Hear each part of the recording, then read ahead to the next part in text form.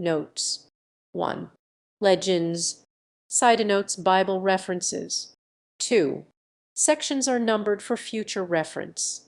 These sections have been chosen arbitrarily. I. 1, 2, 3. This is part 1, but is a complete work in itself.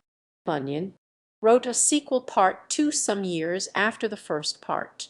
Hence the parts. The Pilgrim's Progress, From This World to That Which Is to Come by. John Bunyan, Part 1, delivered under the similitude of a dream by John Bunyan. The author's apology for his book: 1. When at the first I took my pen in hand thus for to write, I did not understand that I at all should make a little book in such a mode. Nay, I had undertook to make another, which, when almost done, before I was aware, I this begun, and thus it was, I, writing of the way and race of saints, in this our gospel day, fell suddenly into an allegory about their journey, and the way to glory, in more than 20 things which I set down. This done, I 20 more had in my crown, and they again began to multiply, like sparks that from the coals of fire do fly. Nay, then, thought I, if that you breed so fast, will put you by yourselves, lest you at last should prove ad infinitum, and eat out the book that I already am about. Well, so I did, but yet I did not think to shew to all the world my pen and ink in such a mode. I only thought to make I knew not what, nor did I undertake thereby to please my neighbor. No, not I. I did it my own self to gratify. 2. Neither did I but vacant seasons spend in this my scribble, nor did I intend but to divert myself in doing this from worser thoughts which make me do amiss. Thus I set pen to paper with delight, and quickly had my thoughts in black and white. For, having now my method by the end, still as I pulled, it came, and so I penned it down, until it came at last to be, for length and breadth, the bigness which you see. Well, when I had thus put mine ends together, I shewed them others, that I might see whether they would condemn them, or them justify. And some said, Let them live. Some, Let them die. Some said, John, print it. Others said, Not so. Some said, It might do good. Others said, No. Now was I in a strait, and did not see which was the best thing to be done by me. At last I thought, since you are thus divided, I print it will, and so the case decided. 3. For, thought I, some, I see, would have it done, though others in that channel do not run, to prove, then, who advised for the best. Thus I thought fit to put it to the test. I further thought, if now I did deny those that would have it, thus to gratify, I did not know but hinder them I might of that which would to them be great delight. For those which were not for its coming forth, I said to them, Offend you I am loth, yet, since your brethren pleased with it be, forbear to judge till you do further see. If that thou wilt not read, let it alone. Some love the meat, some love to pick the bone. Yea, that I might them better palliate, I did too with them thus expostulate. For may I not write in such a style as this, in such a method, too, and yet not miss my end? Thy good, why may it not be done? Dark clouds bring waters, when the bright bring none.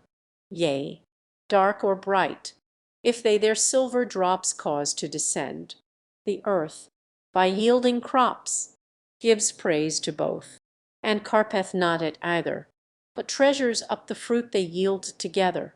Yea, so commixes both, that in her fruit none can distinguish this from that.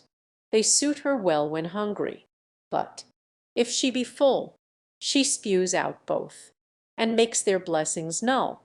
You see the ways the fisherman doth take to catch the fish. What engines doth he make? Behold how he ingigeth all his wits, also his snares, lines, angles, hooks, and nets, yet fish there be, that neither hook, nor line, nor snare, nor net, nor engine can make thine. They must be groped for, and be tickled too, or they will not be catched. Waiter, you do. How does the fowler seek to catch his game by divers means, all which one cannot name? His guns, his nets, his lime twigs, light, and bell. He creeps, he goes, he stands, yea, who can tell of all his postures? Yet there's none of these will make him master of what falls he please. Yea, he must pipe and whistle to catch this. Yet, if he does so, that bird he will miss, if that a pearl may in a toad's head dwell, and may be found too in an oyster shell. If things that promise nothing do contain what better is than gold, who will disdain, that have an inkling of it, there to look, that they may find it. Now, my little book, though void of all these paintings that may make it with this or the other man to take, is not without those things that do excel what do in brave but empty notions dwell. 5. Well, yet I am not fully satisfied that this your book will stand, when soundly tried. Why, what's the matter?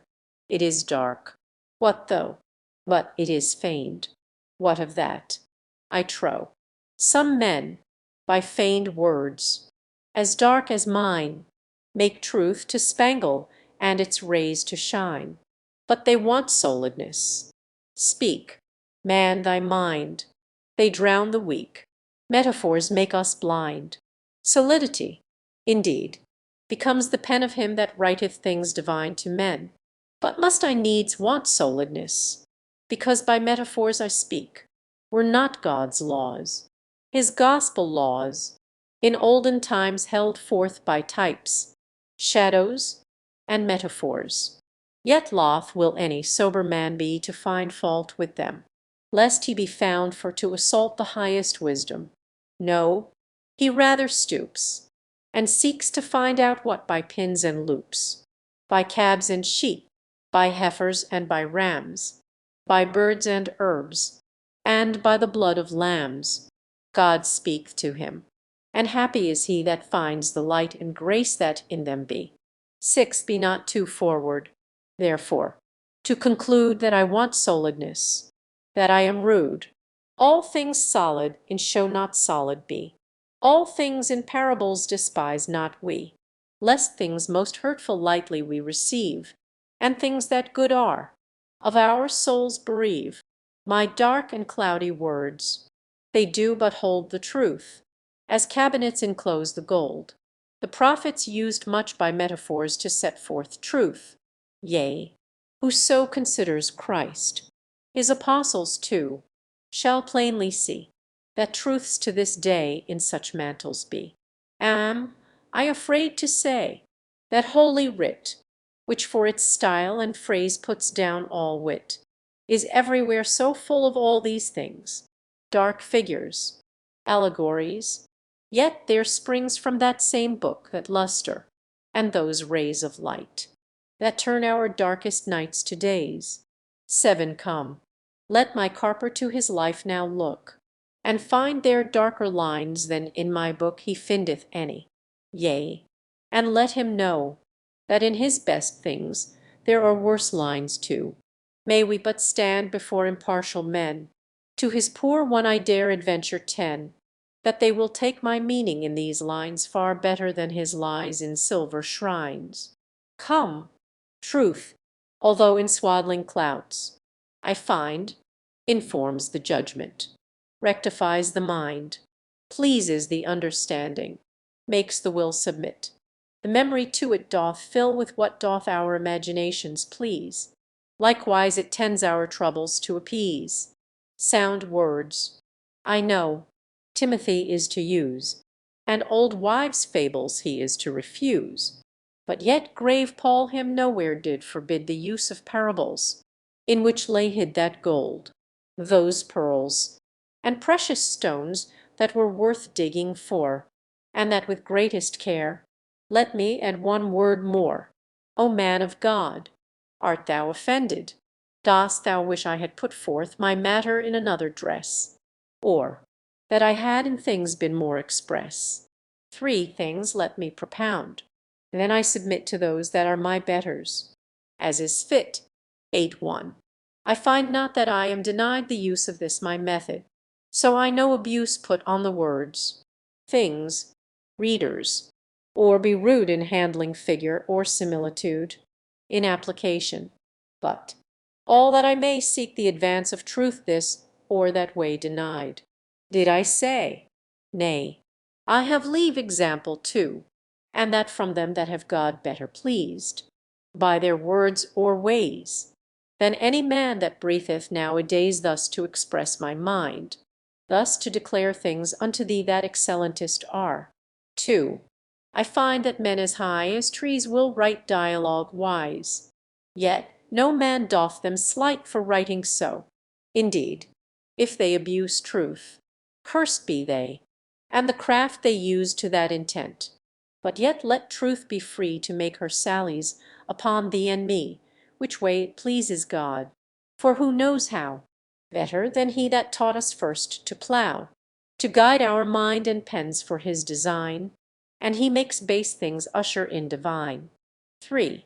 I find that Holy Writ in many places hath semblance with this method, where the cases do call for one thing, to set forth another.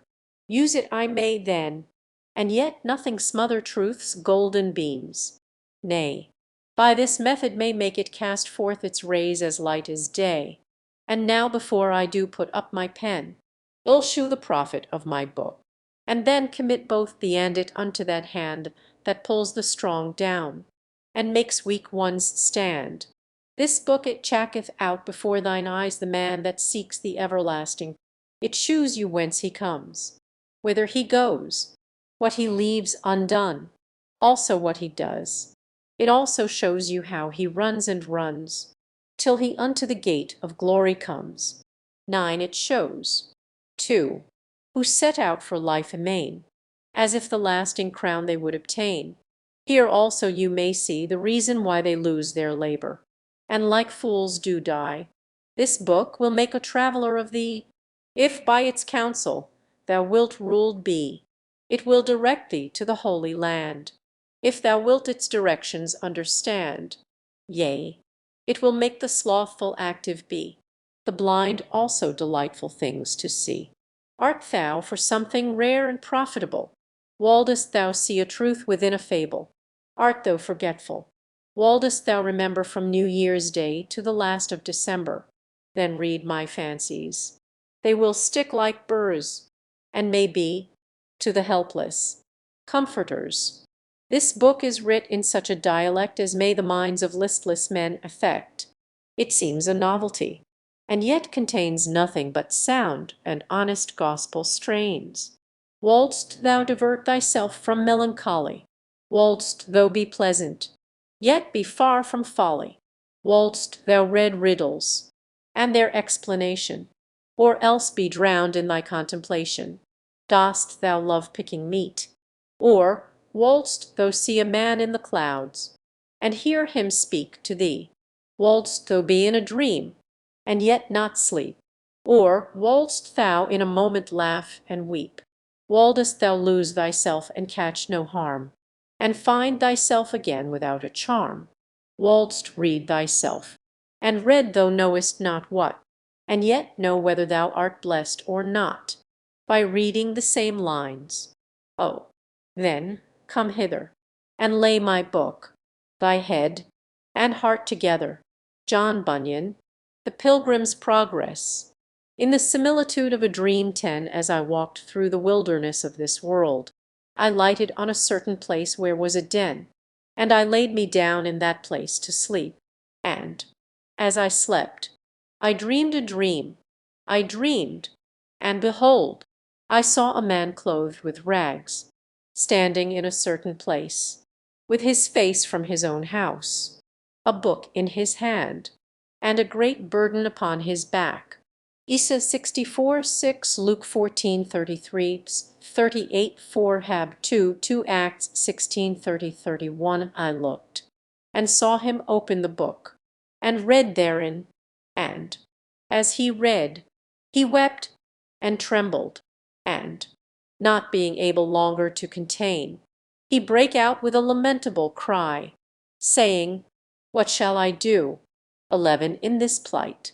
Therefore he went home and refrained himself as long as he could, that his wife and children should not perceive his distress. But he could not be silent long, because that his trouble increased.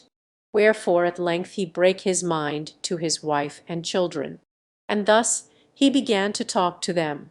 O my dear wife, said he, and you the children of my bowels, I, your dear friend, am in myself undone by reason of a burden that lieth hard upon me. Moreover, I am for certain informed that this our city will be burned with fire from heaven, in which fearful overthrow, both myself, with thee my wife, and you my sweet babes, shall miserably come to ruin, except the which yet I see not some way of escape can be found, whereby we may be delivered. At this his relations were sore amazed, not for that they believed that what he had said to them was true, but because they thought that some frenzy distemper had got into his head. Therefore, it drawing towards night, and they hoping that sleep might settle his brains, with all haste they got him to bed. But the night was as troublesome to him as the day, wherefore, instead of sleeping, he spent it in sighs and tears. So, when the morning was come, they would know how he did. He told them, worse and worse. He also set to talking to them again, but they began to be hardened. They also thought to drive away his distemper by harsh and surly carriages to him. Sometimes they would deride, sometimes they would chide, and sometimes they would quite neglect him. Wherefore he began to retire himself to his chamber, to pray for and pity them, and also to condole his own misery. He would also walk so literally in the fields, sometimes reading, and sometimes praying, and thus for some days he spent his time. 12 Now I saw, upon a time, when he was walking in the fields, that he was, as he was wont, reading in his book, and greatly distressed in his mind, and, as he read, he burst out, as he had done before, crying, What shall I do to be saved? 13 I saw also that he looked this way and that way, as if he would run, yet he stood still, because, as I perceived, he could not tell which way to go. I looked then, and saw a man named Evangelist coming to him, and asked, Wherefore dost thou cry? Job 33:23. 14 He answered, Sir, I perceive by the book in my hand that I am condemned to die, and after that to come to judgment. 9:27. I find that I am not willing to do the first, nor able to do the second. Christian no sooner leaves the world but meets Evangelist, who lovingly him greets with tidings of another, and doth show him how to mount to that from this below. 15 Then said Evangelist, Why not willing to die, since this life is attended with so many evils? The man answered, Because I fear that this burden is upon my back will sink me lower than the grave, and I shall fall into to fit. And, Sir, if I be not fit to go to prison, I am not fit, I am sure, to go to judgment, and from thence to execution. And the thoughts of these things make me cry. 16 Then said Evangelist, If this be thy condition, why standest thou still? He answered, Because I know not whither to go. Then he gave him a parchment roll, and there was written within, Flee from the wrath to come. 17 The man therefore read it, and looking upon Evangelist very carefully, said, Whither must I fly? Then said Evangelist, pointing with his finger over a very wide field, Do you see yonder wicket gate? The man said, No. Then said the other, Do you see yonder shining light? He said, I think I do. Then said Evangelist, Keep that light in your eye, and go up directly thereto. So shalt thou see the gate, at which, when thou knockest, it shall be told thee what thou shalt do. 18. So I saw in my dream that the man began to run. Now, he had not run far from his own door, but his wife and children, perceiving it, began to cry after him to return. But the man put his fingers in his ears, and ran on, crying, Life, life, eternal life. So he looked not behind him, but fled towards the middle of the plain. 19. The neighbors also came out to see him run, and, as he ran, some mocked, others threatened, and some cried after him to return.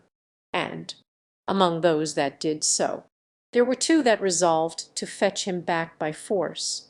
The name of the one was Obstinate, and the name of the other Pliable. Now, by this time, the man was got a good distance from them.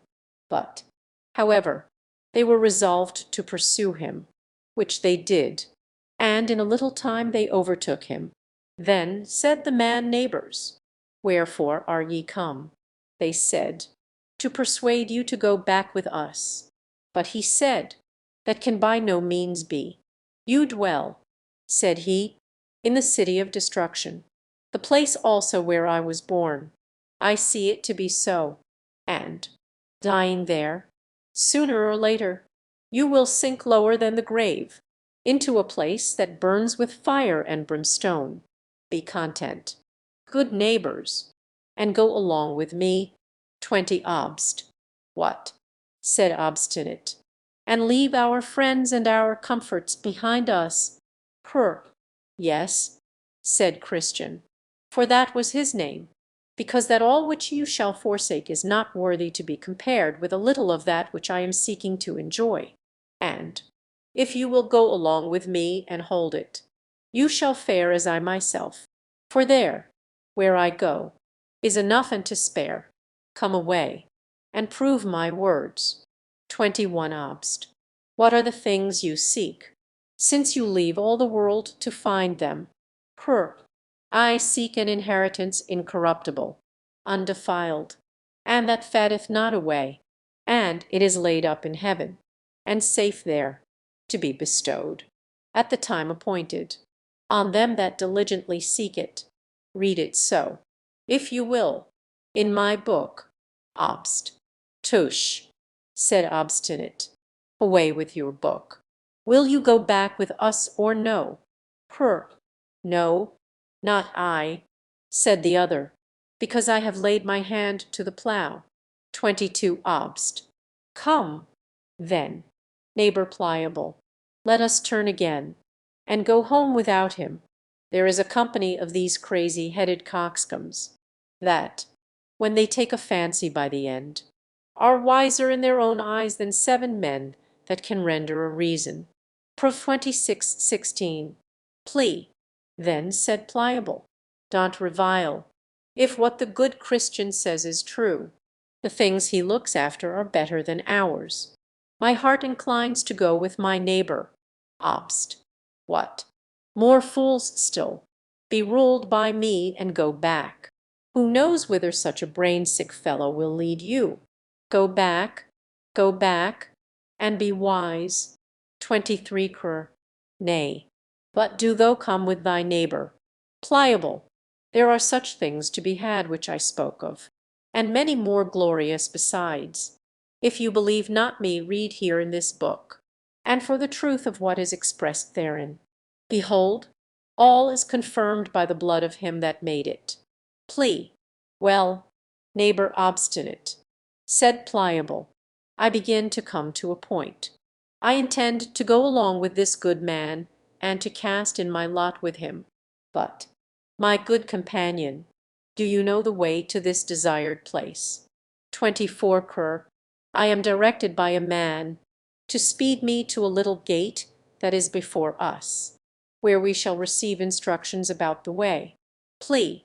Come, then, good neighbor, let us be going.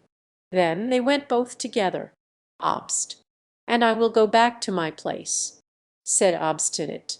I will be no companion of such misled. fantastical fellows. 25 Now I saw in my dream that when Obstinate was gone back, Christian and Pliable went talking over the plain, and thus they began their discourse. 26 Come, neighbor Pliable, how do you do?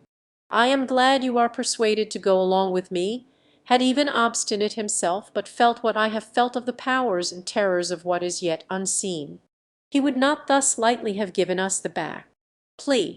Come, neighbor Christian, since there are none but us two here, tell me now further what the things are, and how to be enjoyed, whither we are going.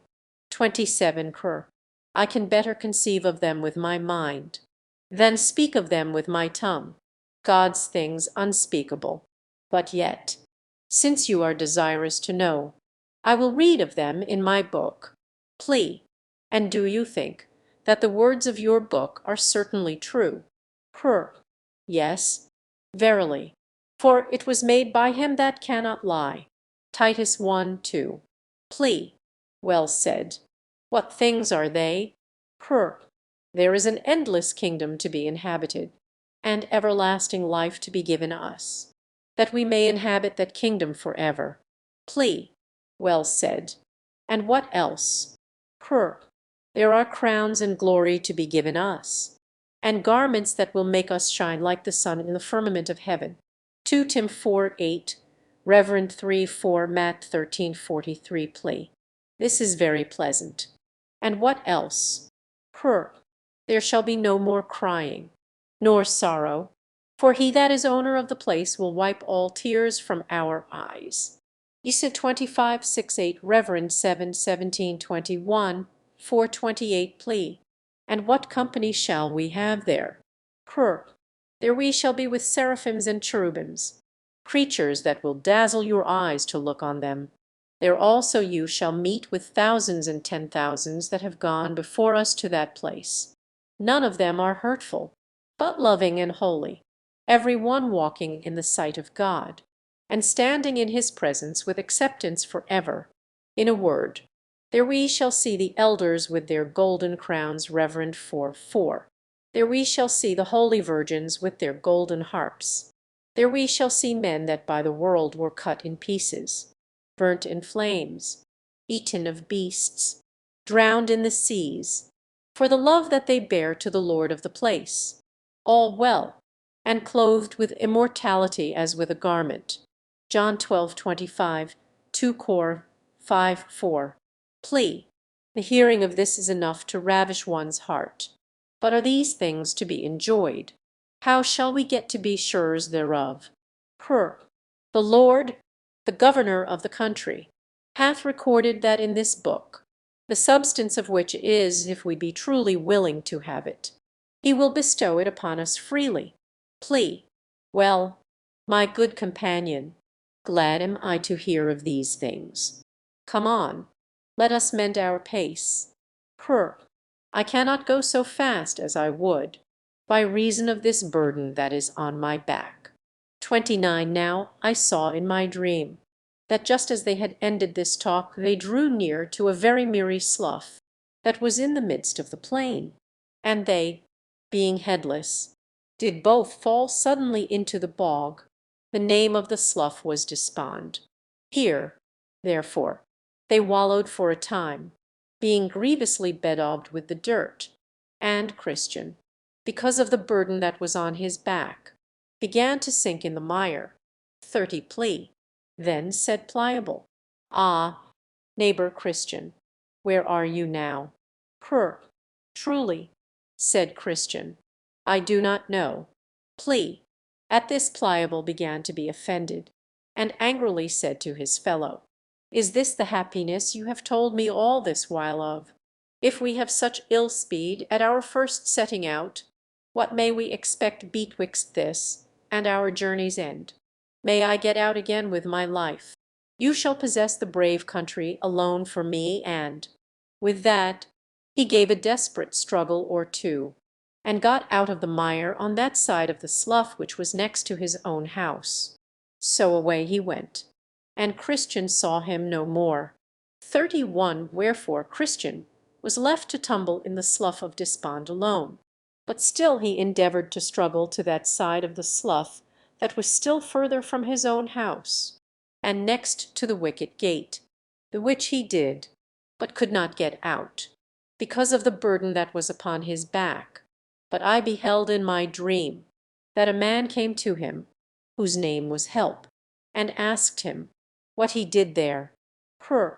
Sir, said Christian, I was bid go this way by a man called Evangelist, who directed me also to yonder gate, that I might escape the wrath to come.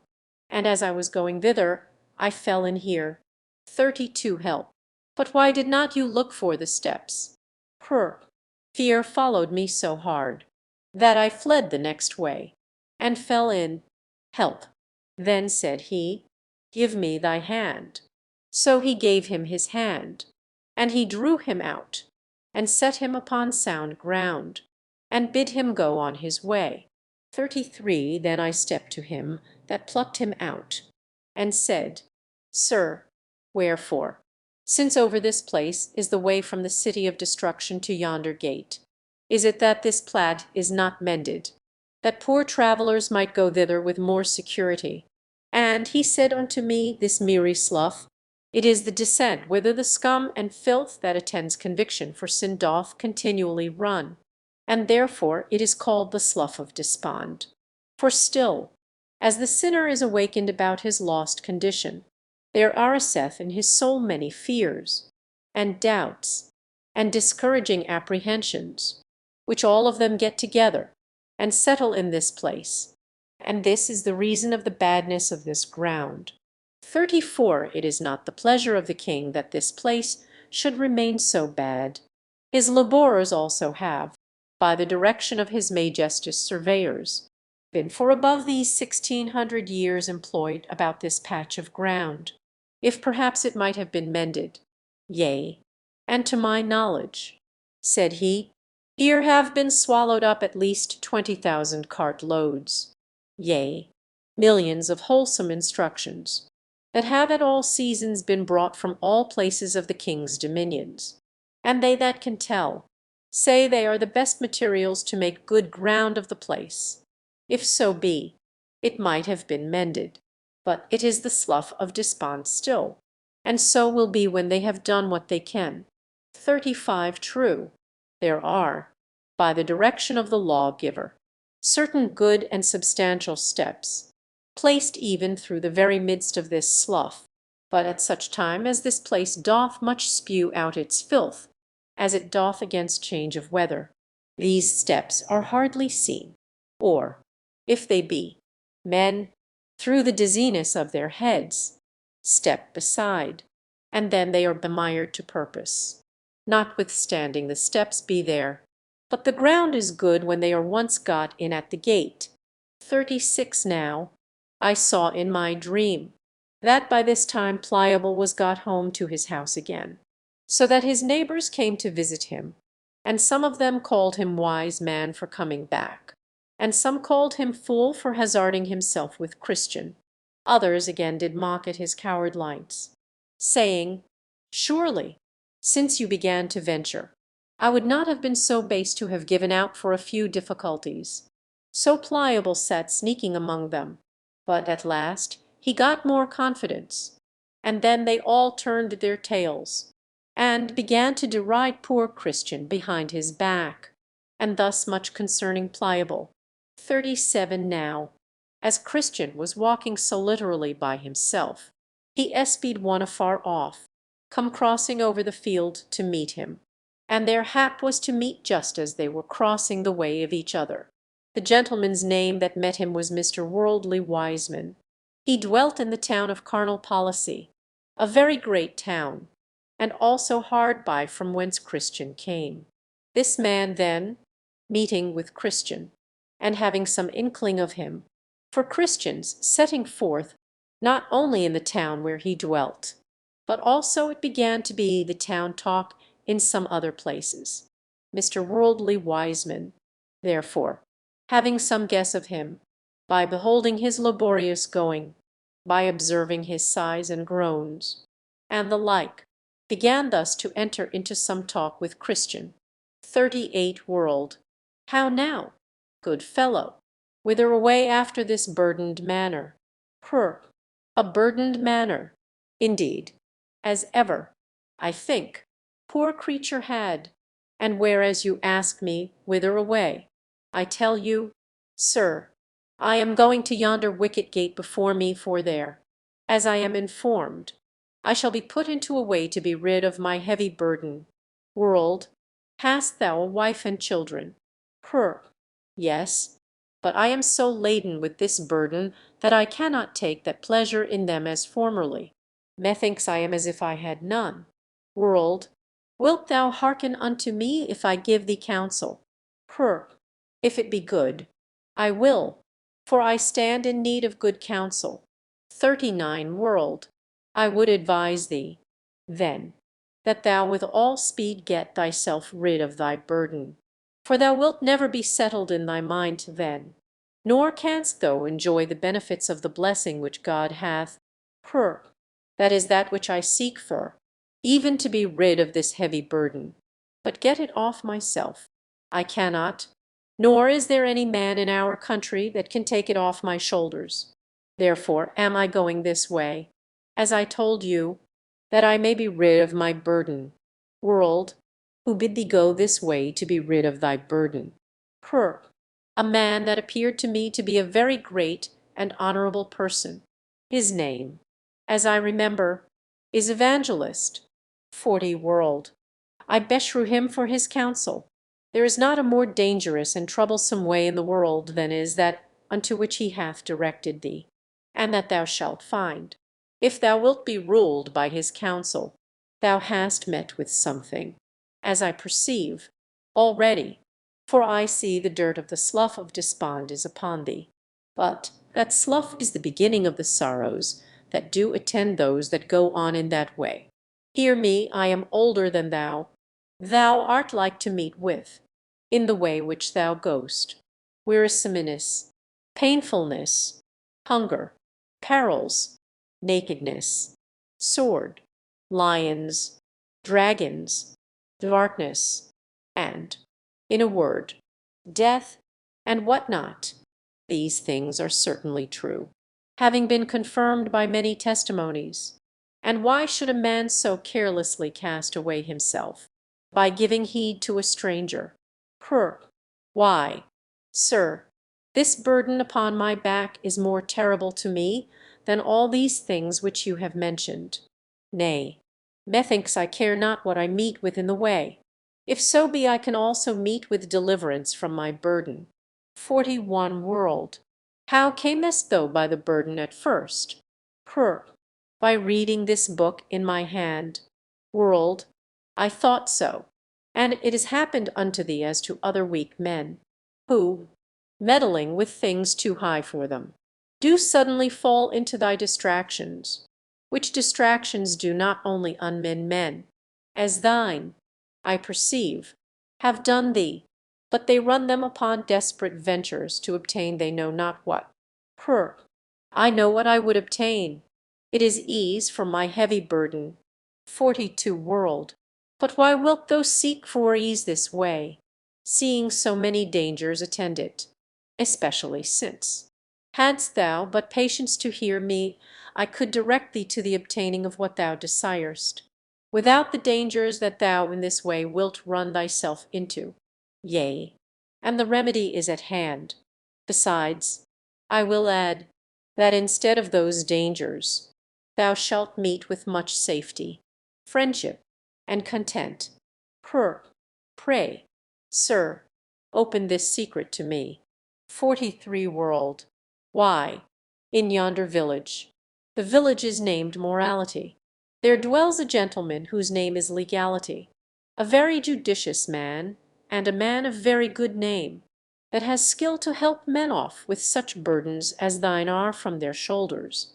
Yea, to my knowledge, he hath done a great deal of good this way. Ay, and besides, he hath skill to cure those that are somewhat crazed in their wits with their burdens. To him, as I said, thou mayest go. and be helped presently. His house is not quite a mile from this place. And if he should not be at home himself, he hath a pretty young man to his son, whose name is Civility, that can do it to speak on as well as the old gentleman himself.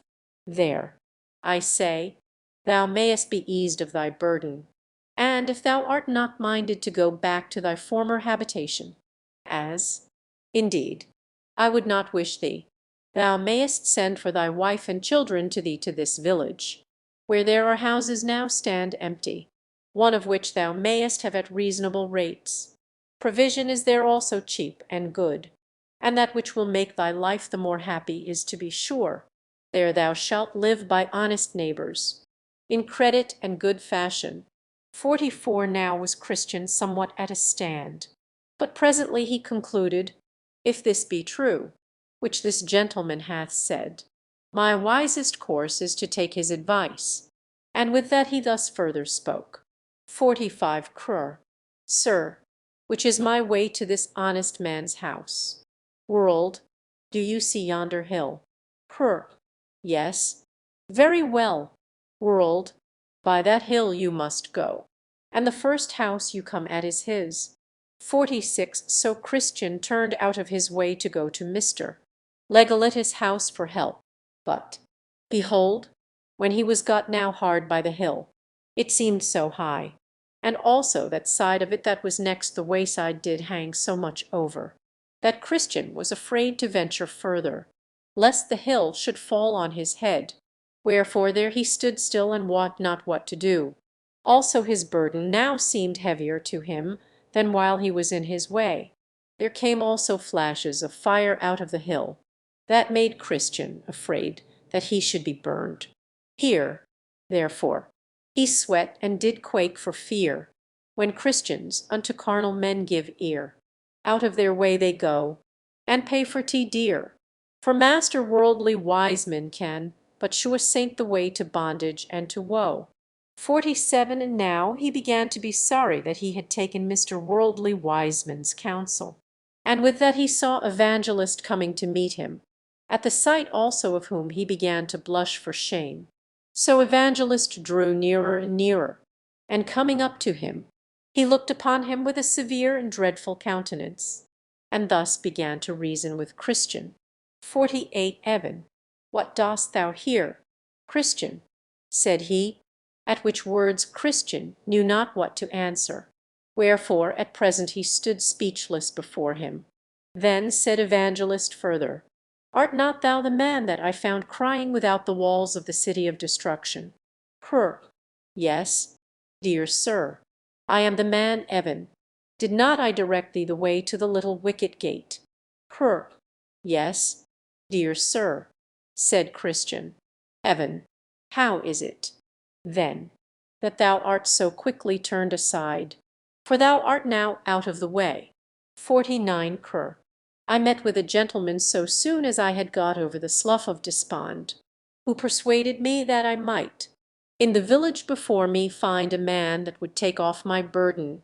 Evan, what was he? Cr. He looked like a gentleman, and talked much to me, and got me at last to yield. So I came hither. But when I beheld this hill, and how it hangs over the way, I suddenly made a stand lest it should fall on my head. Evan, what said that gentleman to you? Cr. Why, he asked me whither I was going, and I told him. Evan, and what said he then? Cr. He asked me if I had a family, and I told him. But, said I am so loaden with the burden that is on my back, that I cannot take pleasure in them as formerly. Evan, and what said he then? 50 Cr. He bid me with speed get rid of my burden, and I told him that it was ease that I sought, and said I am therefore going to yonder gate, to receive further direction how I may get to the place of deliverance. So he said that he would shew me a better way, and short, not so attended with difficulties as the way, sir, that you set me in. Which way, said he, will direct you to a gentleman's house that hath skill to take off these burdens. So I believed him, and turned out of that way into this, if haply I might be soon eased of my burden. But when I came to this place, and beheld things as they are, I stopped for fear, as I said, of danger. But I now know not what to do. 51 Evan. Then said Evangelist, stand still a little, that I may show thee the words of God. So he stood trembling. Then said Evangelist, see that ye refuse not him that speaketh. For if they escaped not who refused him that spake on earth, much more shall not we escape, if we turn away from him that speaketh from heaven. He said, moreover, now the just shall live by faith. But if any man draw back, my soul shall have no pleasure in him. He also did thus apply them. Thou art the man that art running into this misery. Thou hast begun to reject the counsel of the Most High, and to draw back thy foot from the way of peace, even almost to the hazarding of thy perdition.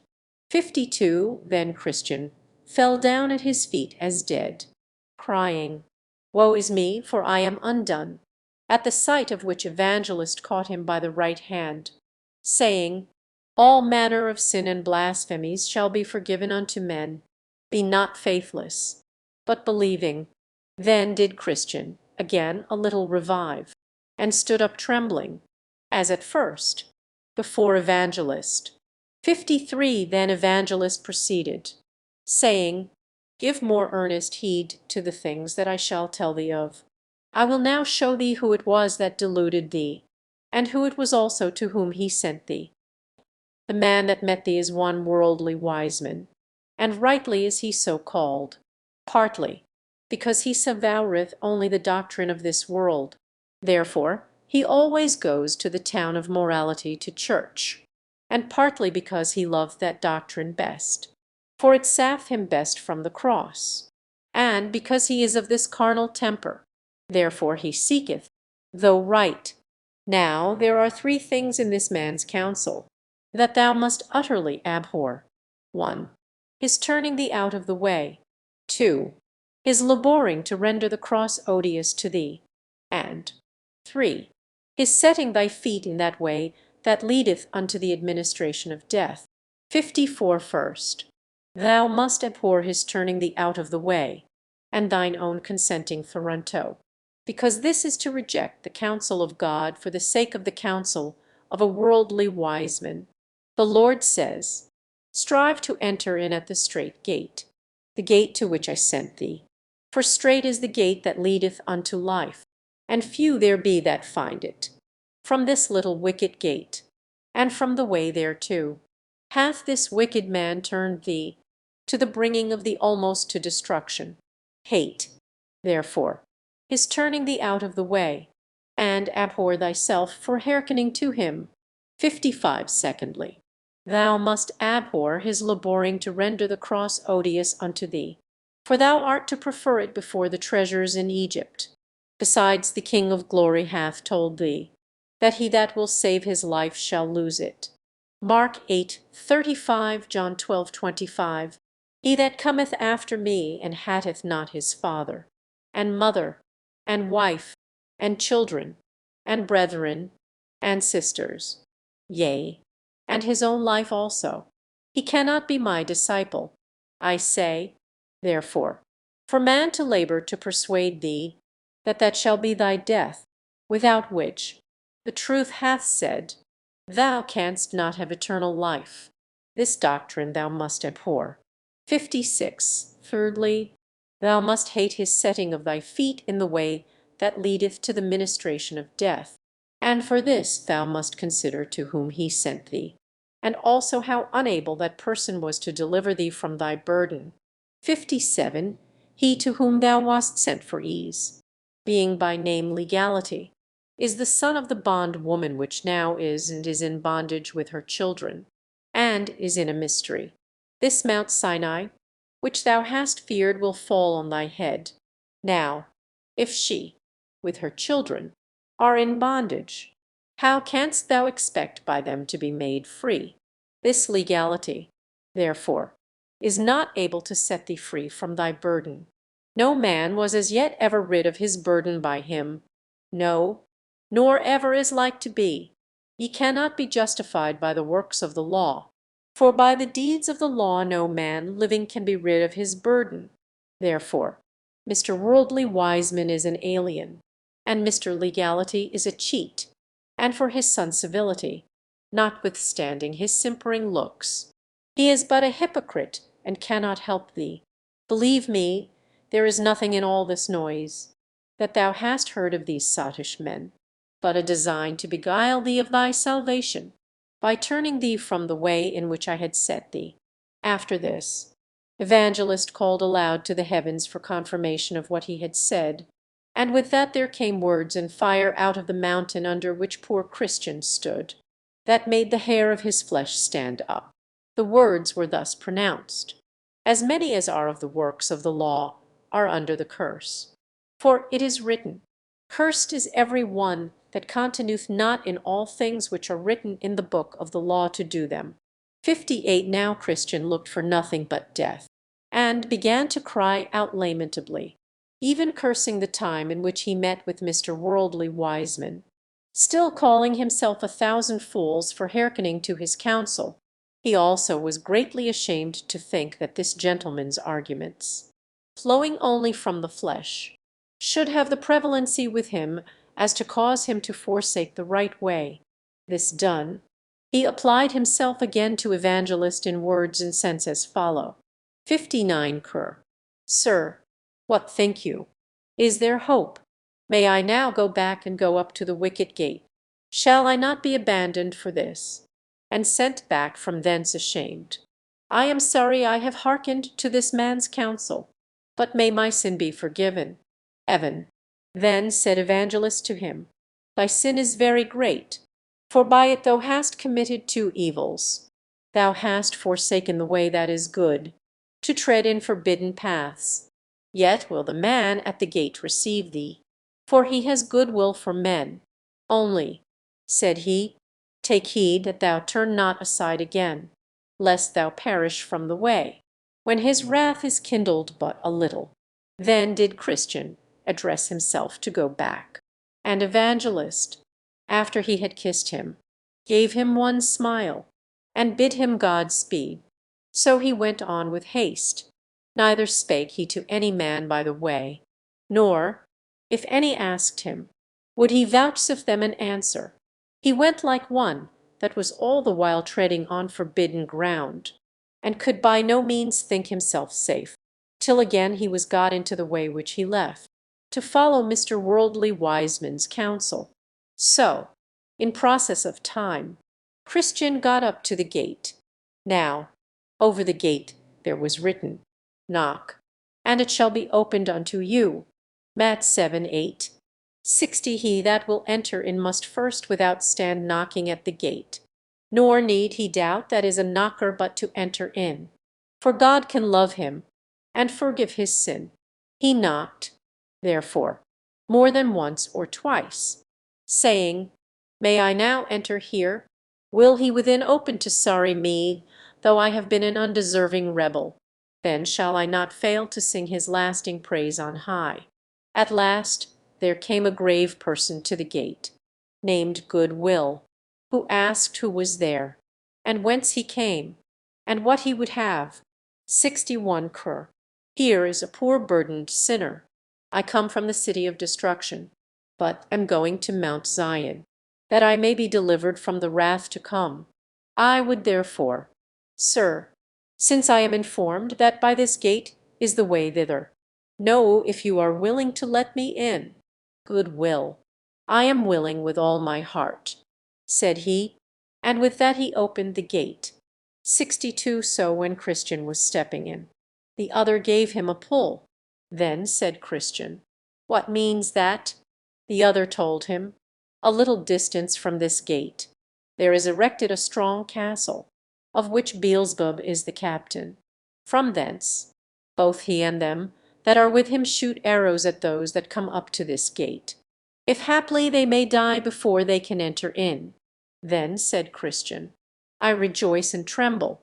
So when he was got in, the man of the gate asked him who directed him thither. 63 Cur.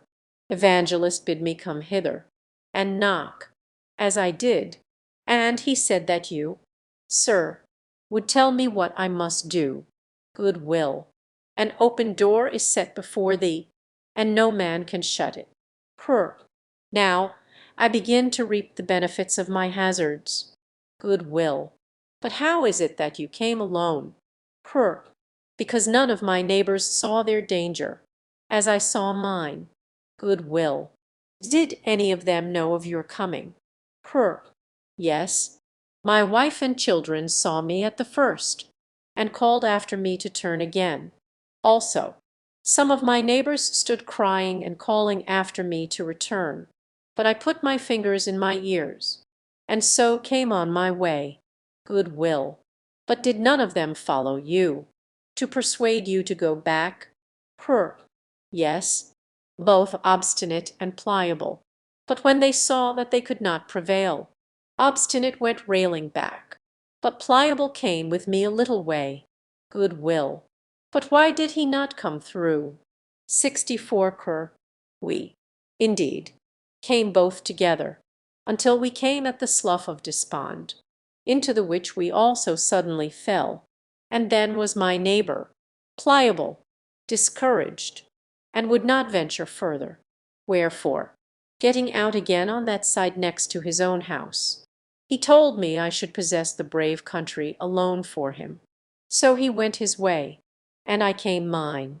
He after Obstinate, and I to this gate. Good will.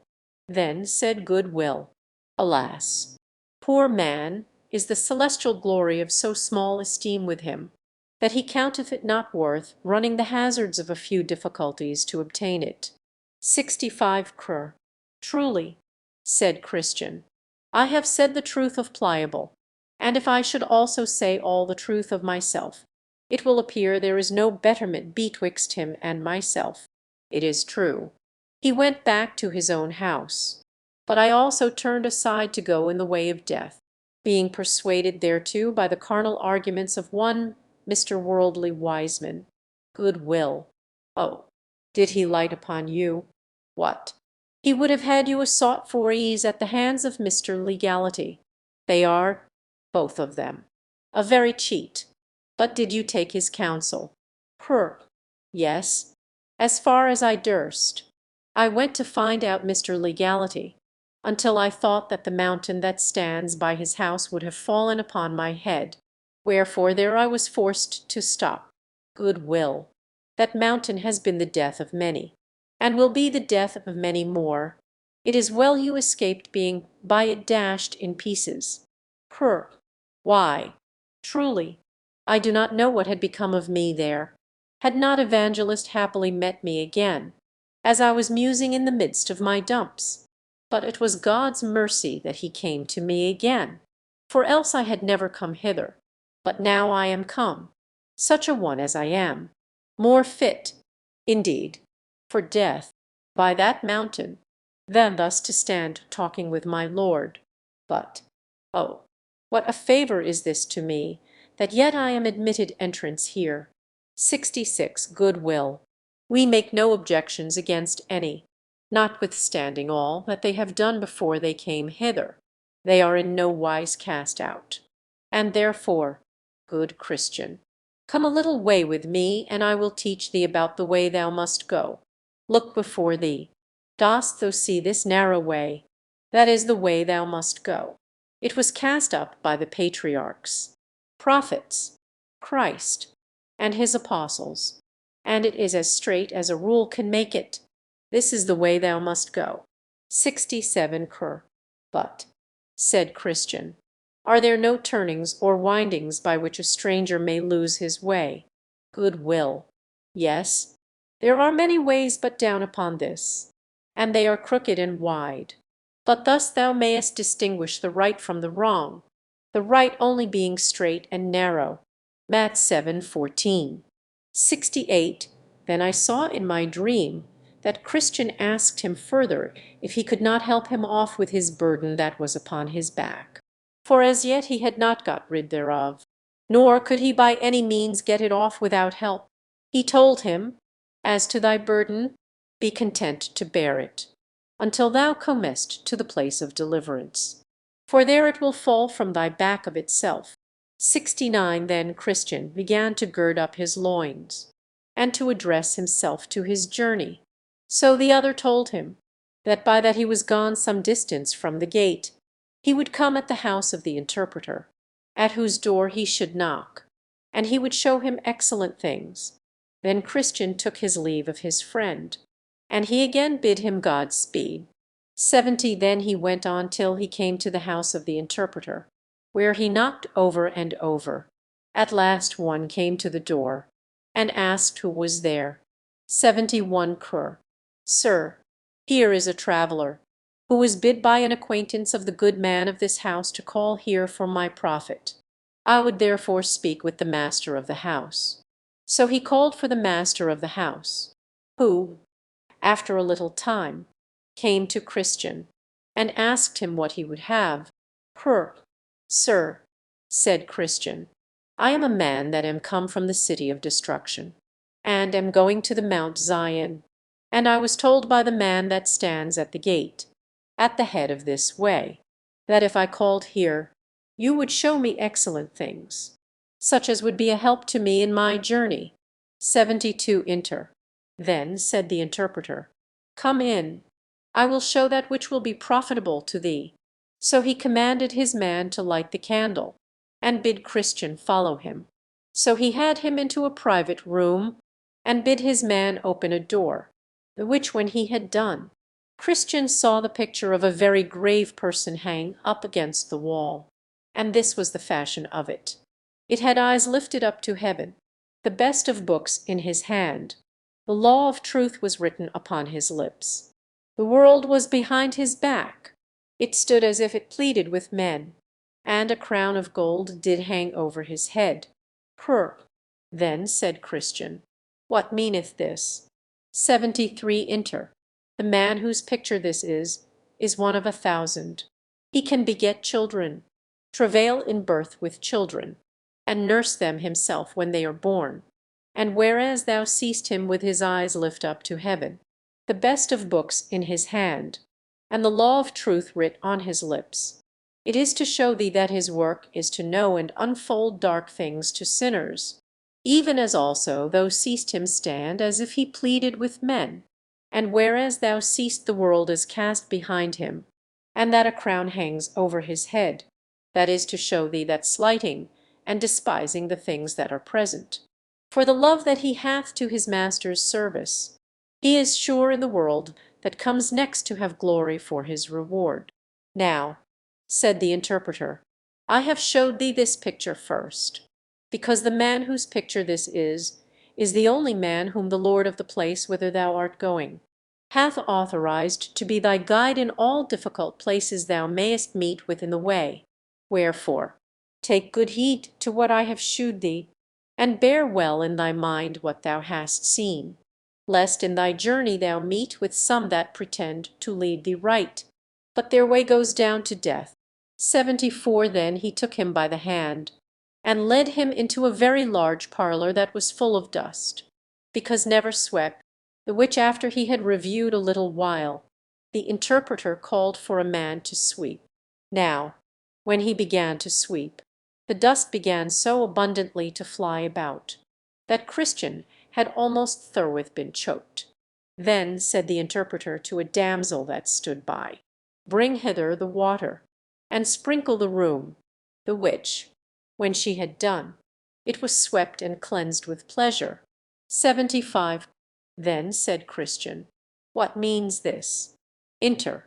The interpreter answered, This parlour is the heart of a man that was never sanctified by the sweet grace of the gospel. The dust is his original sin and inward corruptions, that have defiled the whole man. He that began to sweep at first is the law, but she that brought water, and did sprinkle it, is the gospel.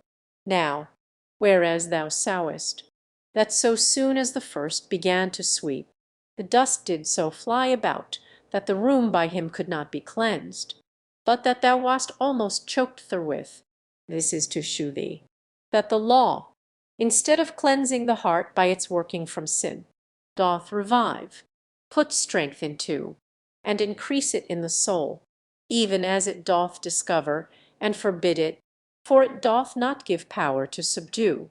76 again, as thou sawest the damsel sprinkle the room with water, upon which it was cleansed with pleasure, this is to show thee that when the gospel comes in the sweet and precious influences thereof to the heart, then, I say, even as thou sawest the damsel lay the dust by sprinkling the floor with water, so is sin vanquished and subdued, and the soul made clean through the faith of it, and consequently fit for the King of glory to inhabit.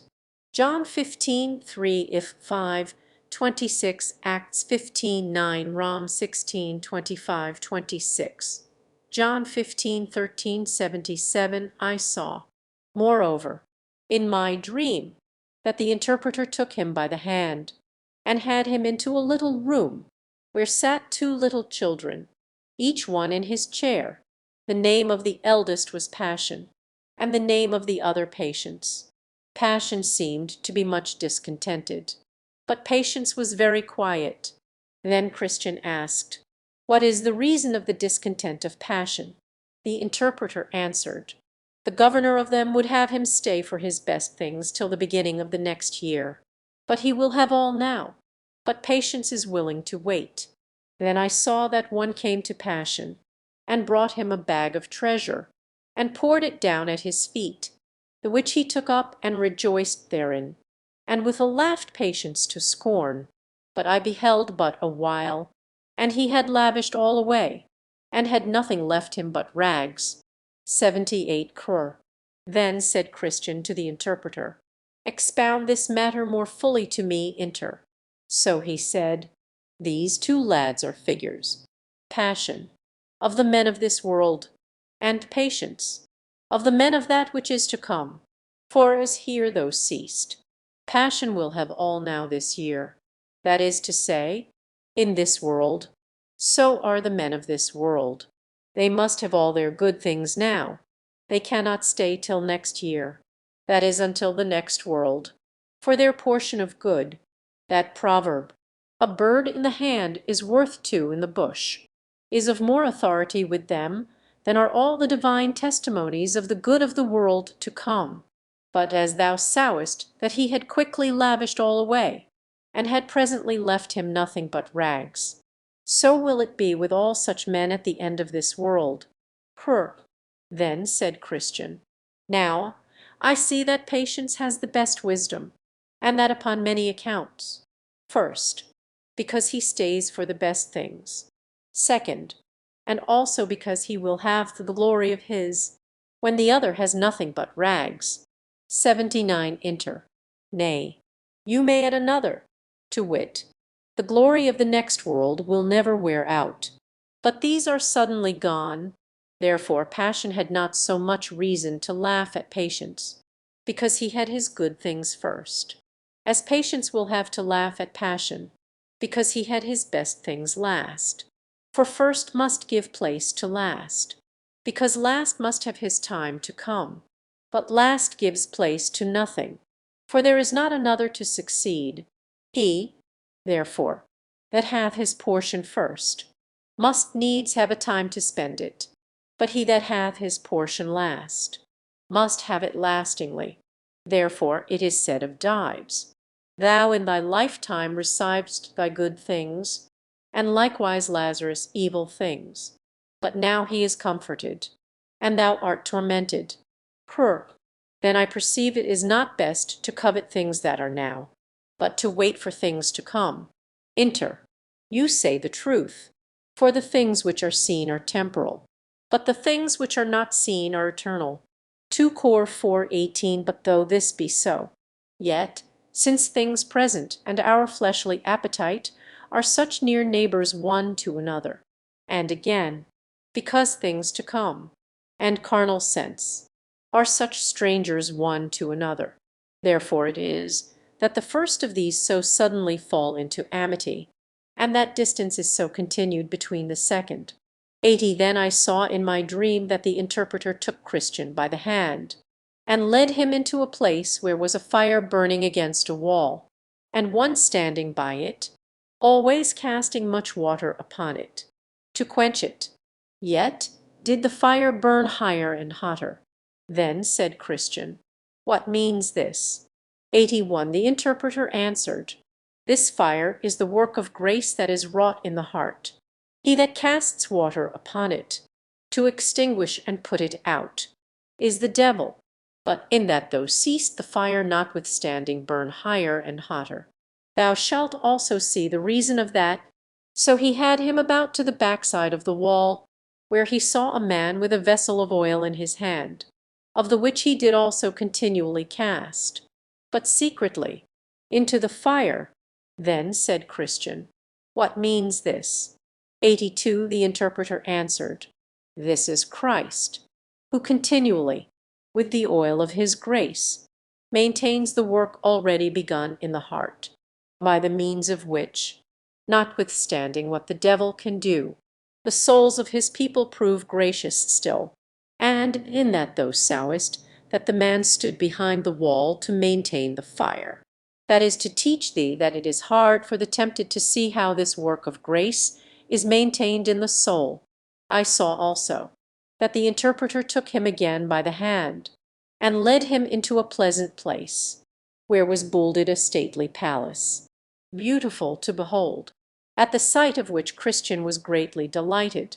He saw also, upon the top thereof, certain persons walking, who were clothed all in gold. Then said Christian, "May we go thither?" 83. Then the interpreter took him, and led him up towards the door of the palace. And behold, at the door stood a great company of men, as desirous to go in, but durst not. There also sat a man at a little distance from the door, at a table side, with a book and his inkhorn before him, to take the name of him that should enter therein. He saw also that in the doorway stood many men in armour to keep it, being resolved to do the men that would enter what hurt and mischief they could. Now was Christian somewhat in amaze.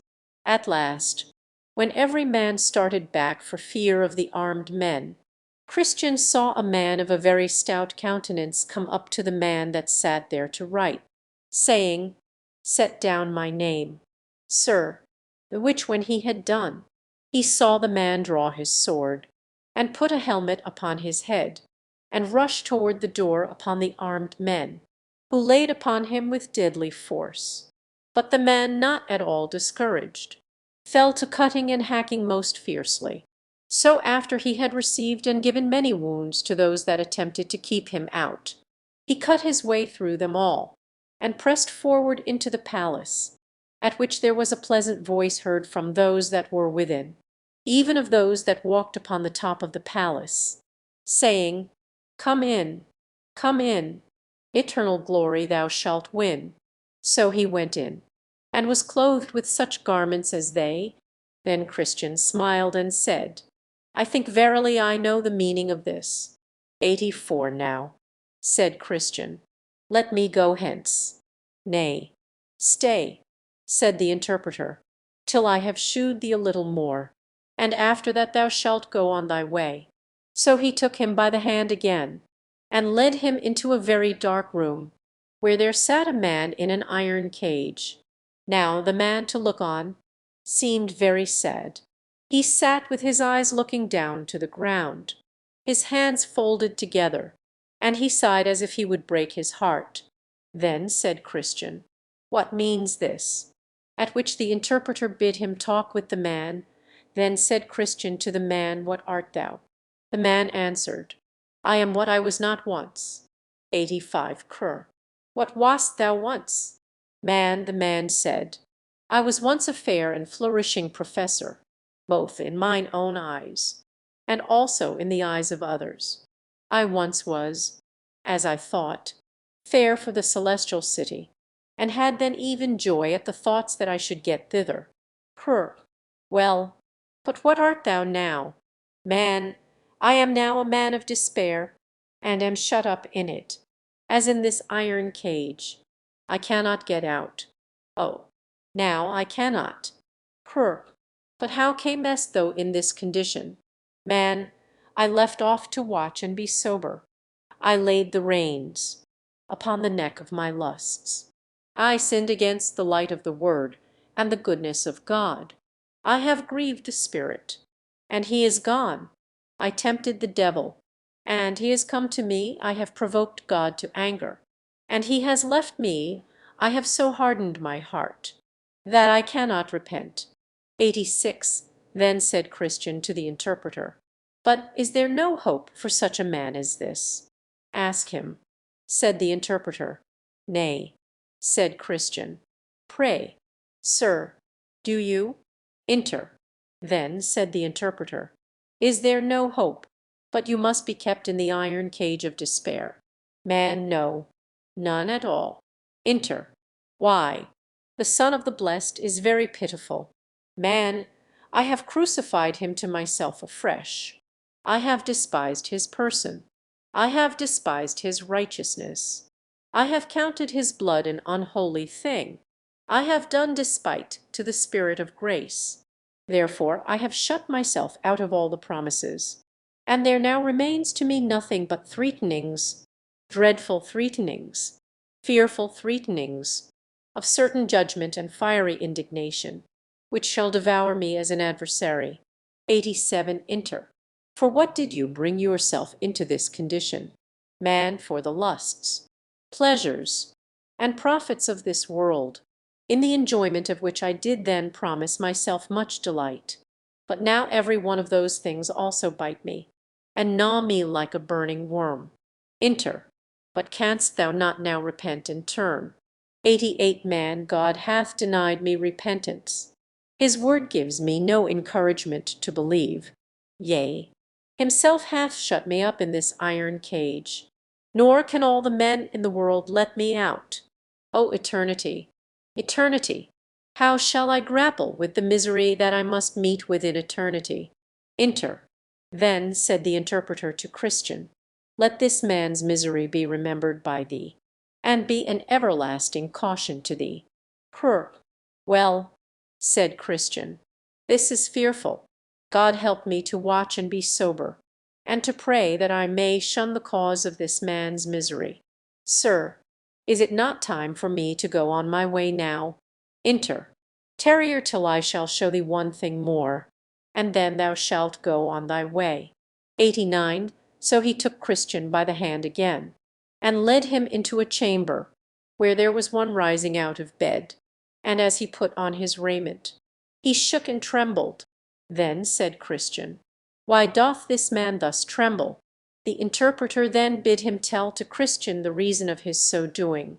So he began and said, "This night, as I was in my sleep, I dreamed, and behold the heavens grew exceeding black. Also it thundered and lightened in most fearful wise, that it put me into an agony. So I looked up in my dream, and saw the clouds rack at an unusual rate, upon which I heard a great sound of a trumpet, and saw also a man sit upon a cloud, attended with the thousands of heaven. They were all in flaming fire. Also the heavens were in a burning flame. I heard then a voice saying, Arise, ye dead, and come to judgment. And with that the rocks rent, the graves opened, and the dead that were therein came forth. Some of them were exceeding glad, and looked upward, and some sought to hide themselves under the mountains. 1 Cor. 15, 52. 1 Thys. 4, 16. Jude 14. John 5, 28, 29. 2 Thys. 1, 7, 8. Reverend 20, 11, 14. Isa 26, 21. Micah 7, 16, 17. 95. 1 3. Dan 7, 10. Then I saw the man that sat upon the cloud open the book, and bid the world draw near. Yet there was, by reason of a fierce flame which issued out and came from before him, a convenient distance betwixt him and them, as betwixt the judge and the prisoners at the bar. Mal 3, 2, 3, Dan 7, 9, 10. I heard it also proclaimed to them that attended on the man that sat on the cloud, gather together the tares, the chaff, and stubble, and cast them into the burning lake. Mat 3, 12, 13, 30, Mal 4, 1. And with that the bottomless pit opened, just whereabout I stood, out of the mouth of which there came, in an abundant manner, smoke and coals of fire, with hideous noises. It was also said to the same persons, Gather my wheat into the garner. And with that I saw many catched up, and carried away into the clouds. But I was left behind. 1 Thys 4, 16, 17. I also sought to hide myself, but I could not. For the man that sat upon the clouds still kept his eye upon me. My sins also came into my mind, and my conscience did accuse me on every side. Upon this I awaked from my sleep. 90 Cr. But what is it that made you so afraid of this sight? Man, why? I thought that the day of judgment was come, and that I was not ready for it. But this frighted me most, that the angels gathered up several, and left me behind. Also the pit of hell opened her mouth just where I stood. My conscience, 2, afflicted me, and, as I thought, the judge had always his eye upon me, shewing indignation in his countenance.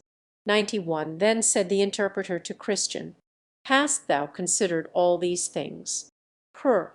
Yes. And they put me in hope and fear. Inter. Well, keep all things so in thy mind, that they may be as a goad in thy sides, to prick thee forward in the way thou must go. Then Christian began to gird up his loins, and to address himself to his journey. Then said the interpreter, The Comforter be always with thee, good Christian, to guide thee in the way that leads to the city. So Christian went on his way, saying, Here I have seen things rare and profitable, things pleasant, dreadful, things to make me stable in what I have begun to take in hand. Then let me think on them, and understand wherefore they showed me were, and let me be thankful. O good interpreter, to thee. 92. Now I saw in my dream that the highway up which Christian was to go was fenced on either side with a wall, and that wall was called salvation. Up this way, therefore, did burdened Christian run, but not without great difficulty, because of the load on his back. 93. He ran thus till he came at a place somewhat ascending, and upon that place stood a cross, and a little below, in the bottom, a sepulchre.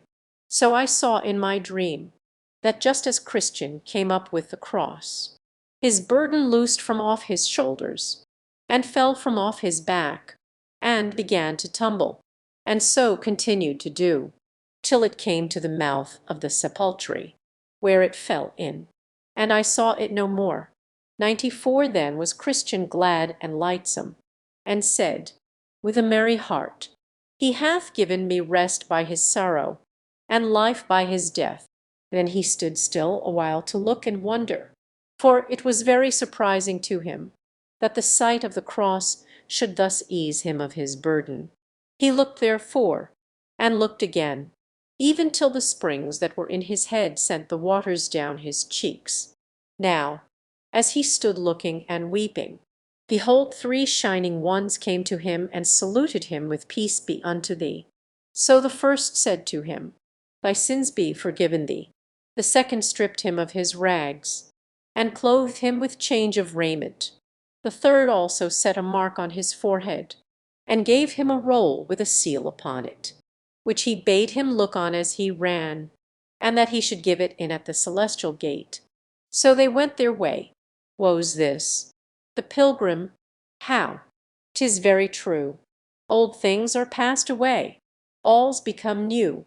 Strange, as another man, upon my word. They be fine feathers that make a fine bird. Then Christian gave 3 leaps for joy, and went on singing, Thus far I did come laden with my sin, nor could aught ease the grief that I was in till I came hither. What a place is this? Must here be the beginning of my bliss? must hear the burden fall from off my back, must hear the strings that bound it to me crack. Blessed cross, blessed sepulchre, blessed rather be the man that there was put to shame for me. 95 I saw then in my dream that he went on thus, even until he came at a bottom, where he saw, a little out of the way, 3 men fast asleep, with fetters upon their heels. The name of the one was Simple, another Sloth, and the third Presumption. 96 Christian, then seeing them lie in this case, went to them, if peradventure he might awake them, and cried, You are like them that sleep on the top of a mast. For the Dead Sea is under you, a gulf that hath no bottom. Awake, therefore, and come away, be willing also, and I will help you off with your irons. He also told them, If he that goeth about like a roaring lion comes by, you will certainly become a prey to his teeth. With that they looked upon him, and began to reply in this sort. Simple said, I see no danger. Sloth said, Yet a little more sleep. And Presumption said, Every fat must stand upon its own bottom. What is the answer else that I should give thee? And so they lay down to sleep again. And Christian went on his way. 97 Yet was he troubled to think that men in that danger should so little esteem the kindness of him that so freely offered to help them, both by awakening of them, counselling of them, and proffering to help them off with their irons. And as he was troubled thereabout, he espied 2 men come tumbling over the wall on the left hand of the narrow way, and they made up a pace to him. The name of the one was Formalist, and the name of the other Hypocrisy. So, as I said, they drew up unto him, who thus entered with them into discourse. 98 Cr. Gentlemen, whence came you, and whither go you? Form. And Hip.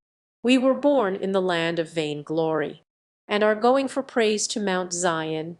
Cr. Why came you not in at the gate, which standeth at the beginning of the way? Know you not that it is written, that he that cometh not in by the door, but climbeth up some other way, the same is a thief and a robber? Form. And Hip. They said, that to go to the gate for entrance was, by all their countrymen, counted too far about, and that, therefore, their usual way was to make a short cut of it, and to climb over the wall, as they had done. Cr. But will it not be counted a trespass against the lord of the city whither we are bound, thus to violate his revealed will? 99 Form. And Hip. They told him, that, as for that, he needed not to trouble his head thereabout, for what they did they had custom for, and could produce, if need were, testimony that would witness it for more than 1,000 years. Cr. But, said Christian, will your practice stand a trial at law? Form. And Hip. They told him, that custom, it being of so long a standing as above 1,000 years, would, doubtless, now be admitted as a thing legal by any impartial judge.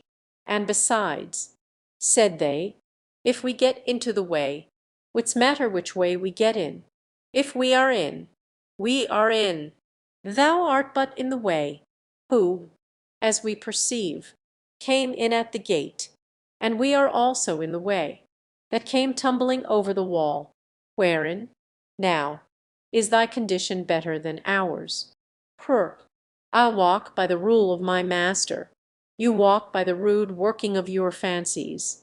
You are counted thieves already by the Lord of the way. Therefore, I doubt you will not be found true men at the end of the way. You come in by yourselves, without his direction, and shall go out by yourselves, without his mercy. 100 to this they made him but little answer. Only they bid him look to himself. Then I saw that they went on every man in his way without much conference one with another, save that these 2 men told Christian, that as to laws and ordinances, they doubted not but they should as conscientiously do them as he. Therefore, said they, We see not wherein thou differest from us but by the coat that is on thy back, which was, as we trow, given thee by some of thy neighbours, to hide the shame of thy nakedness. 101 cur. By laws and ordinances you will not be saved, since you came not in by the door. And as for this coat that is on my back, it was given me by the Lord of the place whither I go, and that, as you say, to cover my nakedness with, and I take it as a token of his kindness to me, for I had nothing but rags before. And besides, thus I comfort myself as I go. Surely, think I, when I come to the gate of the city, the Lord thereof will know me for good, since I have this coat on my back, a coat that he gave me freely in the day that he stripped me of my rags. I have, moreover, a mark in my forehead, of which, perhaps, you have taken no notice, which one of my Lord's most intimate associates fixed there in the day that my burden fell off my shoulders. I will tell you, moreover, that I had then given me a roll, sealed, to comfort me by reading as I go on the way. I was also bid to give it in at the celestial gate, in token of my certain going in after it.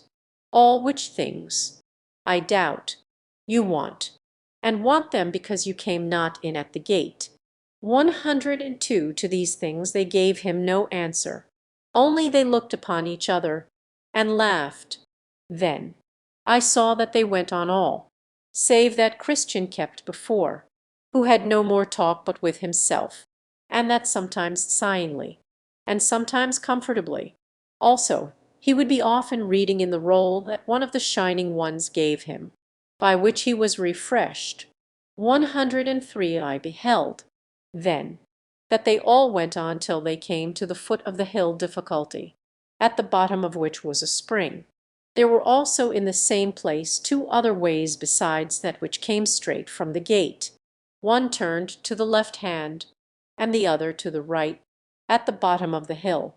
But the narrow way lay right up the hill, and the name of the going up the side of the hill is called Difficulty.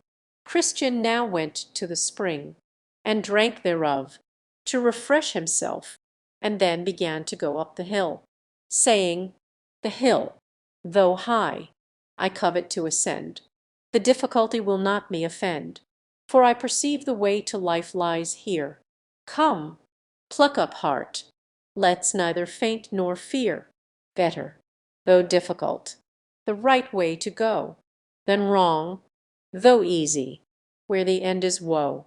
104 the other two also came to the foot of the hill. But when they saw that the hill was steep and high, and that there were two other ways to go, and supposing also that these two ways might meet again, with that up which Christian went, on the other side of the hill, therefore they were resolved to go in those ways.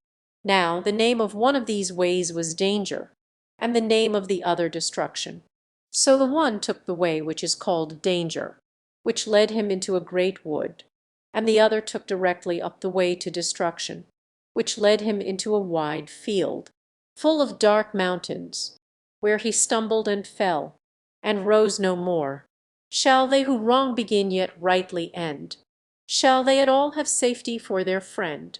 No, no, in headstrong manner they set out, and headlong will they fall at last, no doubt.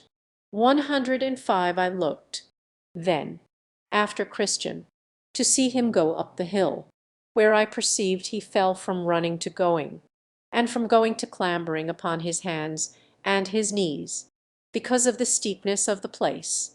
Now, about the midway to the top of the hill was a pleasant arbour, made by the lord of the hill for the refreshing of weary travellers. Thither, therefore, Christian got, where also he sat down to rest him. Then he pulled his roll out of his bosom, and read therein to his comfort. He also now began afresh to take a review of the coat or garment that was given him as he stood by the cross. Thus pleasing himself a while, he at last fell into a slumber, and thence into a fast sleep, which detained him in that place until it was almost night. And in his sleep his roll fell out of his hand. Now, as he was sleeping, there came one to him, and awaked him, saying, Go to the ant, thou sluggard, consider her ways and be wise.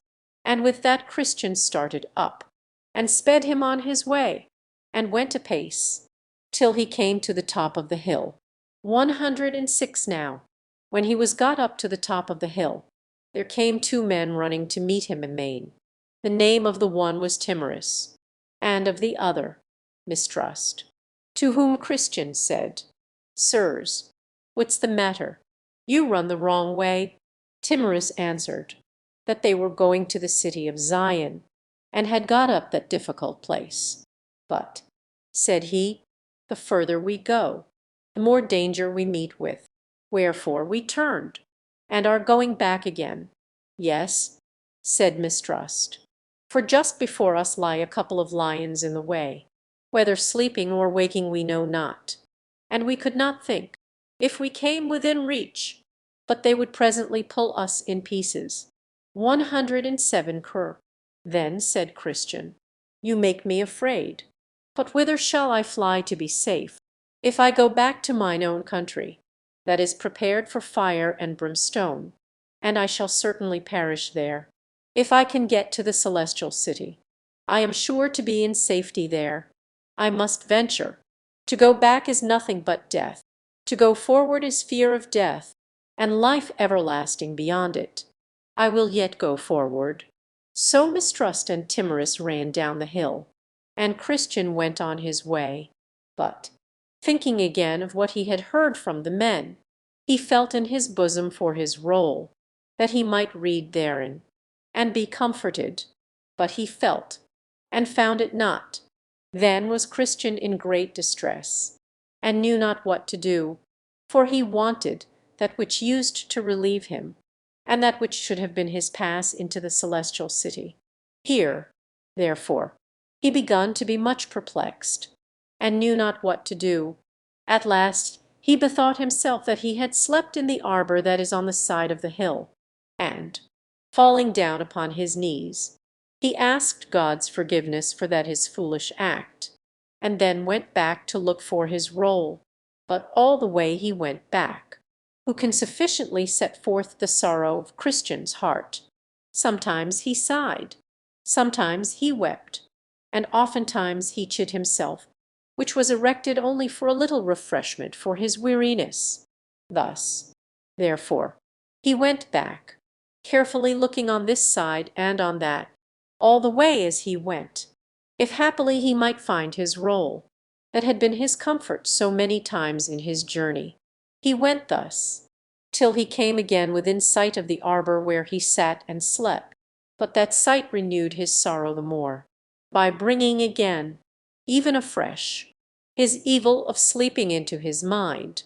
Thus, therefore, he now went on boiling his sinful sleep, saying, O wretched man that I am, that I should sleep in the daytime, that I should sleep in the midst of difficulty, that I should so indulge the flesh, as to use that rest for ease to my flesh, which the Lord of the hill hath erected only for the relief of the spirits of pilgrims. 108 How many steps have I took in vain? Thus it happened to Israel. For their sin, they were sent back again by the way of the Red Sea, and I am made to tread those steps with sorrow, which I might have trod with delight. Had it not been for this sinful sleep, how far might I have been on my way by this time? I am made to tread those steps thrice over, which I needed not to have trod but once. Yea, now also I am like to be benighted, for the day is almost spent. Oh, that I had not slept. 109 now. By this time he was come to the arbour again, where for a while he sat down and wept. But at last, as Christian would have it, looking sorrowfully down under the settle, there he espied his roll, the which he, with trembling and haste, catched up, and put it into his bosom. But who can tell how joyful this man was when he had gotten his roll again? For this roll was the assurance of his life and acceptance at the desired haven. Therefore he laid it up in his bosom, gave thanks to God for directing his eye to the place where it lay, and with joy and tears betook himself again to his journey. But oh, how nimbly now did he go up the rest of the hill! Yet, before he got up, the sun went down upon Christian, and this made him again recall the vanity of his sleeping to his remembrance. And thus he again began to condole with himself. O thou sinful sleep! How, for thy sake, am I like to be benighted in my journey? I must walk without the sun. Darkness must cover the path of my feet, and I must hear the noise of the doleful creatures, because of my sinful sleep. Now also he remembered the story that Mistrust and Timorous told him of, how they were frighted with the sight of the lions. Then said Christian to himself again, These beasts range in the night for their prey, and if they should meet with me in the dark, how should I shift them? How should I escape being by them torn in pieces? Thus he went on his way. But while he was thus bewailing his unhappy miscarriage, he lift up his eyes, and behold there was a very stately palace before him, the name of which was Beautiful, and it stood just by the highway side. 110 so I saw in my dream that he made haste and went forward, that if possible he might get lodging there. Now, before he had gone far, he entered into a very narrow passage, which was about a furlong off the porter's lodge, and looking very narrowly before him as he went, he espied 2 lions in the way. Now, thought he, I see the dangers that Mistrust and Timorous were driven back by. The lions were chained, but he saw not the chains. Then he was afraid, and thought also himself to go back after them, for he thought nothing but death was before him. But the porter at the lodge, whose name is Watchful, perceiving that Christian made a halt as if he would go back, cried unto him, saying, Is thy strength so small? Fear not the lions, for they are chained, and are placed there for trial of faith where it is, and for discovery of those that had none. Keep in the midst of the path. No hurt shall come unto thee. Difficulty is behind. Fear is before. Thou has got on the hill. The lions roar. A Christian man is never long at ease. When one fright's gone, another doth him seize. 111 then I saw that he went on, trembling for fear of the lions, but taking good heed to the directions of the porter. He heard them roar, but they did him no harm. Then he clapped his hands, and went on till he came and stood before the gate where the porter was. Then said Christian to the porter, Sir, what house is this? And may I lodge here to-night? The porter answered, This house was built by the Lord of the Hill, and he built it for the relief and security of pilgrims. The porter also asked whence he was, and whither he was going. 112 Cr. I am come from the city of destruction, and am going to Mount Zion. But because the sun is now set, I desire, if I may, to lodge here to-night. Poor, what is your name? Cr. My name is now Christian, but my name at the first was Graceless. I came of the race of Japheth, whom God will persuade to dwell in the tents of Shem. Poor, but how doth it happen that you come so late? The sun is set. 113 Cr. I had been here sooner, but that, wretched man that I am, I slept in the arbor that stands on the hillside. Nay, I had, notwithstanding that, been here much sooner, but that, in my sleep, I lost my evidence, and came without it to the brow of the hill, and then feeling for it, and finding it not, I was forced with sorrow of heart to go back to the place where I slept my sleep, where I found it, and now I am come. Poor, well, I will call out one of the virgins of this place, who will, if she likes your talk, bring you into the rest of the family, according to the rules of the house. So Watchful, the porter, rang a bell, at the sound of which came out at the door of the house. a grave and beautiful damsel, named Discretion, and asked why she was called. 114 The porter answered, "This man is in a journey from the city of destruction to Mount Zion, but being weary and benighted, he asked me if he might lodge here to-night. So I told him I would call for thee, who, after discourse had with him, mayest do as seemeth thee good, even according to the law of the house." 115 Then she asked him whence he was, and whither he was going, and he told her. She asked him also how he got into the way, and he told her. Then she asked him what he had seen and met with in the way, and he told her. And last she asked his name. So he said, "It is Christian, and I have so much the more a desire to lodge here to-night, because, by what I perceive, this place was built by the Lord of the Hill for the relief and security of pilgrims." So she smiled, but the water stood in her eyes, and after a little pause, she said, "I will call forth 2 or 3 more of the family." So she ran to the door, and called out Prudence, Piety, and Charity, who, after a little more discourse with him, had him into the family, and many of them, meeting him at the threshold of the house, said, "Come in, thou blessed of the Lord. This house was built by the Lord of the Hill, on purpose to entertain such pilgrims in." Then he bowed his head, and followed them into the house. So when he was come in and sat down, they gave him something to drink, and consented together, that until supper was ready, some of them should have some particular discourse with Christian, for the best improvement of time, and they appointed Piety, and Prudence, and Charity to discourse with him, and thus they began. 116 Piety. Come, good Christian, since we have been so loving to you, to receive you in our house this night, let us, if perhaps we may better ourselves thereby, talk with you of all things that have happened to you in your pilgrimage. With a very good will, and I am glad that you are so well disposed. 117 Piety.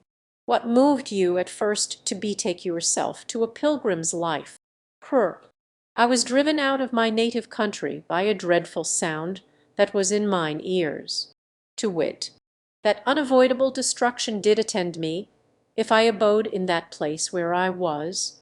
Piety. But how did it happen that you came out of your country this way? It was as God would have it. For when I was under the fears of destruction, I did not know whither to go, but by chance there came a man even to me as I was trembling and weeping, whose name is Evangelist, and he directed me to the wicket gate, which else I should never have found, and so set me into the way that hath led me directly to this house. 118 Piety. But did you not come by the house of the interpreter? Yes, and did see such things there, the remembrance of which will stick by me as long as I live, especially 3 things, to wit, how Christ, in despite of Satan, maintains his work of grace in the heart, how the man had sinned himself quite out of hopes of God's mercy, and also the dream of him that thought in his sleep the day of judgment was come. Piety. Why, did you hear him tell his dream? Yes, and a dreadful one it was. I thought it made my heart ache as he was telling of it, but yet I am glad I heard it. 119 Piety. Was that all that you saw at the house of the interpreter? No, he took me and had me where he shewed me a stately palace, and how the people were clad in gold that were in it, and how there came a venturous man, and cut his way through the armed men that stood in the door to keep him out, and how he was bid to come in, and win eternal glory. Methought those things did ravish my heart. I would have stayed at that good man's house a twelvemonth, but that I knew I had further to go. 120 Piety. And what saw you else in the way? Saw. Why, I went but a little further, and I saw one, as I thought in my mind, hang bleeding upon the tree, and the very sight of him made my burden fall off my back. For I groaned under a very heavy burden, but then it fell down from off me. It was a strange thing to me, for I never saw such a thing before. Yea, and while I stood looking up, for then I could not forbear looking, 3 shining ones came to me. One of them testified that my sins were forgiven me, another stripped me of my rags, and gave me this broidered coat which you see, and the third set the mark which you see in my forehead, and gave me this sealed roll, and with that he plucked it out of his bosom.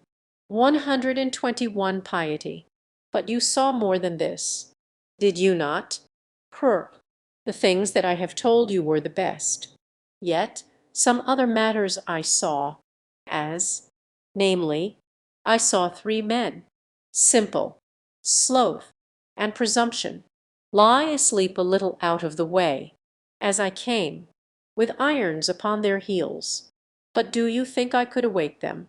I also saw formality and hypocrisy come tumbling over the wall, to go, as they pretended, to Zion, but they were quickly lost, even as I myself did tell them. But they would not believe. But above all, I found it hard work to get up this hill, and as hard to come by the lions' mouths. And truly, if it had not been for the good man, the porter that stands at the gate, I do not know but that after all I might have gone back again. But now I thank God I am here, and I thank you for receiving of me. 122 Then Prudence thought good to ask him a few questions, and desired his answer to them. Prude, do you not think sometimes of the country from whence you came? Christian's thoughts of his native country, Cur. Yes, but with much shame and detestation. Truly, if I had been mindful of that country from whence I came out, I might have had opportunity to have returned. But now I desire a better country, that is, in heavenly.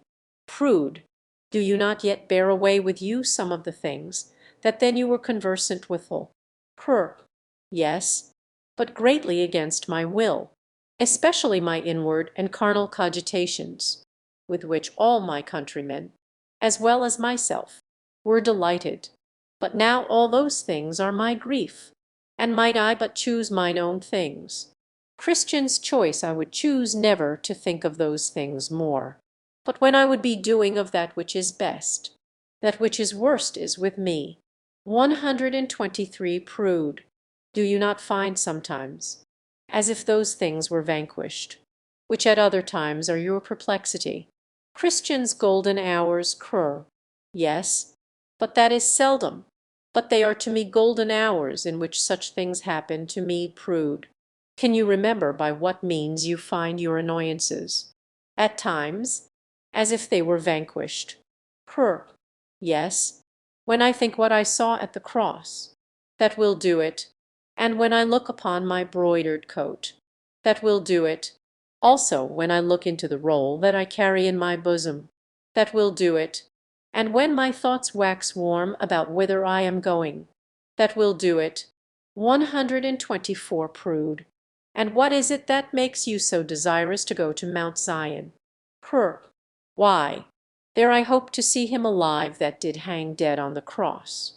And there I hope to be rid of all those things that to this day are in me an annoyance to me there.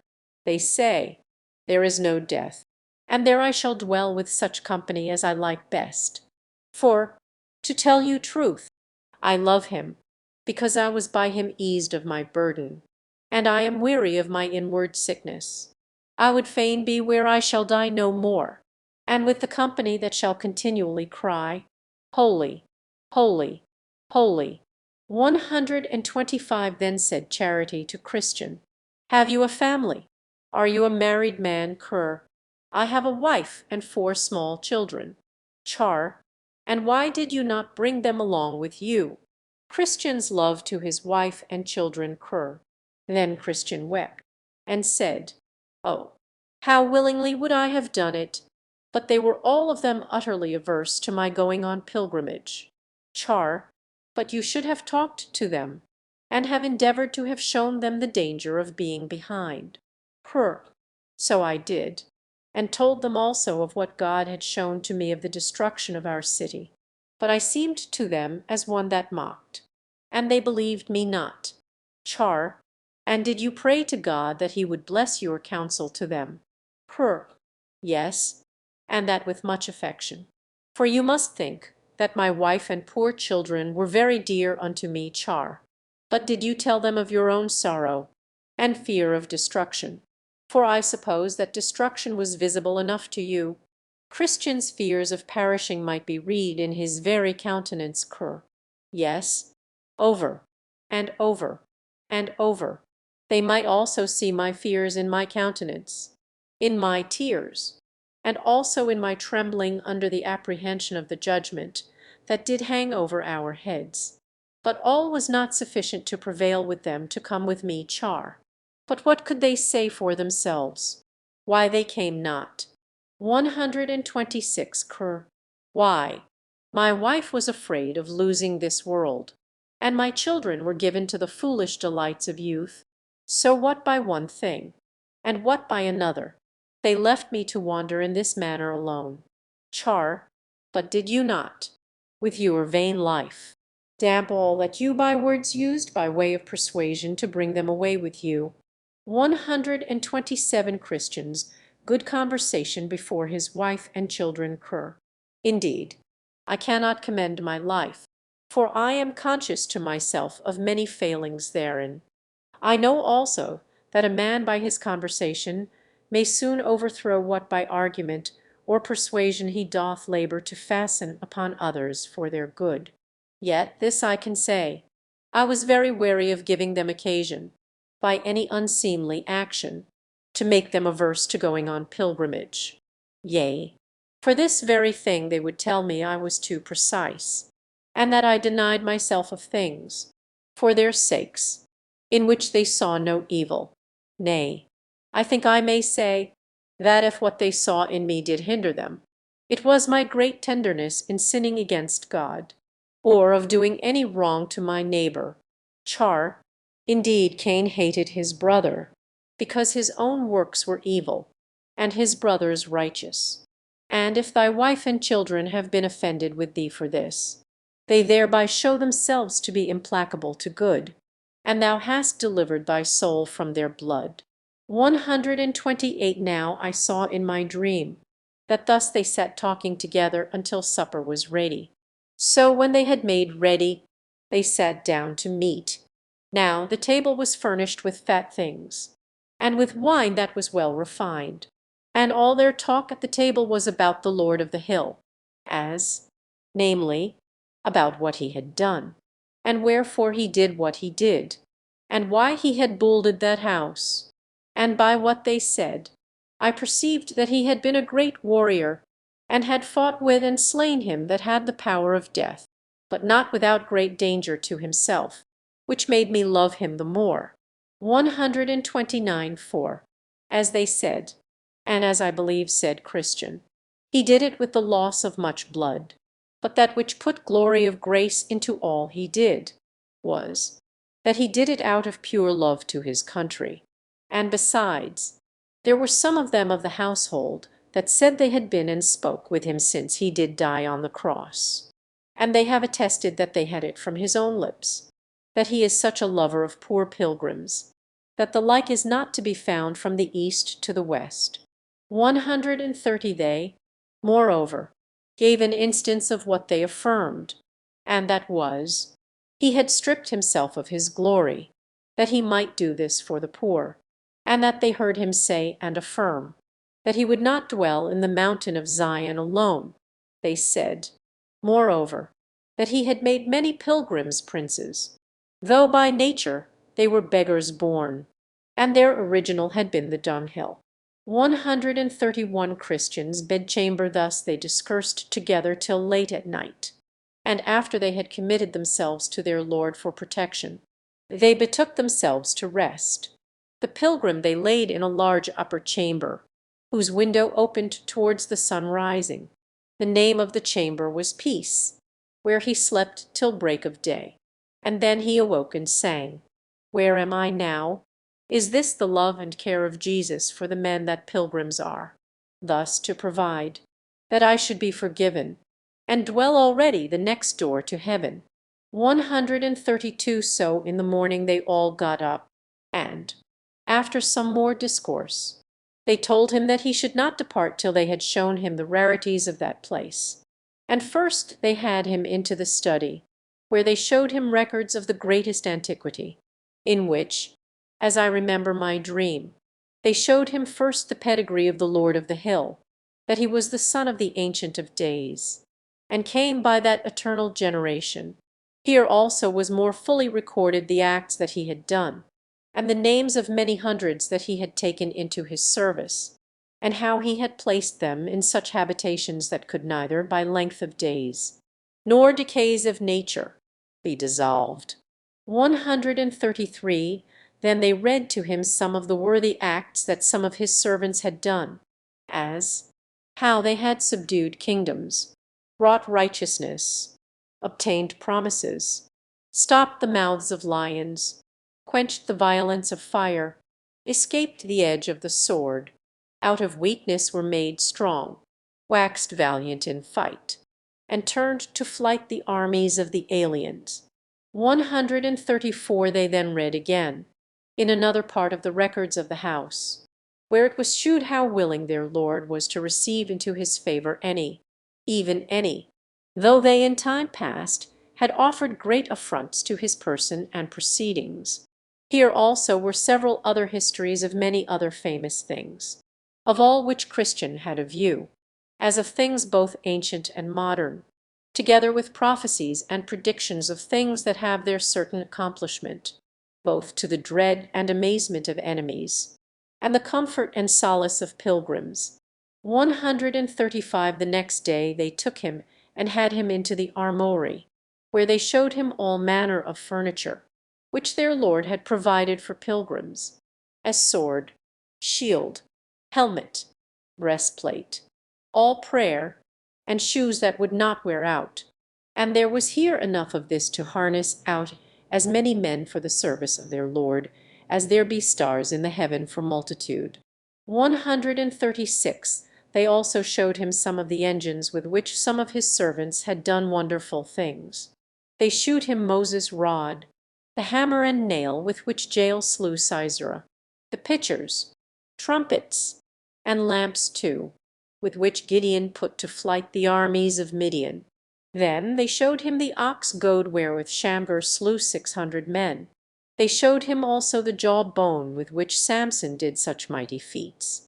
They showed him, moreover, the sling and stone with which David slew Goliath of Gath, and the sword, also, with which their Lord will kill the man of sin, in the day that he shall rise up to the prey. They showed him, besides, many excellent things, with which Christian was much delighted. This done, they went to their rest again. 137. Then I saw in my dream that on the morrow he got up to go forward, but they desired him to stay till the next day also. And then said they, "We will, if the day be clear, show you the delectable mountains," which, they said, would yet further add to his comfort, because they were nearer the desired haven than the place where at present he was. So he consented and stayed. When the morning was up, they had him to the top of the house, and bid him look south. So he did. And behold, at a great distance, he saw a most pleasant mountainous country, bountified with woods, vineyards, fruits of all sorts, flowers also, with springs and fountains, very delectable to behold. Then he asked the name of the country. They said it was Immanuel's land, and it is as common, said they, as this hill is to and for all the pilgrims. And when thou comest there from thence, said they, thou mayest see to the gate of the celestial city, as the shepherds that live there will make appear. 138. Now he bethought himself of setting forward, and they were willing he should. But first, said they, let us go again into the armoury. So they did. And when they came there, they harnessed him from head to foot with what was of proof, lest, perhaps, he should meet with assaults in the way, he being, therefore, thus accoutred, walketh out with his friends to the gate. And there he asked the porter if he saw any pilgrims pass by. Then the porter answered, Yes, 139 cur. Pray, did you know him? Said he, Poor. I asked him his name, and he told me it was Faithful. Cur. Oh, said Christian, I know him. He is my townsman, my near neighbor. He comes from the place where I was born.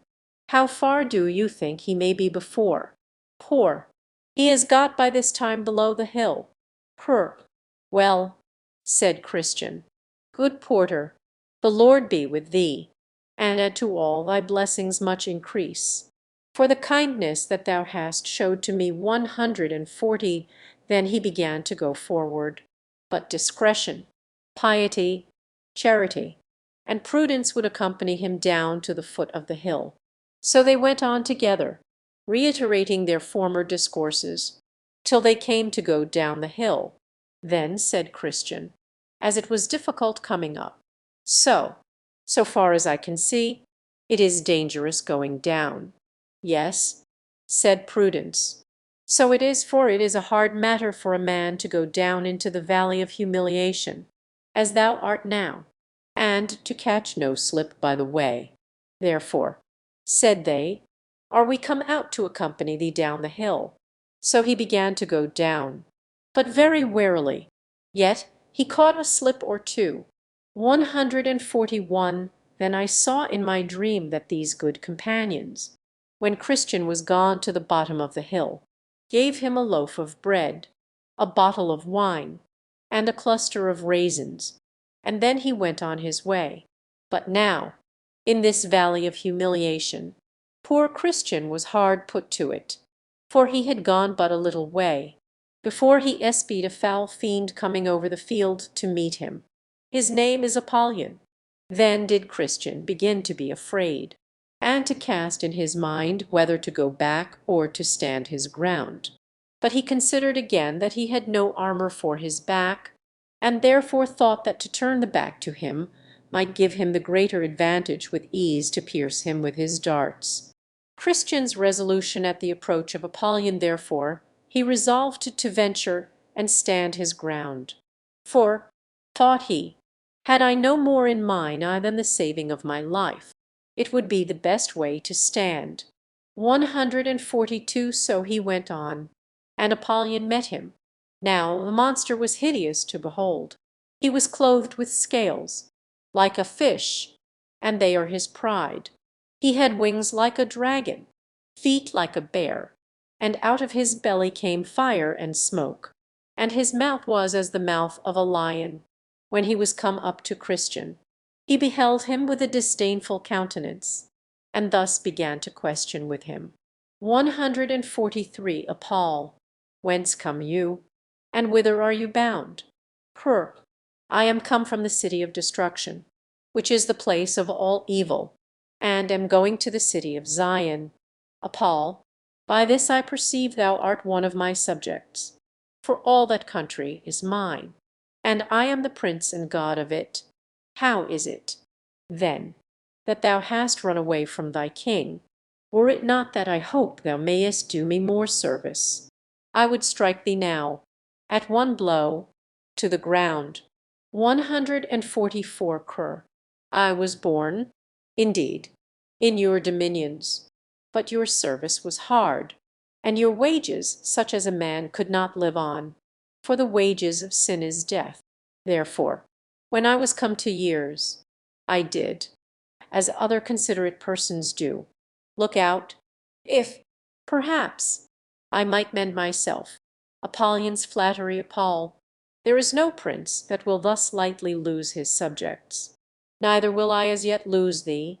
But, since thou complainst of thy service and wages, be content to go back.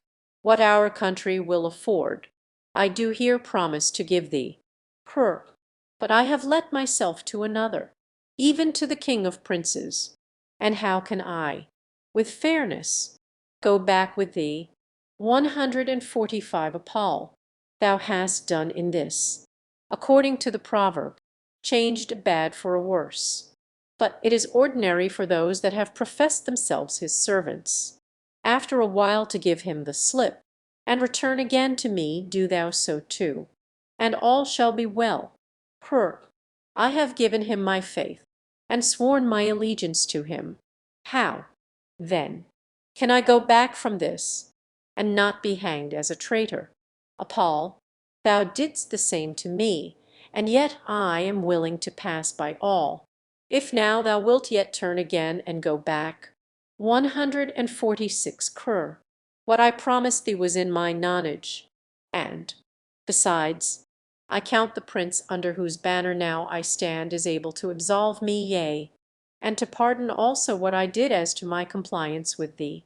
And besides, O thou destroying Apollyon, to speak truth, I like his service, his wages, his servants, his government, his company, and country, better than thine, and, therefore, leave off to persuade me further. I am his servant, and I will follow him. 147 Paul. Consider, again, when thou art in cool blood, what thou art like to meet with in the way that thou goest. Thou knowest that, for the most part, his servants come to an ill end, because they are transgressors against me and my ways. How many of them have been put to shameful deaths? And, besides, thou countest his service better than mine, whereas he never came yet from the place where he is to deliver any that served him out of their hands. But as for me, how many times, as all the world very well knows, have I delivered, either by power or fraud, those that have faithfully served me from him and his, though taken by them, and so I will deliver thee. His forbearing at present to deliver them is on purpose to try their love, whether they will cleave to him to the end. And as for the ill end thou sayest they come to, that is most glorious in their account. For present deliverance, they do not much expect it, for they stay for their glory, and then they shall have it when their prince comes in his, and the glory of the angels. Paul, thou hast already been unfaithful in thy service to him, and how dost thou think to receive wages of him? Wherein, O Apollyon, have I been unfaithful to him? 148 Paul. Thou didst faint at first setting out, when thou wast almost choked in the gulf of despond. Thou didst attempt wrong ways to be rid of thy burden, whereas thou shouldst have stayed till thy prince had taken it off. Thou didst sinfully sleep. Thou wast, also, almost persuaded to go back at the sight of the lions. And when thou talkest of thy journey, and of what thou hast heard and seen, thou art inwardly desirous of vainglory in all that thou sayest or dost. All this is true, and much more which thou hast left out. But the prince whom I serve and honor is merciful, and ready to forgive. But, besides, these infirmities possessed me in thy country, for there I sucked them in, and I have groaned under them, been sorry for them, and have obtained pardon of my prince. 149 Paul. Then Apollyon broke out into a grievous rage, saying, I am an enemy to this prince. I hate his person, his laws, and people. I am come out on purpose to withstand thee. Apollyon, beware what you do, for I am in the king's highway, the way of holiness. Therefore take heed to yourself. Then Apollyon straddled quite over the whole breadth of the way, and said, I am void of fear in this matter. Prepare thyself to die, for I swear by my infernal den that thou shalt go no further. Here will I spill thy soul. 150. And with that he threw a flaming dart at his breast. But Christian had a shield in his hand, with which he caught it, and so prevented the danger of that. Then did Christian draw, for he saw it was time to bester him. And Apollyon as fast made at him, throwing darts as thick as hail, by the which, notwithstanding all that Christian could do to avoid it, Apollyon wounded him in his head, his hand, and foot. This made Christian give a little back. Apollyon, therefore, followed his work amain, and Christian again took courage, and resisted as manfully as he could. This sore combat lasted for above half a day, even till Christian was almost quite spent. For you must know that Christian, by reason of his wounds, must needs grow weaker and weaker. 151 Then Apollyon, espying his opportunity, began to gather up close to Christian, and wrestling with him, gave him a dreadful fall, and with that Christian's sword flew out of his hand. Then said Apollyon, I am sure of thee now. And with that he had almost pressed him to death, so that Christian began to despair of life. But as God would have it, while Apollyon was fetching of his last blow, thereby to make a full end of this good man, Christian nimbly stretched out his hand for his sword, and caught it, saying, Rejoice not against me, O mine enemy. When I fall I shall arise. Christian's victory over Apollyon, and with that gave him a deadly thrust, which made him give back, as one that had received his mortal wound. Christian perceiving that, made at him again, saying, Nay, in all these things we are more than conquerors through him that loved us. And with that Apollyon spread forth his dragon's wings, and sped him away, that Christian for a season saw him no more. 152 In this combat no man can imagine, unless he had seen and heard as I did, what yelling and hideous roaring Apollyon made all the time of the fight. He spake like a dragon, and, on the other side, what sighs and groans burst from Christian's heart. I never saw him all the while give so much as one pleasant look, till he perceived he had wounded Apollyon with his two-edged sword.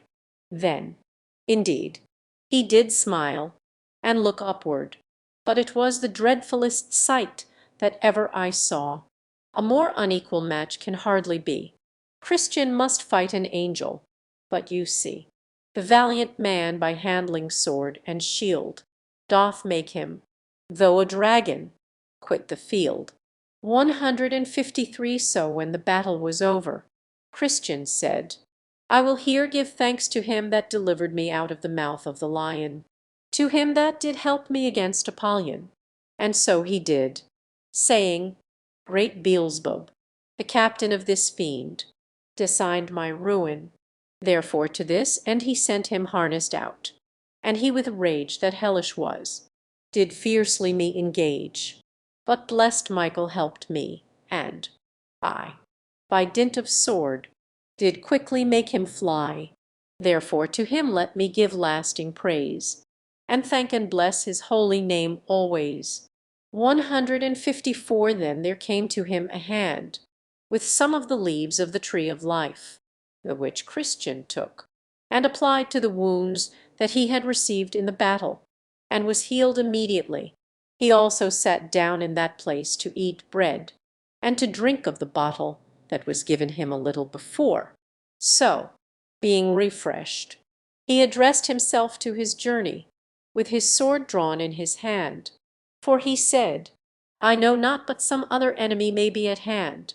But he met with no other affront from Apollyon quite through this valley. 155 Now, at the end of this valley was another, called the Valley of the Shadow of Death, and Christian must needs go through it, because the way to the celestial city lay through the midst of it. Now, this valley is a very solitary place. The prophet Jeremiah thus describes it: a wilderness, a land of deserts and of pits, a land of drought, and of the shadow of death, a land that no man but a Christian passed through, and where no man dwelt. Jer 2:6. Now here Christian was worse put to it than in his fight with Apollyon, as by the sequel you shall see. 156. I saw then in my dream that when Christian was got to the borders of the shadow of death, there met him two men, children of them that brought up an evil report of the good land, making haste to go back, to whom Christian spake as follows: 157 cur, whither are you going?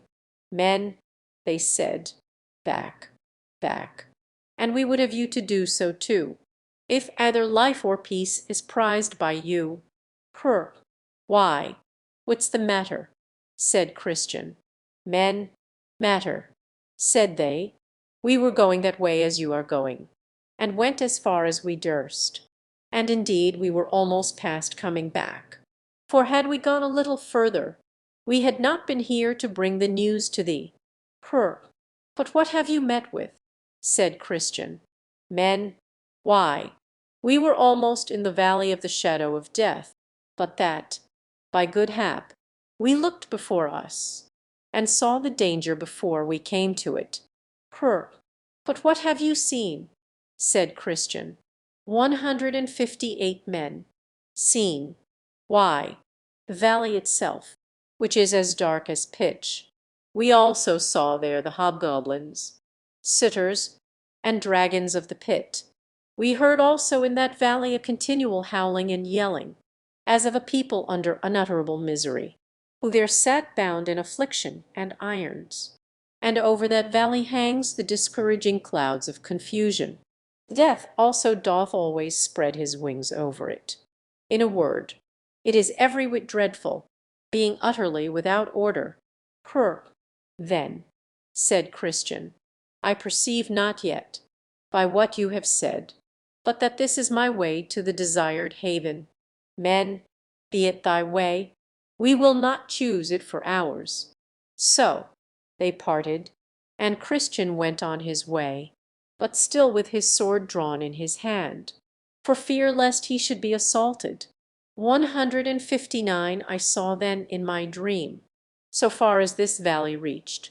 There was on the right hand a very deep ditch. That ditch is it into which the blind have led the blind in all ages, and have both there miserably perished. Again, behold, on the left hand, there was a very dangerous quag, into which, if even a good man falls, he can find no bottom for his foot to stand on. Into that quag King David once did fall, and had no doubt therein been smothered, had not he that is able plucked him out. 160 the pathway was here also exceeding narrow, and therefore good Christian was the more put to it. For when he sought, in the dark, to shun the ditch on the one hand, he was ready to tip over into the mire on the other, also when he sought to escape the mire. Without great carefulness he would be ready to fall into the ditch. Thus he went on, and I heard him here sigh bitterly, for, besides the dangers mentioned above, the pathway was here so dark, and ofttimes, when he lift up his foot to set forward, he knew not where or upon what he should set it next. Poor man, where art thou now?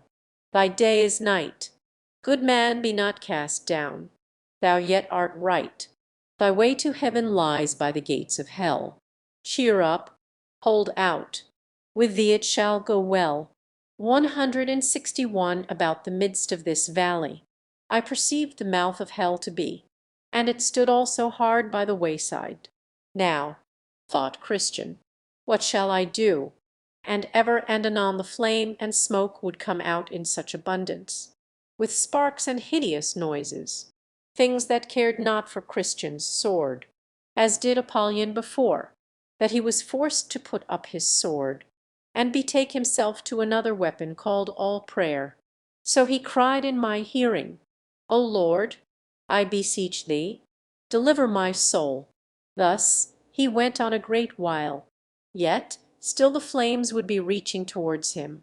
Also he heard doleful voices, and rushings to and fro, so that sometimes he thought he should be torn in pieces, or trodden down like mire in the streets. This frightful sight was seen, and these dreadful noises were heard by him for several miles together, and, Coming to a place where he thought he heard a company of fiends coming forward to meet him, he stopped, and began to muse what he had best to do. Sometimes he had half a thought to go back. Then again he thought he might be half-way through the valley. He remembered also how he had already vanquished many a danger, and that the danger of going back might be much more than for to go forward. So he resolved to go on. Yet the fiends seemed to come nearer and nearer. But when they were come even almost at him, he cried out with a most vehement voice, "I will walk in the strength of the Lord God." So they gave back, and came no further. 162. One thing I would not let slip. I took notice that now poor Christian was so confounded, that he did not know his own voice, and thus I perceived it, just when he was come over against the mouth of the burning pit. One of the wicked ones got behind him, and stepped up softly to him, and whisperingly suggested many grievous blasphemies to him, which he verily thought had proceeded from his own mind. This put Christian more to it than anything that he met with before, even to think that he should now blaspheme him that he loved so much before. Yet, if he could have helped it, he would not have done it, but he had not the discretion either to stop his ears, or to know from whence these blasphemies came. 163. When Christian had travelled in this disconsolate condition some considerable time, he thought he heard the voice of a man, as going before him, saying, "Though I walk through the valley of the shadow of death, I will fear no evil, for thou art with me." 164. Then he was glad, and that for these reasons. First, because he gathered from thence that some who feared God were in this valley as well as himself. Secondly, for that he perceived God was with them, though in that dark and dismal state. And why not, thought he, with me, though, by reason of the impediment that attends this place, I cannot perceive it. Thirdly, for that he hoped, could he overtake them, to have company by and by. So he went on, and called to him that was before, but he knew not what to answer, for that he also thought to be alone. And by the day broke. Then said Christian, "He hath turned the shadow of death into the morning."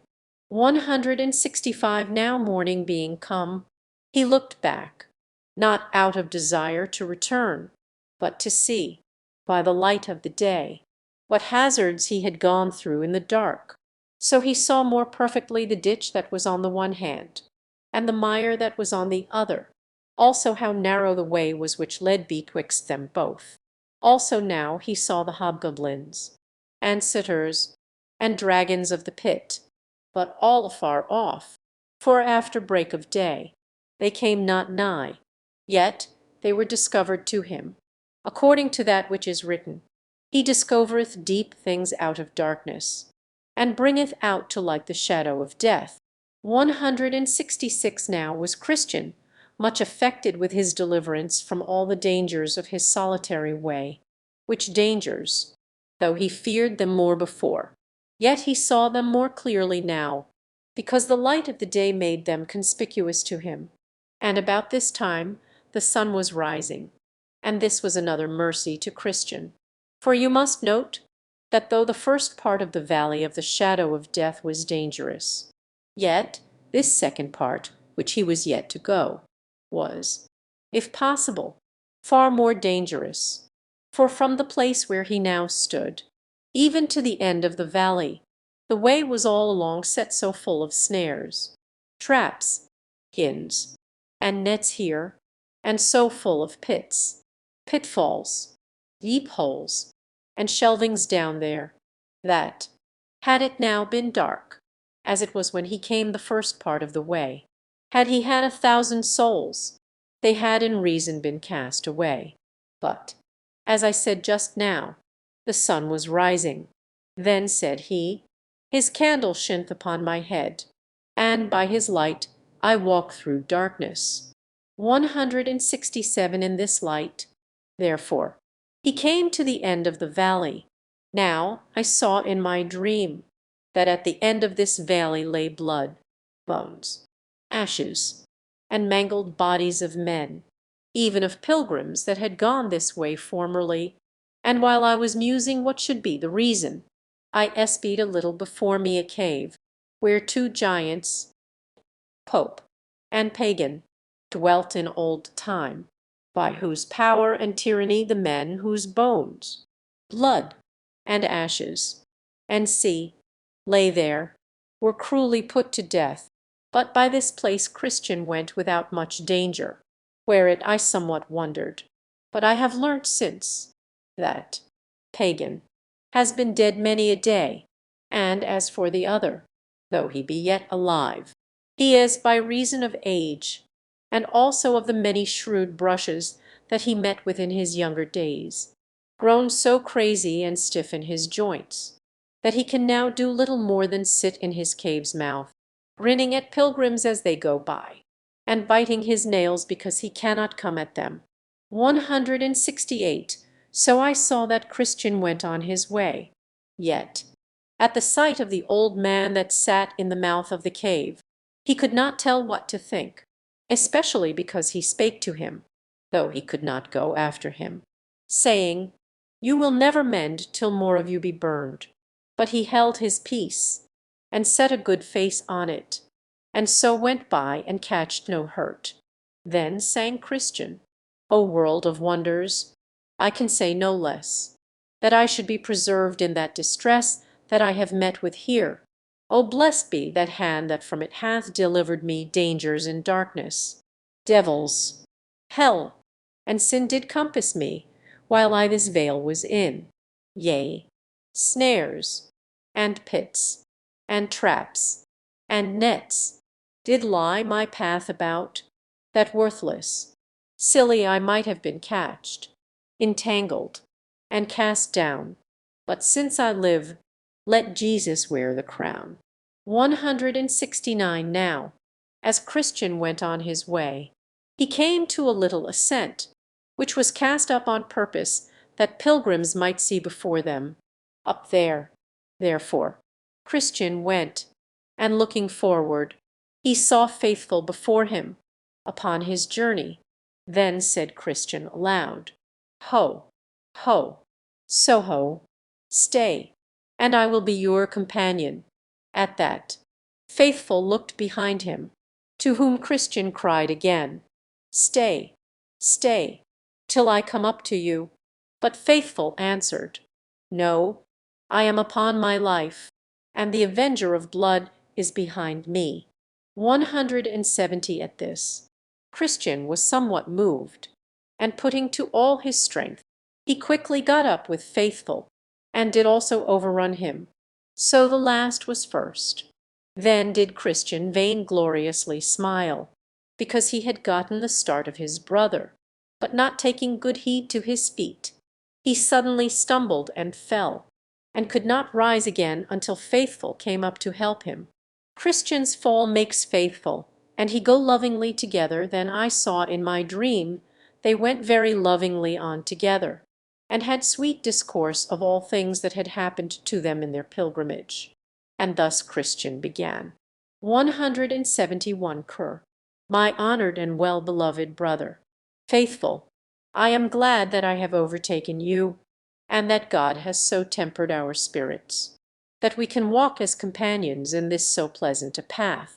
Faith, I had thought, dear friend, to have had your company quite from our town, but you did get the start of me, wherefore I was forced to come thus much of the way alone. How long did you stay in the city of destruction before you set out after me on your pilgrimage? Faith, till I could stay no longer, for there was great talk presently after you were gone out that our city would, in short time, with fire from heaven, be burned down to the ground. What? Did your neighbors talk so? Faith, yes, it was for a while in everybody's mouth. What? And did no more of them but you come out to escape the danger? Faith, though there was, as I said, a great talk thereabout, yet I do not think they did firmly believe it. For in the heat of the discourse, I heard some of them deridingly speak of you and of your desperate journey, for so they called this your pilgrimage. But I did believe, and do still, that the end of our city will be with fire and brimstone from above, and therefore I have made my escape. 172 Krur. Did you hear no talk of neighbor Pliable? Faith. Yes. Christian. I heard that he followed you till he came at the slough of despond, where, as some said, he fell in, but he would not be known to have so done. But I am sure he was soundly bedibbled with that kind of dirt. Krr. And what said the neighbors to him? Faith. He hath, since his going back, been had greatly in derision, and that among all sorts of people. Some do mock and despise him, and scarce will any set him on work. He is now 7 times worse than if he had never gone out of the city. Krr. But why should they be so set against him, since they also despise the way that he forsook? Faith. Oh, they say, hang him. He is a turncoat. He was not true to his profession. I think God has stirred up even his enemies to hiss at him, and make him a proverb, because he hath forsaken the way. Krr. Had you no talk with him before you came out? Faith. I met him once in the streets, but he leered away on the other side, as one ashamed of what he had done. So I spake not to him. 173 Krr. Well, at my first setting out, I had hopes of that man, but now I fear he will perish in the overthrow of the city. For it is happened to him according to the true proverb, the dog is turned to his own vomit again, and the sow that was washed, to her wallowing in the mire. Faith, these are my fears of him too, but who can hinder that which will be? Krr. Well, neighbor faithful, said Christian, let us leave him, and talk of things that more immediately concern ourselves. Tell me now what you have met with in the way as you came, for I know you have met with some things, or else it may be writ for a wonder. 174 Faith. I escaped the slough that I perceived you fell into, and got up to the gate without that danger. Only I met with one whose name was Wanton, who had like to have done me a mischief. Krr. It was well you escaped her net. Joseph was hard put to it by her, and he escaped her as you did. But it had like to have cost him his life. But what did she do to you? Faith. You cannot think, but that you know something. What a flattering tongue she had! She lay at me hard to turn aside with her, promising me all manner of content. Krr. Nay, she did not promise you the content of a good conscience. Faith. You know what I mean. All carnal and fleshly content. Krr. Thank God you have escaped her. The abhorred of the Lord shall fall into her ditch. Faith. Nay, I know not whether I did wholly escape her or no. Krr. Why, I trow, you did not consent to her desires. Faith. No, not to defile myself. For I remembered an old writing that I had seen, which said, her steps take hold on hell. Prov. 5:5. So I shut mine eyes, because I would not be bewitched with her looks. Then she railed on me, and I went my way. Krr. Did you meet with no other assault as you came? 175 Faith. When I came to the foot of the hill called Difficulty, I met with a very aged man, and whither bound? I told him that I am a pilgrim, going to the celestial city. Then said the old man, thou look'st like an honest fellow. Wilt thou be content to dwell with me for the wages that I shall give thee? Then I asked him his name, and where he dwelt. He said his name was Adam the First, and that he dwelt in the town of Deceit. I asked him then what was his work, and what the wages he would give. He told me that his work was many delights, and his wages that I should be his heir at last. I further asked him what house he kept, and what other servants he had. So he told me that his house was maintained with all the dainties in the world, and that his servants were those of his own begetting. Then I asked if he had any children. He said that he had but 3 daughters, the lust of the flesh, the lust of the eyes, and the pride of life, and that I should marry them all if I would. 1 John 2:16. Then I asked how long time he would have me live with him, and he told me as long as he lived himself. Well, and what conclusion came the old man and you to at last? Faith. Why, at first, I found myself somewhat inclinable to go with the man, for I thought he spake very fair. But, looking in his forehead, as I talked with him, I saw there written, Put off the old man with his deeds. And how then? 176. Faith. Then it came burning hot into my mind, whatever he said, and however he flattered, when he got me home to his house. He would sell me for a slave, so I bid him forbear to talk, for I would not come near the door of his house. Then he reviled me and told me that he would send such a one after me that should make my way bitter to my soul. So I turned to go away from him. But just as I turned myself to go thence, I felt him take hold of my flesh, and give me such a deadly twitch back, that I thought he had pulled part of me after himself. This made me cry, O wretched man! So I went on my way up the hill. Now, when I had got about half-way up, I looked behind, and saw one coming after me swift as the wind. So he overtook me just about the place where the settle stands. Just there, said Christian, did I sit down to rest me, but being overcome with sleep, I there lost this roll out of my bosom. 177. Faith. But, good brother, hear me out. So soon as the man overtook me, he was but a word and a blow, for down he knocked me, and laid me for dead. But when I was a little come to myself again, I asked him wherefore he served me so. He said, Because of my secret inclining to Adam the first. And with that he struck me another deadly blow on the breast, and beat me down backward. So I lay at his foot as dead as before. So, when I came to myself again, I cried him mercy. But he said, I know not how to show mercy. And with that he knocked me down again. He had doubtless made an end of me, but that one came by, and bid him forbear. Who was that bid him forbear? Faith, I did not know him at first, but as he went by, I perceived the holes in his hands and in his side. Then I concluded that he was our Lord. So I went up the hill. 178. That man that overtook you was Moses. He spareth none, neither knoweth he how to show mercy to those that transgress his law. Faith, I know it very well. It was not the first time that he has met with me.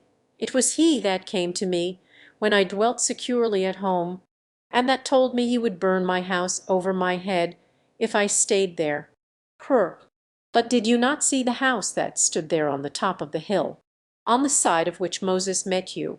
Faith, yes, and the lions too, before I came at it. But for the lions, I think they were asleep, for it was about noon, and because I had so much of the day before me, I passed by the porter, and came down the hill. He told me, indeed, that he saw you go by, but I wish you had called at the house, for they would have showed you so many rarities, that you would scarce have forgot them to the day of your death.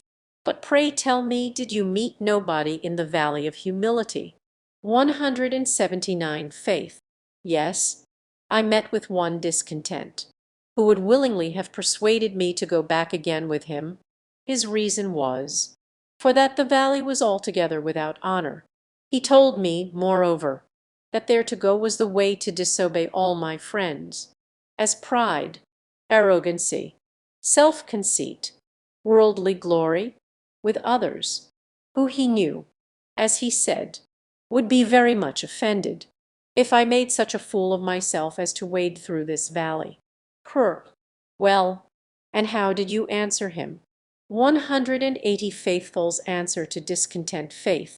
I told him, that although all these that he named might claim kindred of me, and that rightly, for indeed they were my relations according to the flesh, yet, since I became a pilgrim, they have disowned me as I also have rejected them, and therefore they were to me now no more than if they had never been of my lineage. I told him, moreover, that as to this valley, he had quite misrepresented the thing, for before honor is humility, and a haughty spirit before a fall. Therefore, said I had rather go through this valley to the honor that was so accounted by the wisest, than choose that which he esteemed most worthy our affections. Met you with nothing else in that valley. 181 faith. Yes, I met with shame, but of all the men that I met with in my pilgrimage, he, I think, bears the wrong name. The others would be said nay, after a little argumentation, and somewhat else. But this bold-faced shame would never have done. Pr. Why? What did he say to you? Faith. What? Why? He objected against religion itself. He said it was a pitiful, low, sneaking business for a man to mind religion. He said that a tender conscience was an unmanly thing, and that for a man to watch over his words and ways, so as to tie up himself from that hectoring liberty that the brave spirits of the times accustom themselves unto, would make him the ridicule of the times.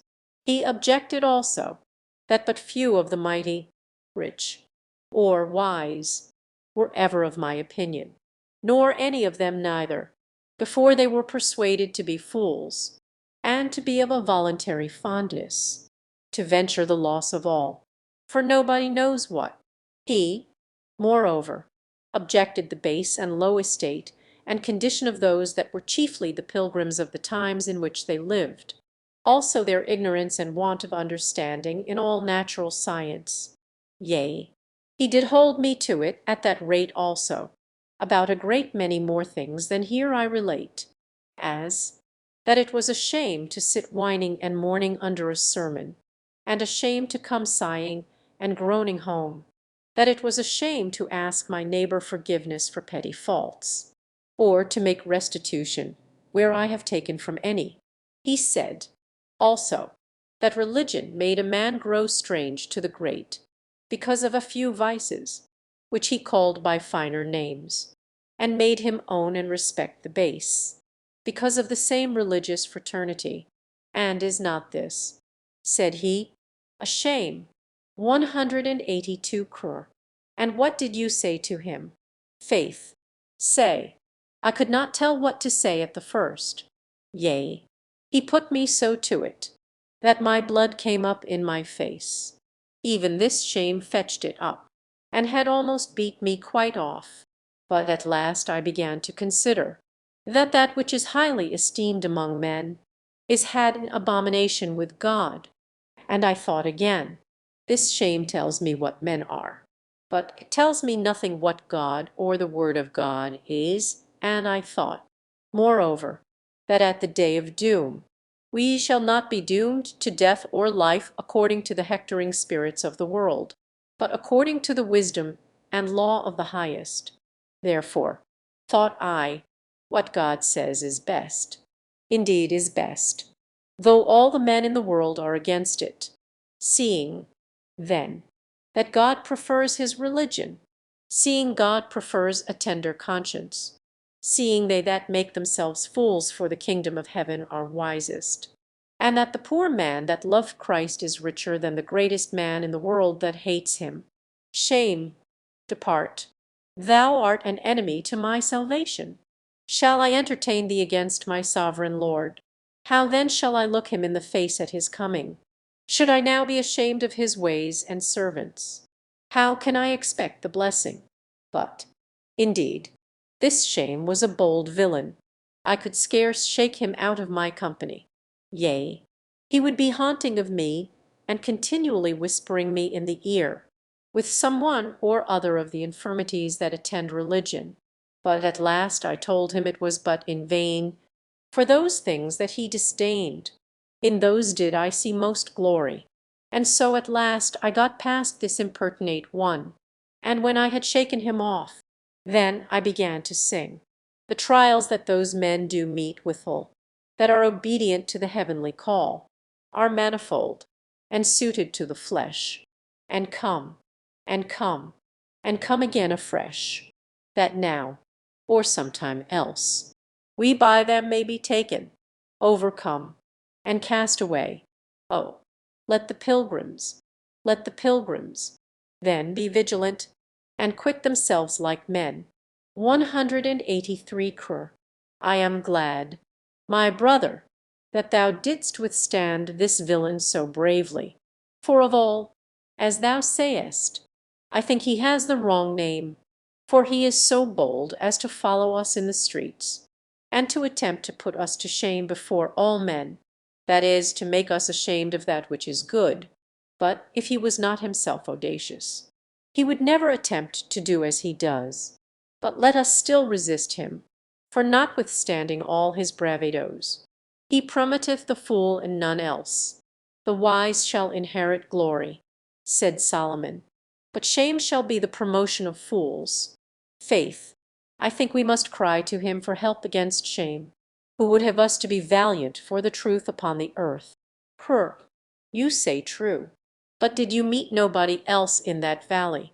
Faith, no, not I, for I had sunshine all the rest of the way through that, and also through the valley of the shadow of death. 184 Cr. It was well for you.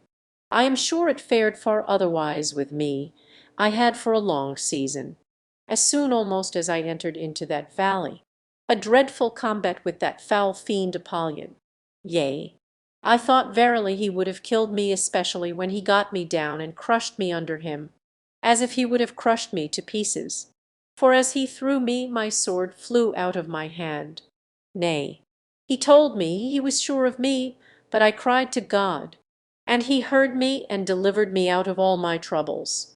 Then I entered into the valley of the shadow of death, and had no light for almost half the way through it. I thought I should have been killed there, over and over, but at last day broke, and the sun rose, and I went through that which was behind with far more ease and quiet. 185 Moreover, I saw in my dream that as they went on, Faithful, as he chanced to look on one side, saw a man whose name is Talkative, walking at a distance beside them, for in this place there was room enough for them all to walk. He was a tall man, and something more comely at a distance than at hand. To this man Faithful addressed himself in this manner: Faith, friend, whither away? Are you going to the heavenly country? Talk. I am going to the same place. Faith. That is well. Then I hope we may have your good company. Talk. With a very good will I be your companion. 186 Faith. Come on, then, and let us go together, and let us spend our time in discoursing of things that are profitable. Talkatives dislike of bad discourse talk. To talk of things that are good, to me is very acceptable, with you or with any other, and I am glad that I have met with those that incline to so good a work. For, to speak the truth, there are but few that care thus to spend their time, as they are in their travels, but choose much rather to be speaking of things to no profit. And this hath been a trouble for me, faith. That is indeed a thing to be lamented. For what things so worthy of the use of the tongue and mouth of men on earth as are the things of the God of heaven? Talk. I like you wonderful well, for your sayings are full of conviction. And I will add, what thing is so pleasant, and what so profitable, as to talk of the things of God? What thing so pleasant, that is, if a man hath any delight in things that are wonderful? For instance, if a man doth delight to talk of the history or the mystery of things, or if a man doth love to talk of miracles, wonders, or signs, where shall he find things recorded so delightful, and so sweetly penned, as in the Holy Scripture? 187 Faith. That is true.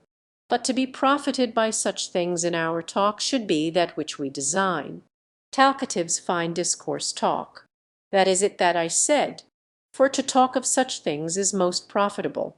For by so doing a man may get knowledge of many things, as of the vanity of earthly things, and the benefit of things above. Thus, in general, but more particularly by this, a man may learn the necessity of the new birth, the insufficiency of our works, the need of Christ's righteousness, and see, besides, by this a man may learn, by talk, what it is to repent, to believe, to pray, to suffer, or the like. By this also a man may learn what are the great promises and consolations of the gospel, to his own comfort. Further, by this a man may learn to refute false opinions, to vindicate the truth, and also to instruct the ignorant. Faith, all this is true, and glad am I to hear these things from you. Talk, alas! The want of this is the cause why so few understand the need of faith, and the necessity of a work of grace in their soul, in order to eternal life, but ignorantly live in the works of the law, by which a man can by no means obtain the kingdom of heaven. 188 Faith. But, by your leave, heavenly knowledge of these is the gift of God. No man attaineth to them by human industry, or only by the talk of them. Talk. All this I know very well, for a man can receive nothing, except it be given him from heaven. All is of grace, not of works. I could give you 100 scriptures for the confirmation of this. Faith. Well, then, said Faithful, what is that one thing that we shall at this time found our discourse upon? Talk, what you will. I will talk of things heavenly, or things earthly, things moral, or things evangelical, things sacred, or things profane, things past, or things to come, things foreign, or things at home, things more essential, or things circumstantial, provided that all be done to our profit. 189 Faith.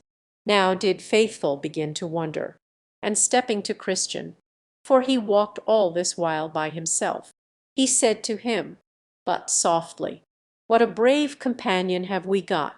Surely this man will make a very excellent pilgrim. Purr. At this Christian modestly smiled, and said, this man with whom you are so taken will beguile, with that tongue of his, 20 of them that know him not. Faith, do you know him? Then 190 Cur. Know him? Yes, better than he knows himself. Faith, pray, what is he? Cur. His name is Talkative. He dwelleth in our town. I wonder that you should be a stranger to him. Only I consider that our town is large. Faith, whose son is he, and whereabout does he dwell? Cur. He is the son of one say well. He dwelt in Prating Row, and is known of all that are acquainted with him, by the name of Talkative in Prating Row, and notwithstanding his fine tongue, he is but a sorry fellow. 191 Faith. Well, he seems to be a very pretty man, Cur. That is to them who have not thorough acquaintance with him, for he is best abroad. Near home, he is ugly enough. Your saying that he is a pretty man brings to my mind what I have observed in the work of the painter, whose pictures show best at a distance, but very near, more unpleasing. 192 Faith. But I am ready to think you do but jest, because you smiled. Cur. God forbid that I should jest although I smiled in this matter, or that I should accuse any falsely. I will give you a further discovery of him. This man is for any company, and for any talk. As he talketh now with you, so will he talk when he is on the ale bench. And the more drink he hath in his crown, the more of these things he hath in his mouth. Religion hath no place in his heart, or house, or conversation. All he hath lith in his tongue, and his religion is to make a noise therewith. 193 Faith. Say you so? Then am I in this man greatly deceived. Deceived. You may be sure of it. Remember the proverb, they say and do not. But the kingdom of God is not in word, but in power.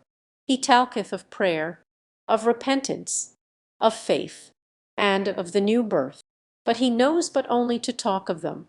I have been in his family, and have observed him both at home and abroad, and I know what I say of him is the truth.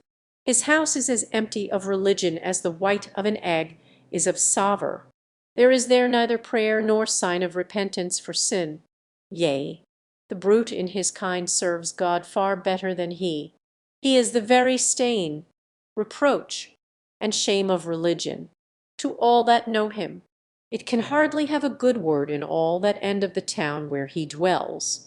Through him, thus say the common people that know him, a saint abroad, and a devil at home. His poor family finds it so. He is such a churl, such a railer at and so unreasonable with his servants, that they neither know how to do for or speak to him. Men that have any dealings with him say it is better to deal with a Turk than with him, for fairer dealing they shall have at their hands. This talkative, if it be possible, will go beyond them, defraud, beguile, and overreach them.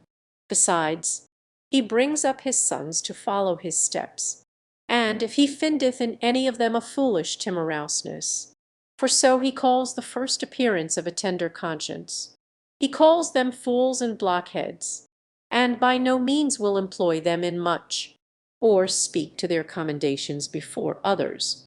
For my part, I am of opinion that he has, by his wicked life, caused many to stumble and fall, and will be, if God prevent not, the ruin of many more. 194 Faith. Well, my brother, I am bound to believe you, not only because you say you know him, but also because, like a Christian, you make your reports of men. For I cannot think that you speak these things of ill will, but because it is even so as you say. Had I known him no more than you, I might perhaps have thought of him, as, at the first, you did. Yea, had he received this report at their hands only that are enemies to religion, I should have thought it had been a slander, a lot that often falls from bad men's mouths upon good men's names and professions. But all these things, yea, and a great many more as bad, of my own knowledge, I can prove him guilty of. Besides, good men are ashamed of him. They can neither call him brother nor friend. The very naming of him among them makes them blush, if they know him. 195 Faith. Well, I see that saying and doing are two things, and hereafter I shall better observe this distinction. They are two things, indeed, and are as diverse as are the soul and the body. For as the body without the soul is but a dead carcass, so saying, if it be alone, is but a dead carcass also. The soul of religion is the practical part, pure religion and undefiled, before God and the Father, is this, to visit the fatherless and widows in their affliction, and to keep himself unspot from the world. This talkative is not aware of. He thinks that hearing and saying will make a good Christian, and thus he deceiveth his own soul. Hearing is but as the sowing of the seed. Talking is not sufficient to prove that fruit is indeed in the heart and life. And let us assure ourselves that at the day of doom men shall be judged according to their fruits. It will not be said then, did you believe? But, were you doers, or talkers only? And accordingly shall they be judged. The end of the world is compared to our harvest, and you know men at harvest regard nothing but fruit. Not that anything can be accepted that is not of faith, but I speak this to show you how insignificant the profession of talkative will be at that day. 196 Faith. This brings to my mind that of Moses, by which he describeth the beast that is clean. He is such a one that parteth the hoof and cheweth the cud. not that parteth the hoof only, or that cheweth the cud only. The hare cheweth the cud, but yet is unclean, because he parteth not the hoof. And this truly reasonable talkative. He cheweth the cud, he seeketh knowledge. He cheweth upon the word, but he divideth not the hoof. He parteth not with the way of sinners. But, as the hare, he retaineth the foot of a dog or bear, and therefore he is unclean. You have spoken, for aught I know, the true gospel sense of those texts. And I will add another thing. Paul calleth some men, yea, and those great talkers. 2. Sounding brass and tinkling cymbals. That is, as he expounds them in another place.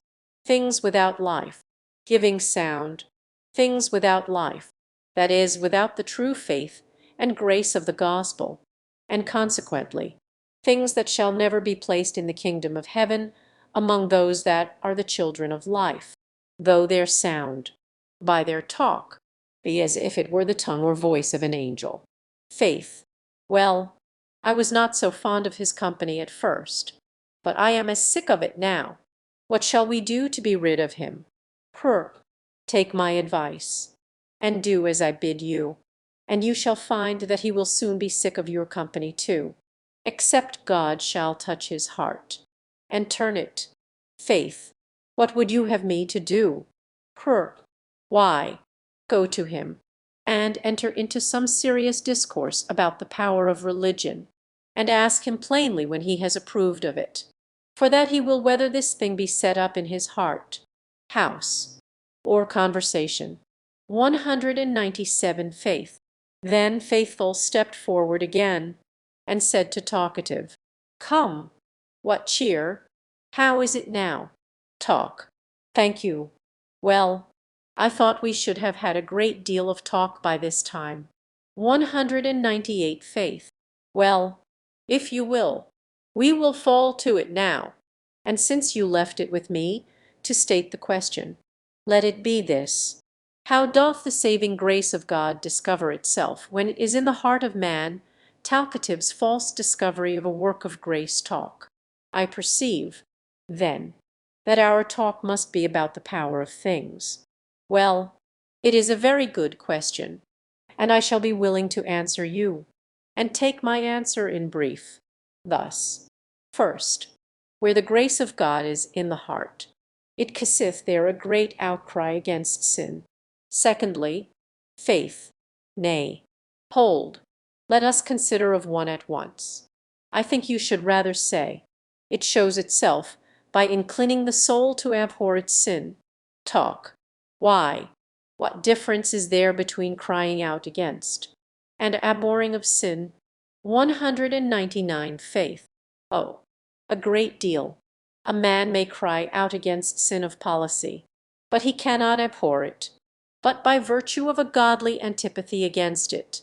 I have heard many cry out against sin in the pulpit, who yet can abide it well enough in the heart, house, and conversation.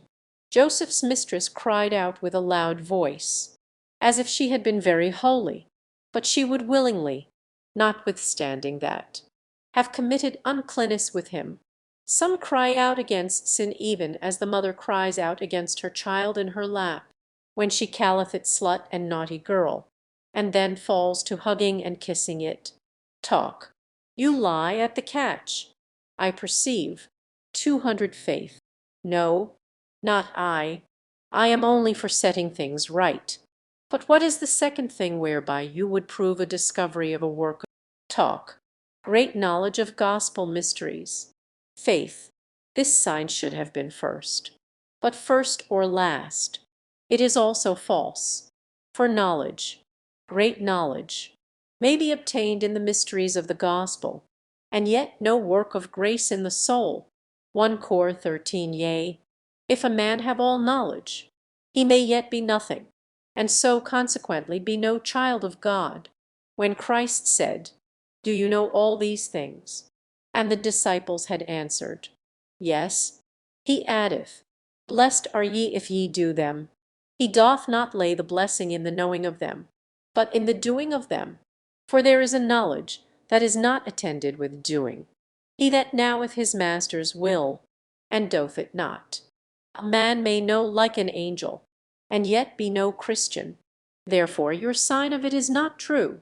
Indeed, to know is a thing that pleaseth talkers and boasters, but to do is that which pleaseth God. Not that the heart can be good without knowledge. For without that the heart is naught. There is therefore knowledge and knowledge, knowledge that resteth, and knowledge that is accompanied with the grace of faith and love, which puts a man upon doing even the will of God from the heart. The first of these will serve the talker, but without the other the true Christian is not content. Give me understanding, and I shall keep thy law. Yea, I shall observe it with my whole heart. Talk. You lie at the catch again. This is not for edification. Faith. Well, if you please. Propound another sign how this work of grace discovereth itself where it is talk. Not I, for I see we shall not agree. Faith. Well, if you will not, will you give me leave to do it? Talk. You may use your liberty. 201 Faith.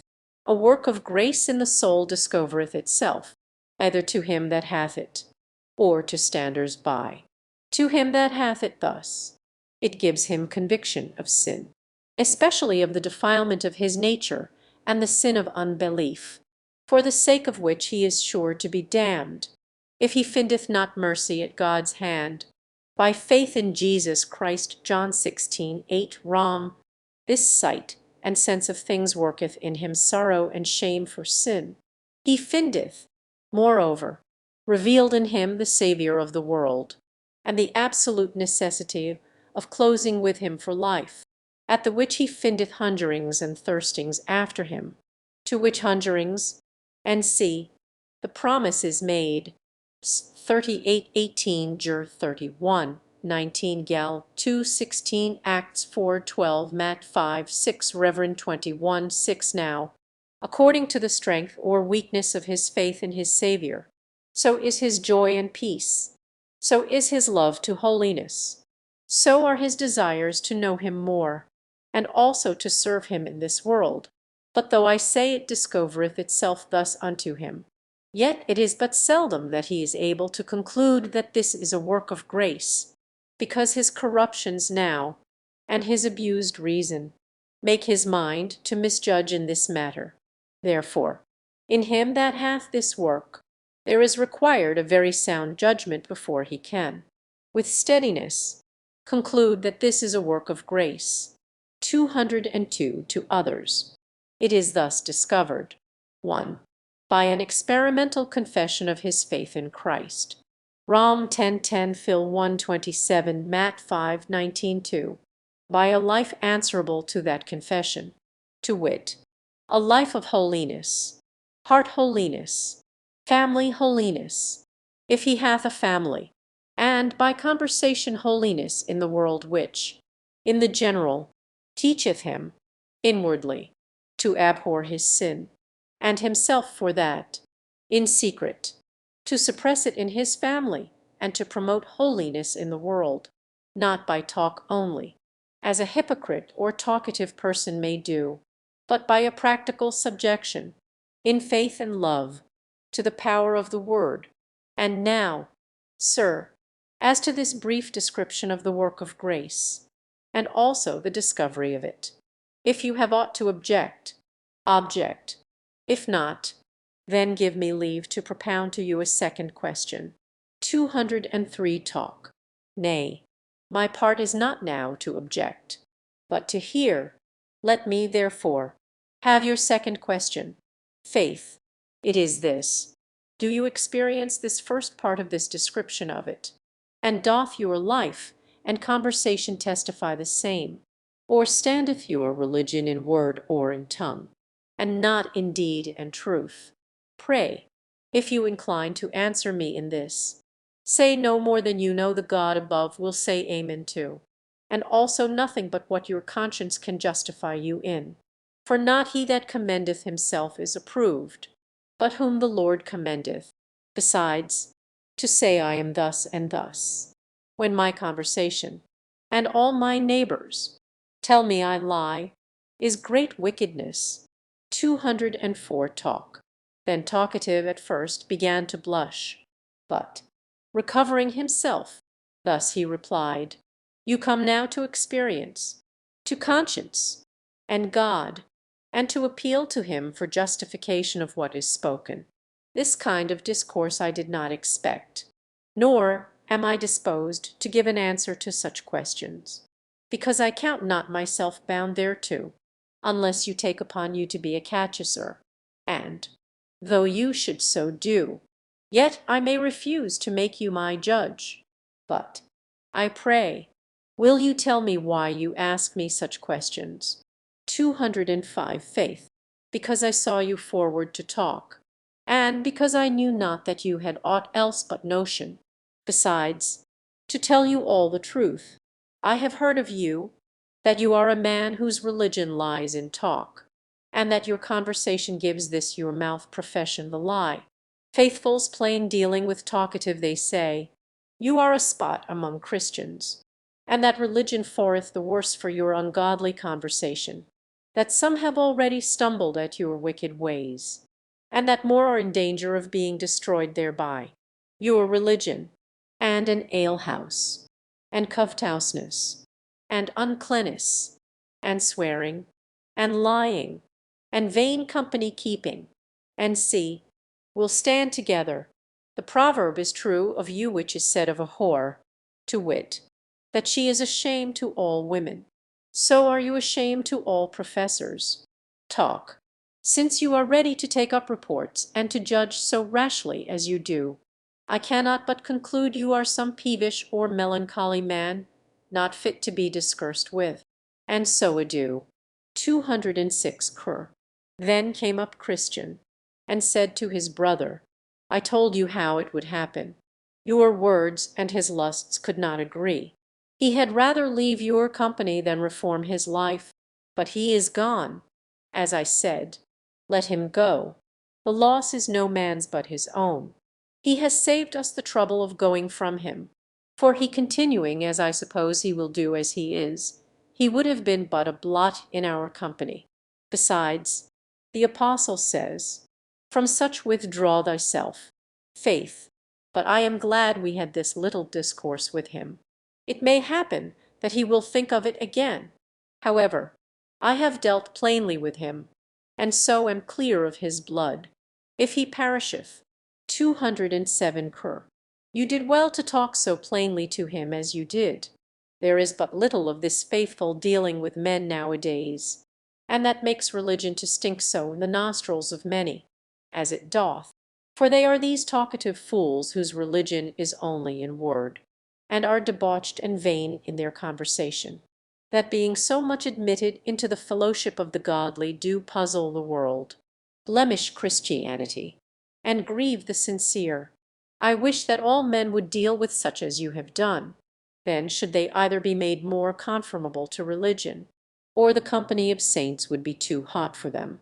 Then did Faithful say, How Talkative at first lifts up his plumes, how bravely doth he speak, how he presumes to drive down all before him.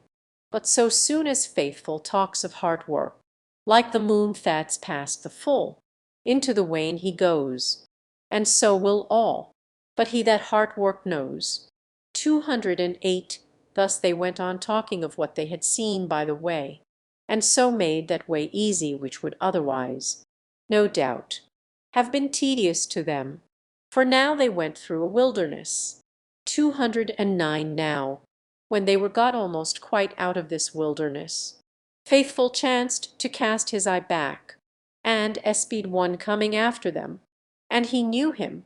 Oh, said Faithful to his brother, who comes yonder? Then Christian looked, and said, It is my good friend Evangelist. Ay, and my good friend too, said Faithful, for it was he that set me in the way to the gate.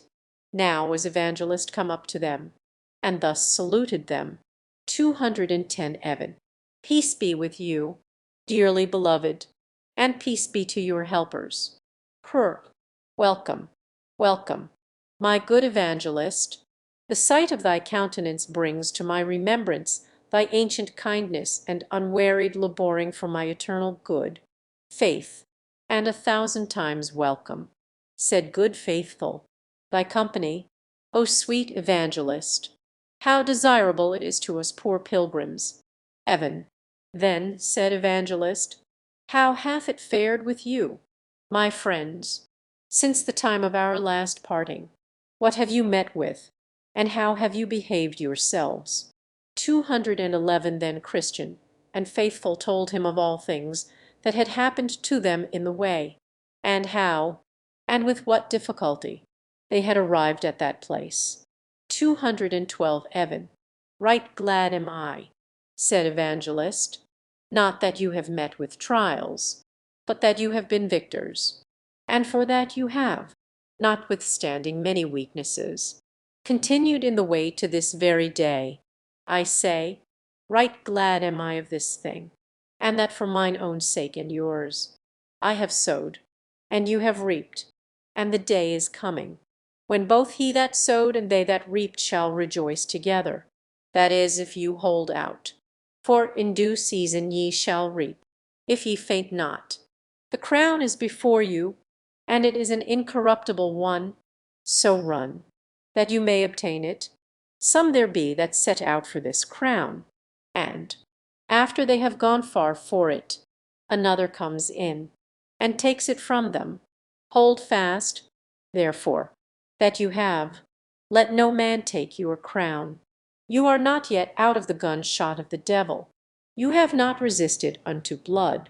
Striving against sin, let the kingdom be always before you. And believe steadfastly concerning things that are invisible. Let nothing that is on this side the other world get within you. And, above all, look well to your own hearts, and to the lusts thereof, for they are deceitful above all things, and desperately wicked. Set your faces like a flint. You have all power in heaven and earth on your side. 213 Cur. Then Christian thanked him for his exhortation, but told him, withal, that they would have him speak further to them for their help the rest of the way, and the rather, for that they well knew that he was a prophet, and could tell them of things that might happen unto them, and also how they might resist and overcome them, to which request Faithful also consented. So Evangelist began as followeth. Evan, my sons, you have heard, in the words of the truth of the gospel, that you must, through many tribulations, enter into the kingdom of heaven, and, again, that in every city bonds and afflictions abide in you, and therefore you cannot expect that you should go long on your pilgrimage without them. In some sort or other, you have found something of the truth of these testimonies upon you already, and more will immediately follow. For now, as you see, you are almost out of this wilderness, and therefore you will soon come into a town that you will buy, and by sea before you, and in that town you will be hardly beset with enemies, who will strain hard, but they will kill you, and be you sure that one or both of you must seal the testimony which you hold, with blood. But be you faithful unto death, and the king will give you a crown of life. 214 He that shall die there, although his death will be unnatural, and his pain perhaps great, he will yet have the better of his fellow, not only because he will be arrived at the celestial city soonest, but because he will escape many miseries that the other will meet with in the rest of his journey. But when you are come to the town, and shall find fulfilled what I have here related, then remember your friend, and quit yourselves like men, and commit the keeping of your souls to your God in well-doing, as unto a faithful Creator.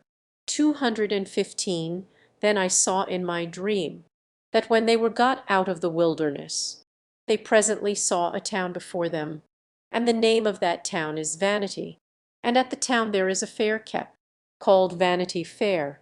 It is kept all the year long. It beareth the name of Vanity Fair because the town where it is kept is lighter than vanity, and also because all that is there sold. or that cometh thither, is vanity, as is the saying of the wise, all that cometh is vanity. 216. This fair is no new erected business, but a thing of ancient standing. I will show you the original of it. Almost 5,000 years ago, there were pilgrims walking to the celestial city, as these two honest persons are, and Beelzebub, Apollyon, and Legion, with their companions, perceiving by the path that the pilgrims made that their way to the city lay through this town of vanity, they contrived here to set up a fair wherein should be sold all sorts of vanity, and that it should last all the year long. Therefore at this fair are all such merchandise sold, as houses, lands, trades, places, honors, preferments, titles, countries, kingdoms, lusts, pleasures, and delights of all sorts, as whores, bawds, wives, husbands, children, masters, servants, lives, blood, bodies, souls, silver, gold, pearls, precious stones, and what not. And, moreover, at this fair there is at all times to be seen juggling cheats, games, plays, fools, apes, knaves, and rogues, and that of every kind. Here are to be seen, too, and that for nothing, thefts, murders, adulteries, false swearers, and that of a blood-red color. 217. And as in other fairs of less moment, there are the several rows and streets, under their proper names, where such and such wares are vended. So here likewise you have the proper places, rows, streets, viz. Countries and kingdoms, where the wares of this fair are soonest to be found. Here is the Briton row, the French row, the Italian row, the Spanish row, the German row, where several sorts of vanities are to be sold. But, as in other fairs, some one commodity is as the chief of all the fair. So the ware of Rome and her merchandise is greatly promoted in this fair. Only our English nation, with some others, have taken a dislike thereat. 218. Now, as I said, the way to the celestial city lies just through this town where this lusty fair is kept. And he that will go to the city, and yet not go through this town, must needs go out of the world. The Prince of Princes himself, when here, went through this town to his own country, and that upon a fair day too. Yea, and, as I think, it was Beelzebub, the chief lord of this fair, that invited him to buy of his vanities. Yea, would have made him lord of the fair, would he but have done him reverence as he went through the town. Yea, because he was such a person of honour, Beelzebub had him from street to street, and showed him all the kingdoms of the world in a little time, that he might, if possible, allure the blessed one to cheapen and buy some of his vanities. But he had no mind to the merchandise, and therefore left the town, without laying out so much as 1 farthing upon these vanities. This fair, therefore, is an ancient thing, of long standing, and a very great fair.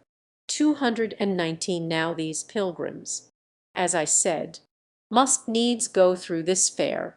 Well, so they did, but, behold, even as they entered into the fair, all the people in the fair were moved, and the town itself as it were in a hubbub about them, and that for several reasons. For 221st. The pilgrims were clothed with such kind of raiment as was diverse from the raiment of any that traded in that fair. The people, therefore, of the fair made a great gazing upon them. Some said they were fools, some they were bedlams, and some they are outlandish men. 221 Secondly. And as they wondered at their apparel, so they did likewise at their speech. For few could understand what they said. They naturally spoke the language of Canaan, but they that kept the fair were the men of this world, so that, from one end of the fair to the other, they seemed barbarians each to the other. 222. Thirdly, but that which did not a little amuse the merchandisers was, that these pilgrims set very light by all their wares. They cared not so much as to look upon them, and if they called upon them to buy, they would put their fingers in their ears, and cry, "Turn away mine eyes from beholding vanity, and look upwards," signifying that their trade and traffic was in heaven. 119:37, Phil. 3:19-20. 223. One chanced mockingly, beholding the carriage of the men, to say unto them, What will ye buy? But they, looking gravely upon him, answered, We buy the truth.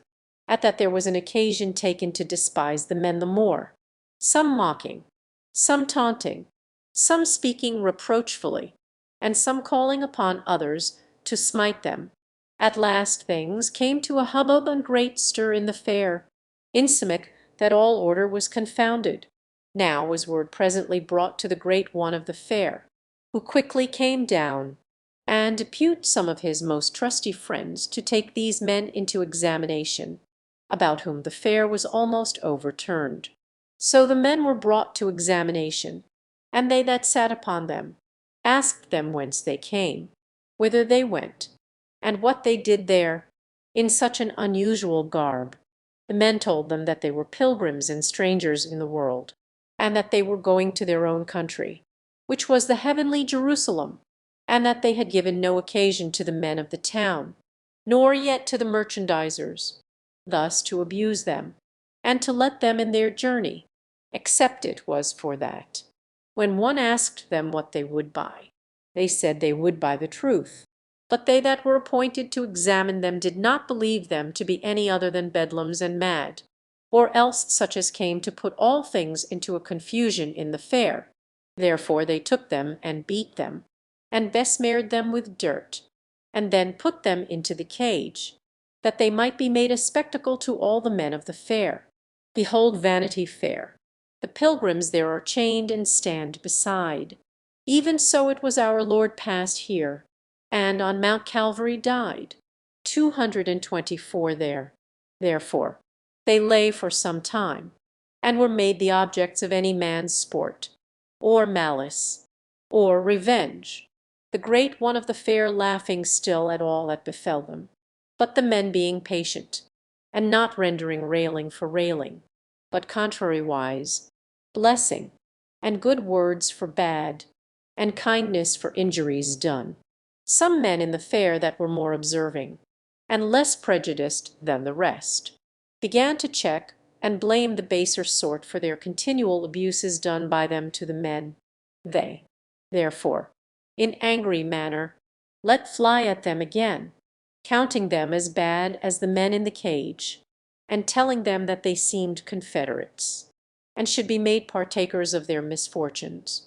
The other replied that, for aught they could see, the men were quiet and sober, and intended nobody any harm, and that there were many that traded in their fair that were more worthy to be put into the cage, yea, and pilloried too, than were the men they had abused. Thus, after divers words had passed on both sides, the men behaving themselves all the while very wisely and soberly before them, they fell to some blows among themselves, and did harm one to another. Then were these two poor men brought before their examiners again, and there charged as being guilty of the late hubbub that had been in the fair. So they beat them pitifully, and hanged irons upon them, and led them in chains up and down the fair, for an example and a terror to others, lest any should speak in their behalf, or join themselves unto them. But Christian and faithful behaved themselves yet more wisely, and received the ignominy and shame that was cast upon them, with so much meekness and patience, that it won to their side, though but few in comparison of the rest, several of the men in the fair. This put the other party yet into greater rage, insomuch that they concluded the death of these two men, wherefore they threatened, that the cage nor irons should serve their turn, but that they should die for the abuse they had done, and for deluding the men of the fair. Then were they remanded to the cage again, until further orders should be taken with them. So they put them in, and made their feet fast in the stocks. 225 here. Therefore they called again to mind what they had heard from their faithful friend Evangelist, and were the more confirmed in their way and sufferings by what he told them would happen to them. They also now comforted each other, that whose lot it was to suffer, even he should have the best of it. Therefore each man secretly wished that he might have that preferment, but committing themselves to the all-wise disposal of him that ruleth all things, with much content, they abode in the condition in which they were, until they should be otherwise disposed of. 226. Then a convenient time being appointed, they brought them forth to their trial, in order to their condemnation. When the time was come, they were brought before their enemies and arraigned. The judge's name was Lord Hategood. Their indictment was one and the same in substance, though somewhat varying in form, the contents whereof were this: 227. That they were enemies to and disturbers of their trade, that they had made commotions and divisions in the town, and had won a party to their own most dangerous opinions, in contempt of the law of their prince. Now, faithful, play the man, speak for thy God. Fear not the wicked's malice, nor their rod. Speak boldly. Man, the truth is on thy side. Die for it, and to life in triumph ride. 228. Faithful's answer for himself. Then Faithful began to answer, that he had only set himself against that which hath set itself against him that is higher than the highest. And, said he, as for a disturbance, I make none, being myself a man of peace. The parties that were won to us were won by beholding our truth and innocence, and they are only turned from the worse to the better. And as to the king you talk of, since he is Beelzebub, the enemy of our Lord, I defy him and all his angels. 229. Then proclamation was made, that they that had aught to say for their lord the king against the prisoner at the bar, should forthwith appear and give in their evidence. So there came in 3 witnesses, to wit, Envy, Superstition, and Pickthank. They were then asked if they knew the prisoner at the bar, and what they had to say for their lord the king against him. 230. Then stood forth Envy, and said to this effect: My lord, I have known this man a long time, and will attest upon my oath before this honourable bench, that he is judge. Hold, give him his oath. So they swore him. Then he said, Envy, my lord, this man, notwithstanding his plausible name, is one of the vilest men in our country. He neither regardeth prince nor people, law nor custom, but doth all that he can to possess all men with certain of his disloyal notions, which he in the general calls principles of faith and holiness.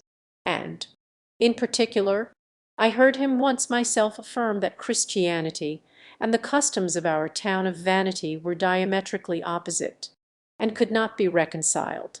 By which saying, my lord, he doth at once not only condemn all our laudable doings, but us in the doing of them, judge. Then did the judge say to him, Hast thou any more to say? Envy, my lord, I could say much more, only I would not be tedious to the court. Yet, if need be, when the other gentlemen have given in their evidence, rather than anything shall be wanting that will dispatch him, I will enlarge my testimony against him. So he was bid to stand by. Then they called Superstition, and bid him look upon the prisoner. They also asked what he could say for their lord the king against him. Then they swore him. So he began. 231. Super. My lord, I have no great acquaintance with this man, nor do I desire to have further knowledge of him. However, this I know, that he is a very pestilent fellow, from some discourse that, the other day, I had with him in this town. For then, talking with him, I heard him say that our religion was naught, and such by which a man could by no means please God, which sayings of his, my lord, your lordship very well knows, what necessarily thence will follow, to wit, that we do still worship in vain, are yet in our sins, and finally shall be damned. And this is that which I have to say. 232 then was Pickthank sworn, and bid say what he knew, in behalf of their lord the king, against the prisoner at the bar. Pickthank's testimony pick. My lord, and you gentlemen all, this fellow I have known of a long time, and have heard him speak things that ought not to be spoke. For he hath railed on our noble Prince Beelzebub, and hath spoken contemptibly of his honourable friends, whose names are the Lord Old Man, the Lord Luxurious, the Lord Desire of Vain Glory, my old Lord Lechery, Sir Having Greedy, with all the rest of our nobility. And he hath said, moreover, that if all men were of his mind, if possible, there is not one of these noblemen should have any longer being in this town. Besides, he hath not been afraid to rail on you, my lord, who are now appointed to be his judge, calling you an ungodly villain, with many other such like vilifying terms, with which he hath bespattered most of the gentry of our town. 233. When this Pickthank had told his tale, the judge directed his speech to the prisoner at the bar, saying, Thou runagate, heretic, and traitor, hast thou heard what these honest gentlemen have witnessed against thee? Faith, may I speak a few words in my own defence? Judge, sirrah, sirrah, thou deservest to live no longer, but to be slain immediately upon the place. Yet, that all men may see our gentleness towards thee, let us hear what thou, vile runagate, hast to say. 234 Faithful's defence of himself. Faith. 1. I say, then, in answer to what Mr. Envy hath spoken, I never said aught but this, that what rule, or laws, or customs, or people, were flat against the word of God, are diametrically opposite to Christianity. If I have said amiss in this, convince me of my error, and I am ready here before you to make my recantation. 235 2. As to the second, to wit, Mr. Superstition, and his charge against me, I said only this, that in the worship of God there is required a divine faith, but there can be no divine faith without a divine revelation of the will of God. Therefore, whatever is thrust into the worship of God that is not agreeable to divine revelation cannot be done but by a human faith, which faith will not be profitable to eternal life. 236 3. As to what Mr. Pickthank hath said, I say avoiding terms, as that I am said to rail, and the like that the prince of this town, with all the rabblement, his attendants, by this gentleman named, are more fit for a being in hell than in this town and country. And so, the Lord have mercy upon me. 237. Then the judge called to the jury who all this while stood by, to hear and observe. Gentlemen of the jury, you see this man about whom so great an uproar hath been made in this town. You have also heard what these worthy gentlemen have witnessed against him. Also you have heard his reply and confession. It lieth now in your breasts to hang him or save his life. But yet I think meet to instruct you into our law. 238. There was an act made in the days of Pharaoh the Great, servant to our prince, that lest those of a contrary religion should multiply and grow too strong for him, their males should be thrown into the river. There was also an act made in the days of Nebuchadnezzar the Great, another of his servants, that whosoever would not fall down and worship his golden image should be thrown into a fiery furnace. There was also an act made in the days of Darius, that whoso, for some time, called upon any god but him, should be cast into the lion's den. Now the substance of these laws this rebel has broken, not only in thought, which is not to be borne, but also in word and deed, which must therefore needs be intolerable. 239 for that of Pharaoh. His law was made upon a supposition, to prevent mischief, no crime being yet apparent. But here is a crime apparent. For the second and third, you see he disputeth against our religion, and for the treason he hath confessed. He deserveth to die the death. 240 then went the jury out, whose names were Mr. Blind Man, Mr. No Good, Mr. Malice, Mr. Love Lust, Mr. Live Loose, Mr. Heady, Mr. High Mind, Mr. Enmity, Mr. Liar, Mr. Cruelty, Mr. Hate Light, and Mr. Implacable, who every one gave in his private verdict against him among themselves, and afterwards unanimously concluded, and first, among themselves, Mr. Blind Man, the foreman, said, I see clearly that this man is a heretic. Then said Mr. No Good, away with such a fellow from the earth. I, said Mr. Malice, for I hate the very looks of him. Then said Mr. Lovelust, I could never endure him. Nor I, said Mr. Live Loose, for he would always be condemning my way.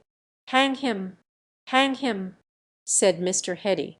A sorry scrub, said Mr. High Mind.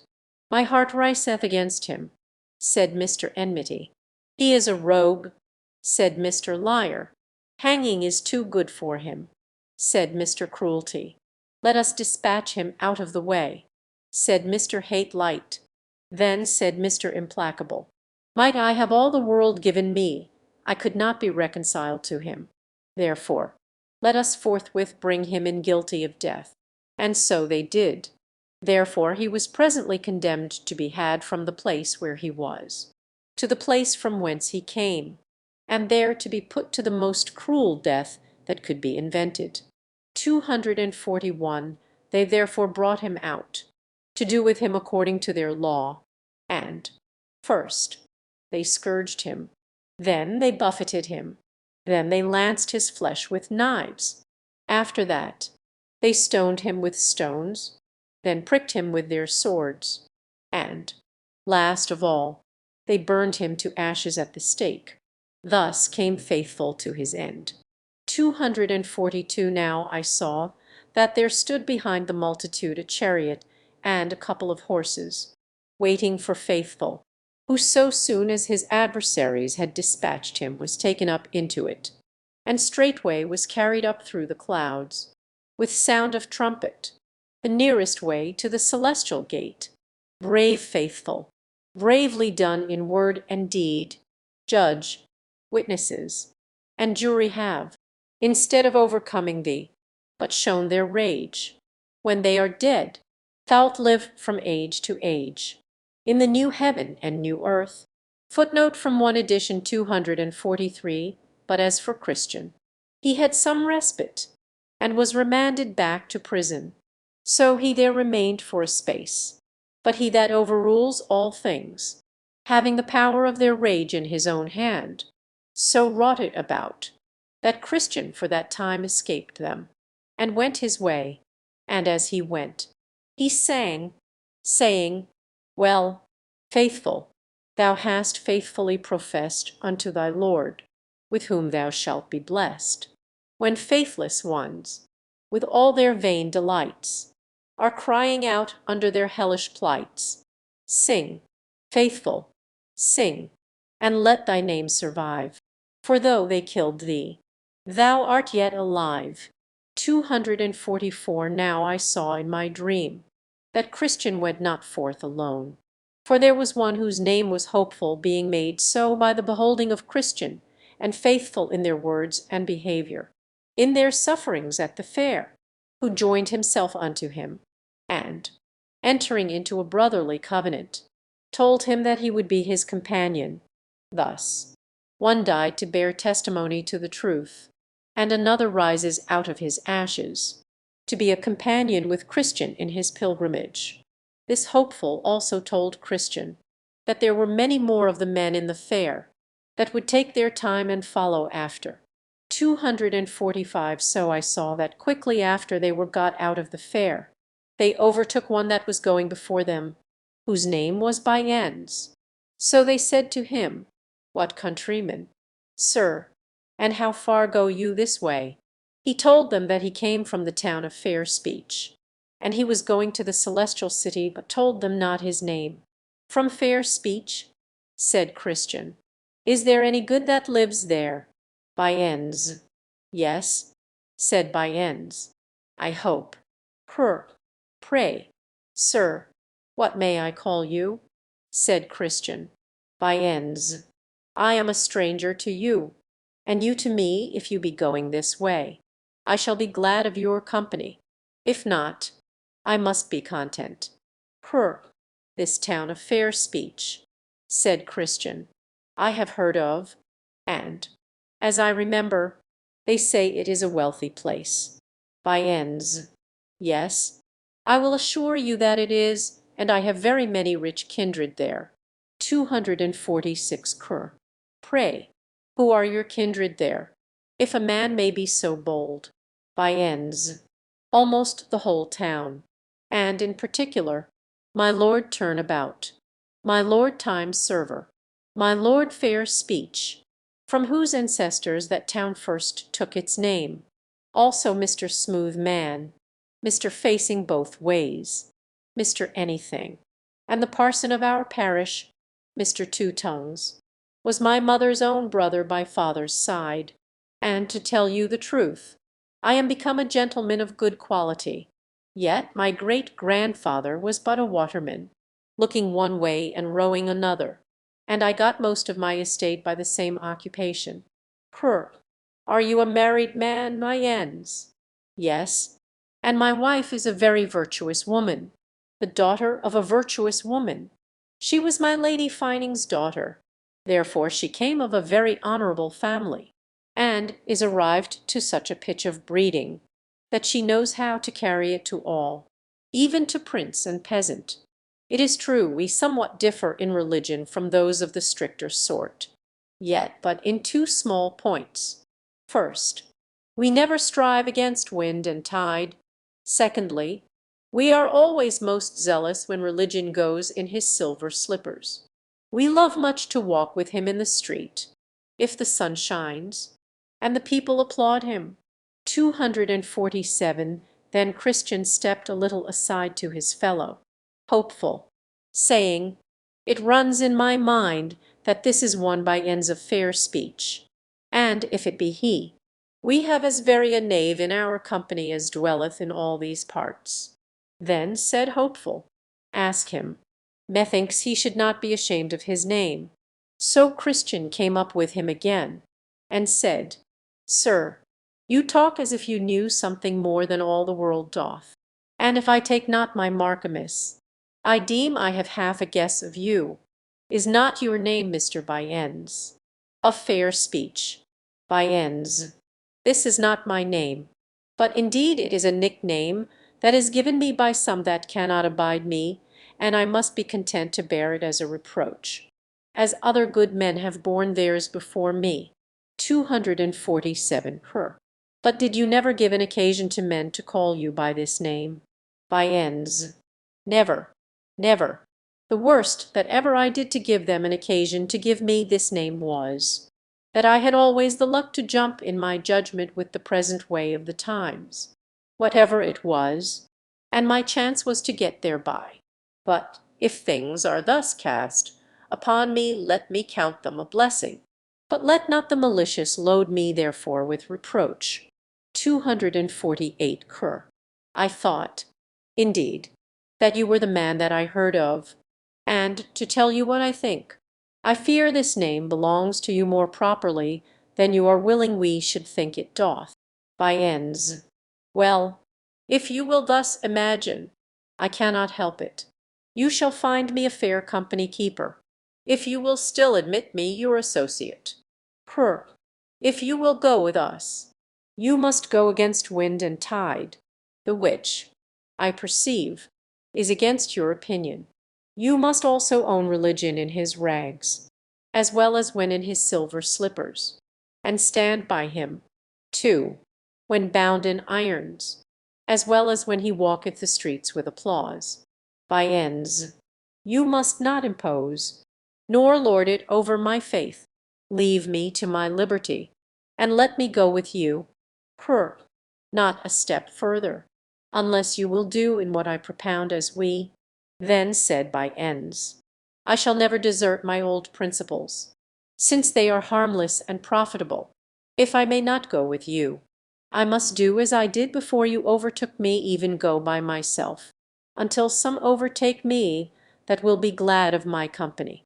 249. Now I saw in my dream that Christian and Hopeful forsook him, and kept their distance before him. But one of them looking back saw 3 men following Mr. By ends.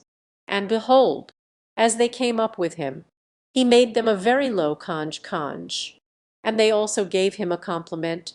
The men's names were Mr. Hold the World, Mr. Money Love, and Mr. Save All, men that Mr. By ends had formerly been acquainted with, for in their minority they were schoolfellows, and were taught by one Mr. Gripe Man, a schoolmaster in Love Gane, which is a market town in the county of Cofting, in the north.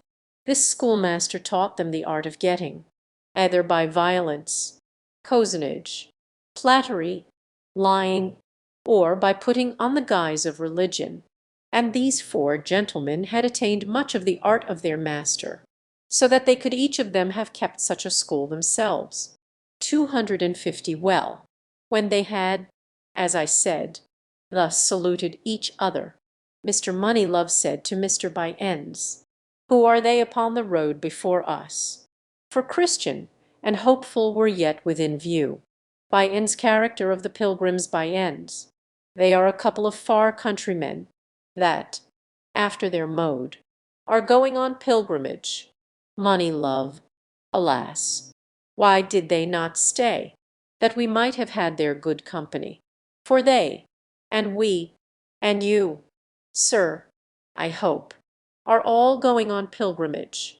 By ends, we are so, indeed, but the men before us are so rigid, and love so much their own notions, and do also so lightly esteem the opinions of others, that let a man be never so godly, yet if he jumps not with them in all things, they thrust him quite out of their company. 251. Save all.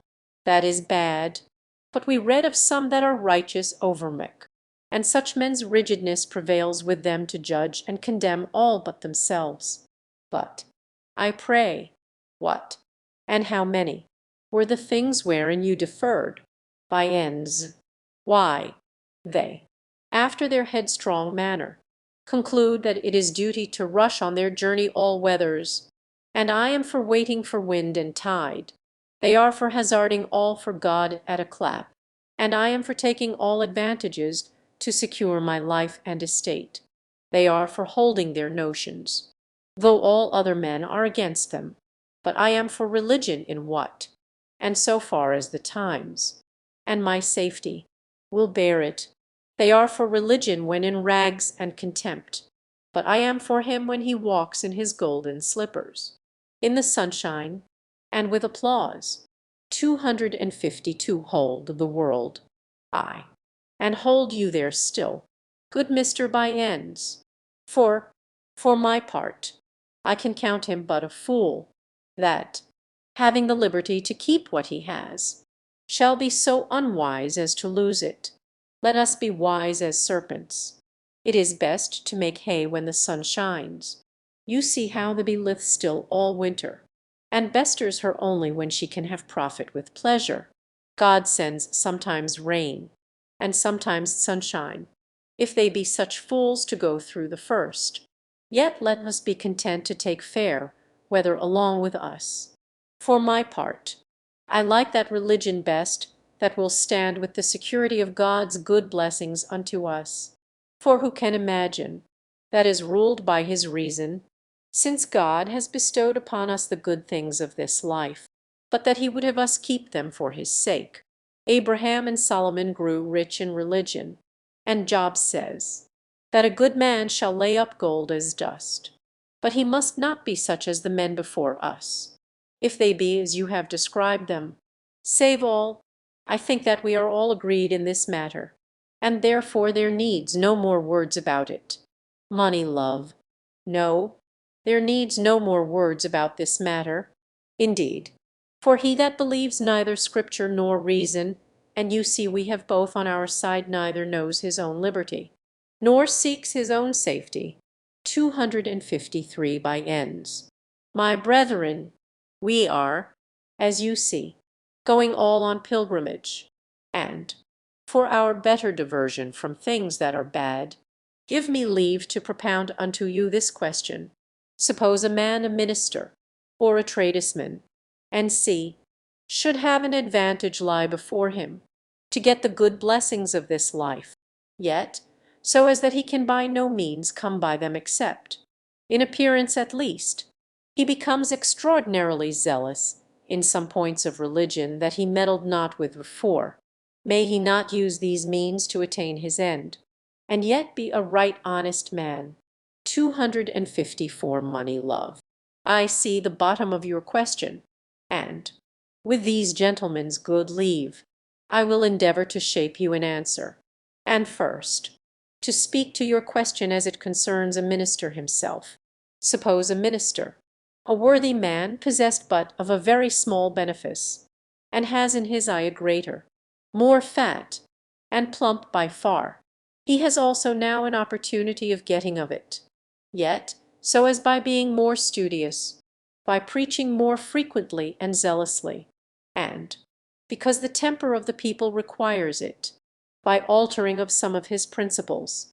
For my part, I see no reason but a man may do this, provided he has a call, ay, and more a great deal besides, and yet be an honest man. For why? 255 1. His desire of a greater benefice is lawful. This cannot be contradicted, since it is set before him by Providence. So then, he may get it, if he can, making no question for conscience sake. 256 2. Besides, his desire after that benefice makes him more studious, a more zealous preacher, and see, and so makes him a better man, yea, makes him better improve his parts, which is according to the mind of God. 257 3. Now, as for his complying with the temper of his people, by dissenting, to serve them, some of his principles, this are geth, 1, that he is of a self-denying temper, 2, of a sweet and winning deportment, and so 3 more fit for the ministerial function. 258 4. I conclude, then, that a minister that changes a small for a great should not, for so doing, be judged as covetous, but rather, since he has improved in his parts and industry thereby, be counted as one that pursues his call, and the opportunity put into his hands to do good. 259. And now to the second part of the question, which concerns the tradesman you mentioned. Suppose such a one to have but a poor employ in the world, but by becoming religious, he may mend his market, perhaps get a rich wife, or more and far better customers to his shop.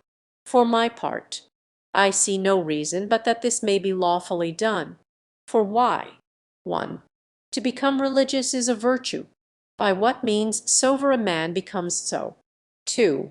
Nor is it unlawful to get a rich wife, or more custom to my shop. 3. Besides, the man that gets these by becoming religious, gets that which is good, of them that are good, by becoming good himself. So then here is a good wife, and good customers, and good gain, and all these by becoming religious, which is good. Therefore, to become religious, to get all these, is a good and profitable design.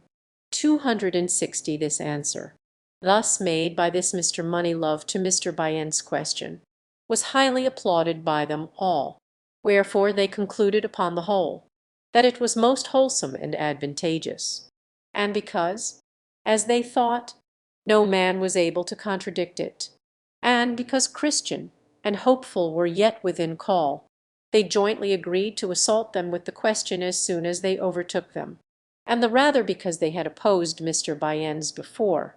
So they called after them, and they stopped, and stood still till they came up to them. But they concluded, as they went, that not Mr. Bayens, but old Mr. Hold the World, should propound the question to them, because, as they supposed, their answer to him would be without the remainder of that heat that was kindled betwixt Mr. Bayens and them, at their parting a little before, 260 so they came up to each other, and after a short salutation, Mr. Hold the World propounded the question to Christian and his fellow, and bid them to answer it if they could. Then said Christian, even a babe in religion may answer 10,000 such questions. For if it be unlawful to follow Christ for loaves, as it is in the 6th of John, how much more abominable is it to make of him and religion a stalking horse to get and enjoy the world? Nor do we find any other than heathens, hypocrites, devils, and witches, that are of this opinion. 261:1. Heathens, for when Hamor and Shechem had a mind to the daughter and cattle of Jacob, and saw that there was no way for them to come at them, but by becoming circumcised, they say to their companions, if every male of us be circumcised, as they are circumcised, shall not their cattle, and their substance, and every beast of theirs, be ours? Their daughter and their cattle were that which they sought to obtain, and their religion the stalking horse they made use of to come at them. Read the whole story. 262:2. The hypocritical Pharisees were also of this religion. Long prayers were their pretence, but to get widows' houses was their intent, and greater damnation was from God their judgment. 263:3. Judas the devil was also of this religion. He was religious for the bag, that he might be possessed of what was therein, but he was lost, cast away, and the very son of perdition. 264:4. Simon the which was of this religion too, for he would have had the Holy Ghost, that he might have got money therewith, and his sentence from Peter's mouth was according. 265:5. Neither will it out of my mind, but that man that takes up religion for the world will throw away religion for the world, for so surely as Judas resigned the world in becoming religious, so surely did he also sell religion and his master for the same. To answer the question, therefore, affirmatively, as I perceive you have done, and to accept it as authentic, such answer is both heathenish, hypocritical, and devilish, and your reward will be according to your works. Then they stood staring one upon another, but had not wherewith to answer Christian. Hopeful also approved of the soundness of Christian's answer. So there was a great silence among them. Mr. Bayens and his company also staggered and kept behind, that Christian and Hopeful might outgo them. Then said Christian to his fellow, if these men cannot stand before the sentence of men, what will they do with the sentence of God? And if they are mute when dealt with by vessels of clay, what will they do when they shall be rebuked by the flames of a devouring fire? 266. Then Christian and Hopeful outwent them again, and went till they came to a delicate plain called Ease, where they went with much content. But that plain was but narrow, so they were quickly got over it. Now at the further side of that plain was a little hill called Luckery, and in that hill a silver mine, which some of them that had formerly gone that way, because of the rarity of it, had turned aside to see, but going too near the brink of the pit, the ground being deceitful under them, broke, and they were slain. Some also had been maimed there, and could not, to their dying day, be their own men again. 267. Then I saw in my dream that a little off the road, over against the silver mine, stood Demas gentlemanlike to call to passengers to come and see, who said to Christian and his fellow, Ho, turn aside hither, and I will show you a thing.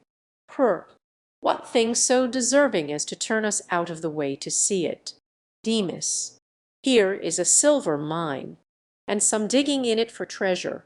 If you will come, with a little pains you may richly provide for yourselves. 268 Hope. Then said Hopeful, Let us go see. Not I, said Christian. I have heard of this place before now, and how many have there been slain. And besides that, treasure is a snare to those that seek it, for it hindereth them in their pilgrimage. Then Christian called to Demas, saying, Is not the place dangerous? Hath it not hindered many in their pilgrimage? Demas, not very dangerous, except to those that are careless. But withal, he blushed as he spake.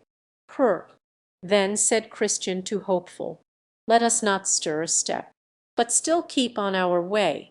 Hope, I will warrant you, when by ends comes up, if he hath the same invitation as we, he will turn in thither to see.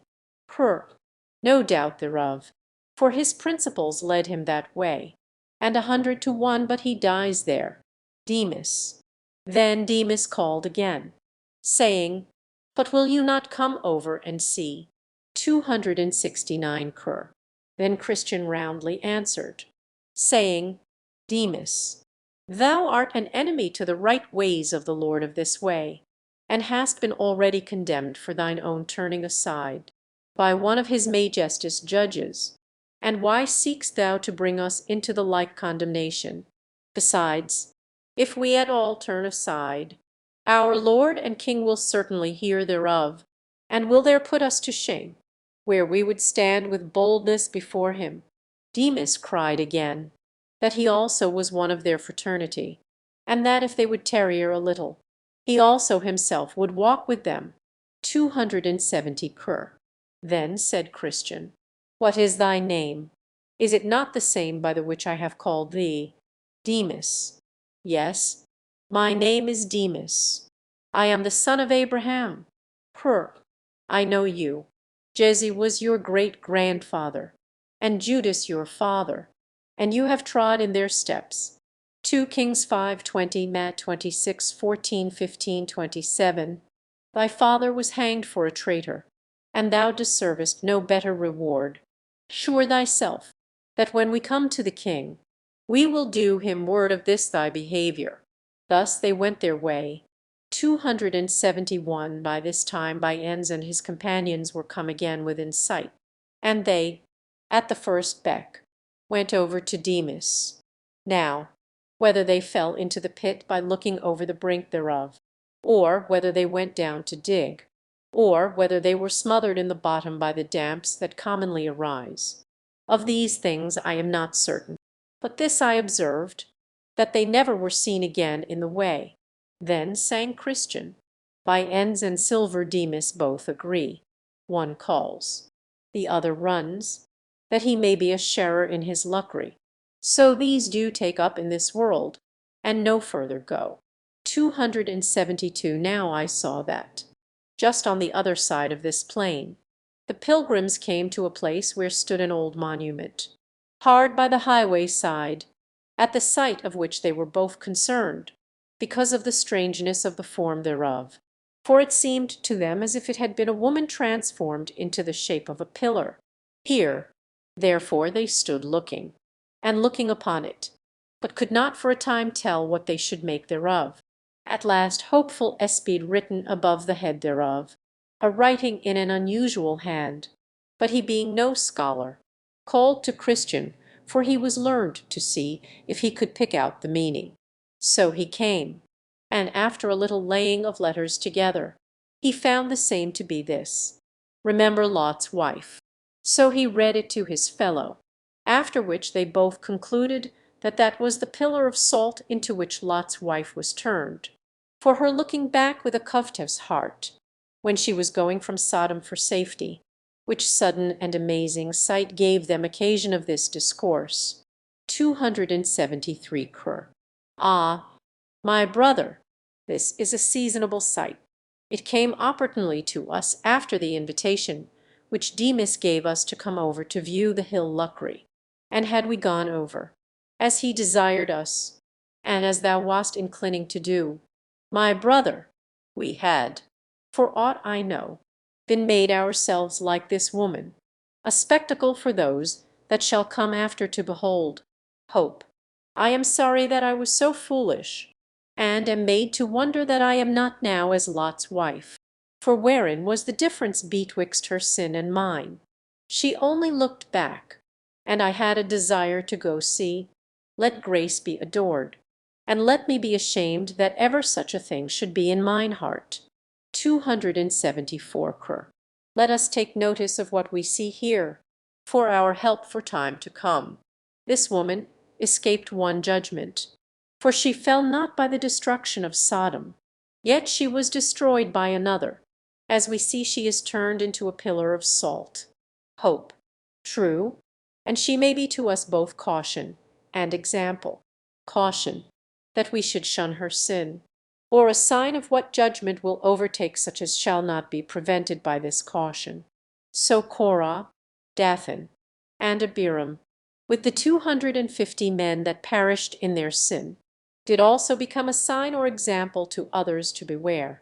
But above all, I muse at one thing, to wit, how Demas and his fellows can stand so confidently yonder to look for that treasure, which this woman, but for looking behind her after. For we read not that she stepped 1 foot out of the way was turned into a pillar of salt, especially since the judgment which overtook her did make her an example, within sight of where they are, for they cannot choose but see her, did they but lift up their eyes. 275. It is a thing to be wondered at, and it argueth that their hearts are grown desperate in the case, and I cannot tell who to compare them to so fitly, as to them that pick pockets in the presence of the judge, or that will cut purses under the gallows. It is said of the men of Sodom, that they were sinners exceedingly, because they were sinners before the Lord, that is, in his eyesight, and notwithstanding the kindnesses that he had showed them. General 13:13. For the land of Sodom was now like the Garden of Eden heretofore. This, therefore, provoked him the more to jealousy, and made their plague as hot as the fire of the Lord out of heaven could make it. And it is most rationally to be concluded, that such, even such as these are, that shall sin in the sight, yea, and that too in despite of such examples that are set continually before them, to caution them to the contrary, must be partakers of severest judgments. Hope, doubtless thou hast said the truth, but what a mercy is it, that neither thou, but especially I, am not made myself this example. This ministereth occasion to us to thank God, to fear before him, and always to remember Lot's wife. 276 I saw, then, that they went on their way to a pleasant river, which David the king called the river of God, but John, the river of the water of life. Now their way lay just upon the bank of the river. Here, therefore, Christian and his companion walked with great delight. They drank also of the water of the river, which was pleasant, and enlivening to their weary spirits. Besides, on the banks of this river, on either side, were green trees, that bore all manner of fruit, and the leaves of the trees were good for medicine. With the fruit of these trees they were also much delighted, and the leaves they eat to prevent surfites, and other diseases that are incident to those that heat their blood by travels. On either side of the river was also a meadow, curiously bountified with lilies, and it was green all the year long. In this meadow they lay down and slept, for here they might lie down safely. When they awoke, they gathered again of the fruit of the trees, and drank again of the water of the river, and then lay down again to sleep. 23 Isa 14:30. Thus they did several days and nights. Then they sang, "Behold ye how these crystal streams do glide, to comfort pilgrims by the highway side.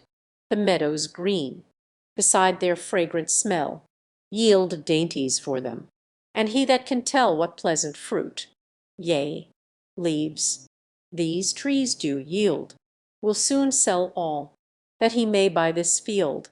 So when they were disposed to go on, for they were not, as yet, at their journey's end, they ate and drank, and departed, 277 now.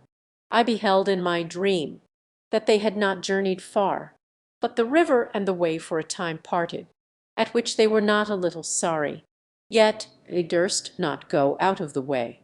Now the way from the river was rough, and their feet tender, by reason of their travels. So the souls of the pilgrims were much discouraged because of the way. Wherefore, still as they went on, they wished for better way. Now, a little before them, there was on the left hand of the road a meadow, and a stile to go over into it, and that meadow is called by path meadow. Then said Christian to his fellow, "If this meadow live along by our wayside, let us go over into it." Then he went to the stile to see, and behold, a path lay along by the way, on the other side of the fence. "It is according to my wish," said Christian. "Here is the easiest going. Come, good Hopeful, and let us go over." 278 Hope. "But how if this path should lead us out of the way?" "That is not like," said the other. "Look, doth it not go along by the wayside?" So Hopeful, being persuaded by his fellow, went after him over the stile. When they were gone over, and were got into the path, they found it very easy for their feet, and withal they, looking before them, espied a man walking as they did, and his name was Vain Confidence. So they called after him, and asked him whither that way led. He said, "To the celestial gate." "Look," said Christian, "did not I tell you so? By this you may see we are right." So they followed, and he went before them. But, behold, the night came on, and it grew very dark, so that they that were behind lost the sight of him that went before. 279 he, therefore, that went before, Vain Confidence by name, not seeing the way before him, fell into a deep pit, which was on purpose there made, by the prince of those grounds, to catch vainglorious fools withal, and was dashed in pieces with his fall. 280 now Christian, and his fellow heard him fall. So they called to know the matter, but there was none to answer, only they heard a groaning.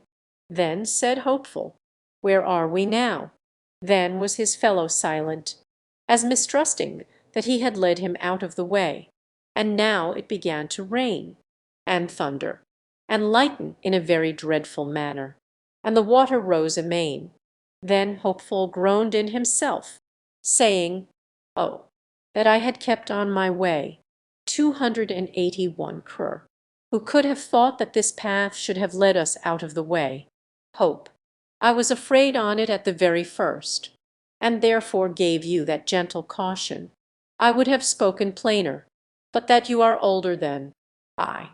Christian's repentance for leading of his brother out of the way. Good brother, be not offended. I am sorry I have brought thee out of the way, and that I have put thee into such imminent danger. Pray, my brother, forgive me, I did not do it of an evil intent.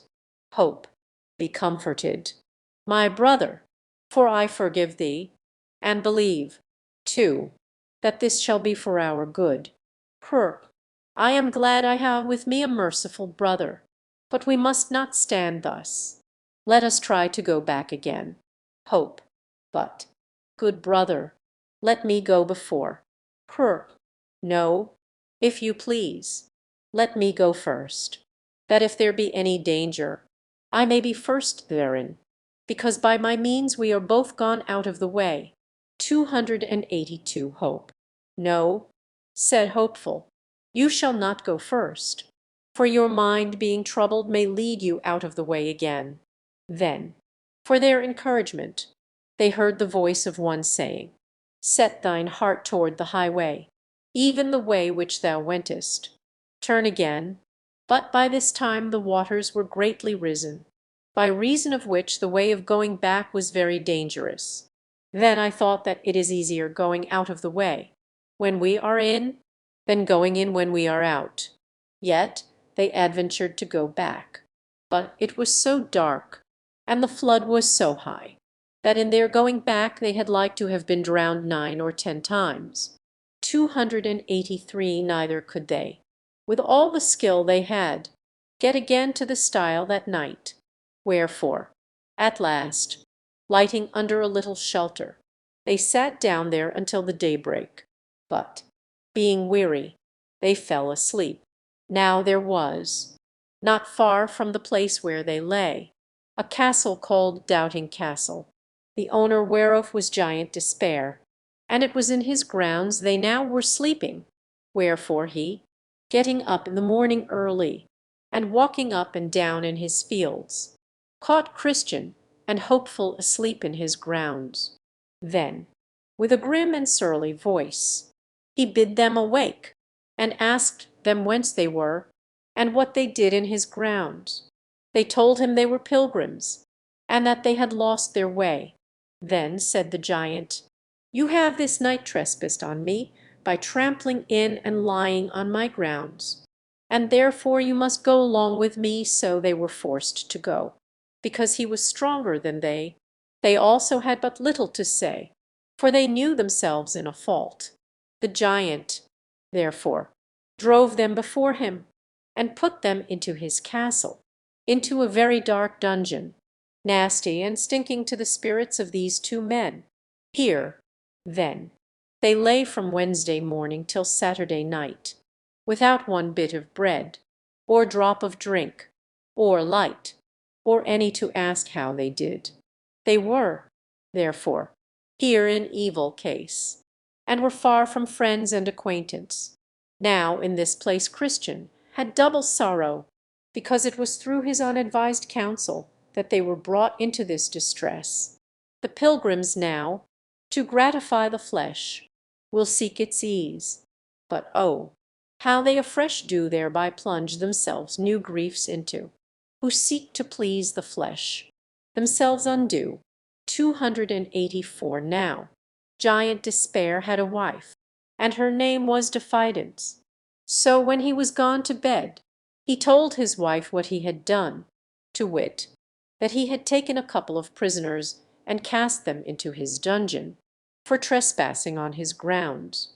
Then he asked her also what he had best to do further to them. So she asked him what they were, whence they came, and whither they were bound. And he told her. Then she counselled him that when he arose in the morning he should beat them without any mercy.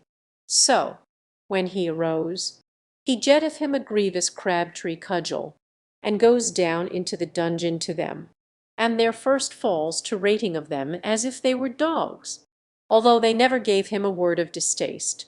Then he falls upon them, and beats them fearfully, in such sort that they were not able to help themselves, or to turn them upon the floor. This done, he withdraws and leaves them there to condole their misery and to mourn under their distress. So all that day they spent the time in nothing but sighs and bitter lamentations. The next night, she, talking with her husband about them further, and understanding they were yet alive, did advise him to counsel them to make away themselves.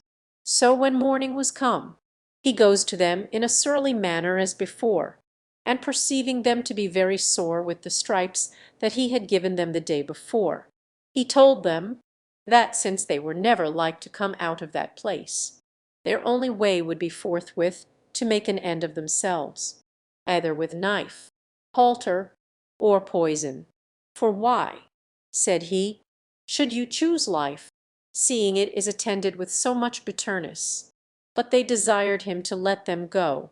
With that he looked ugly upon them, and, rushing to them, had doubtless made an end of them himself, but that he fell into one of his fits. For he sometimes, in sunshiny weather, fell into fits, and lost for a time the use of his hand, wherefore he withdrew, and left them as before, to consider what to do. Then did the prisoners consult between themselves whether it was best to take his counsel or no, and thus they began to discourse. 285. Brother, said Christian, what shall we do? The life that we now live is miserable. For my part, I know not whether is best, to live thus, or to die out of hand. My soul chooseth strangling rather than life, and the grave is more easy for me than this dungeon. Shall we be ruled by the giant? 286. Hope. Indeed, our present condition is dreadful, and death would be far more welcome to me than thus for ever to abide. But yet, let us consider, the lord of the country to which we are going hath said, Thou shalt do no murder. No, not to another man's person. Much more, then, are we forbidden to take his counsel to kill ourselves. Besides, he that kills another can but commit murder upon his body. But for one to kill himself is to kill body and soul at once. And, moreover, my brother, thou talkest of ease in the grave, but hast thou forgotten the hell? For certain the murderers go. For no murderer hath eternal life. And see, and let us consider, again, that all the law is not in the hand of giant Despair. Others, so far as I can understand, have been taken by him, as well as we, and yet have escaped out of his hand. Who knows? But the God that made the world may cause that giant Despair may die, or that, at some time or other, he may forget to lock us in, or that he may, in a short time, have another of his fits before us, and may lose the use of his limbs. And if ever that should come to pass again, for my part, I am resolved to pluck up the heart of a man, and to try my utmost to get from under his hand. I was a fool that I did not try to do it before. But, however, my brother, let us be patient, and endure a while. The time may come that may give us a happy release. But let us not be our own murderers. With these words Hopeful at present did moderate the mind of his brother. So they continued together in the dark that day, in their sad and doleful condition. 287. Well, towards evening, the giant goes down into the dungeon again, to see if his prisoners had taken his counsel. But when he came there he found them alive, and truly, alive was all. For now, what for want of bread and water, and by reason of the wounds they received when he beat them, they could do little but breathe. But, I say, he found them alive, at which he fell into a grievous rage, and told them that, seeing they had disobeyed his counsel, it should be worse with them than if they had never been born. 288. At this they trembled greatly, and I think that Christian fell into a swoon. But, coming a little to himself again, they renewed their discourse about the giant's counsel, and whether yet they had best to take it or no. Now Christian again seemed to be for doing it, but Hopeful made his second reply as followeth. 289. Hope. My brother, said he, rememberest thou not how valiant thou hast been heretofore? Apollyon could not crush thee, nor could all that thou didst hear, or see, or feel, in the valley of the shadow of death. What hardship, terror, and amazement hast thou already gone through, and art thou now nothing but fear? Thou seest that I am in the dungeon with thee, a far weaker man by nature than thou art. Also, this giant has wounded me as well as thee, and hath also cut off the bread and water from my mouth, and with thee I mourn without the light. But let us exercise a little more patience. Remember how thou playedst the man at Vanity Fair, and wast neither afraid of the chain, nor cage, nor yet of bloody death. Wherefore let us at least, to avoid the shame, that becomes not a Christian to be found and bear up with patience as well as we can. 290 Now, night being come again, and the giant and his wife being in bed, she asked him concerning the prisoners, and if they had taken his counsel, to which he replied, They are sturdy rogues. They choose rather to bear all hardship than to make away themselves. Then said she, Take them into the castle yard to-morrow, and show them the bones and skulls of those that thou hast already dispatched, and make them believe, ere a week comes to an end. Thou also wilt tear them in pieces, as thou hast done their fellows before them. 291 So when the morning was come, the giant goes to them again, and takes them into the castle yard, and shows them, as his wife had bidden him. These, said he, were pilgrims as you are, once, and they trespassed in my grounds, as you have done, and when I thought fit, I tore them in pieces. And so, within 10 days, I will do you.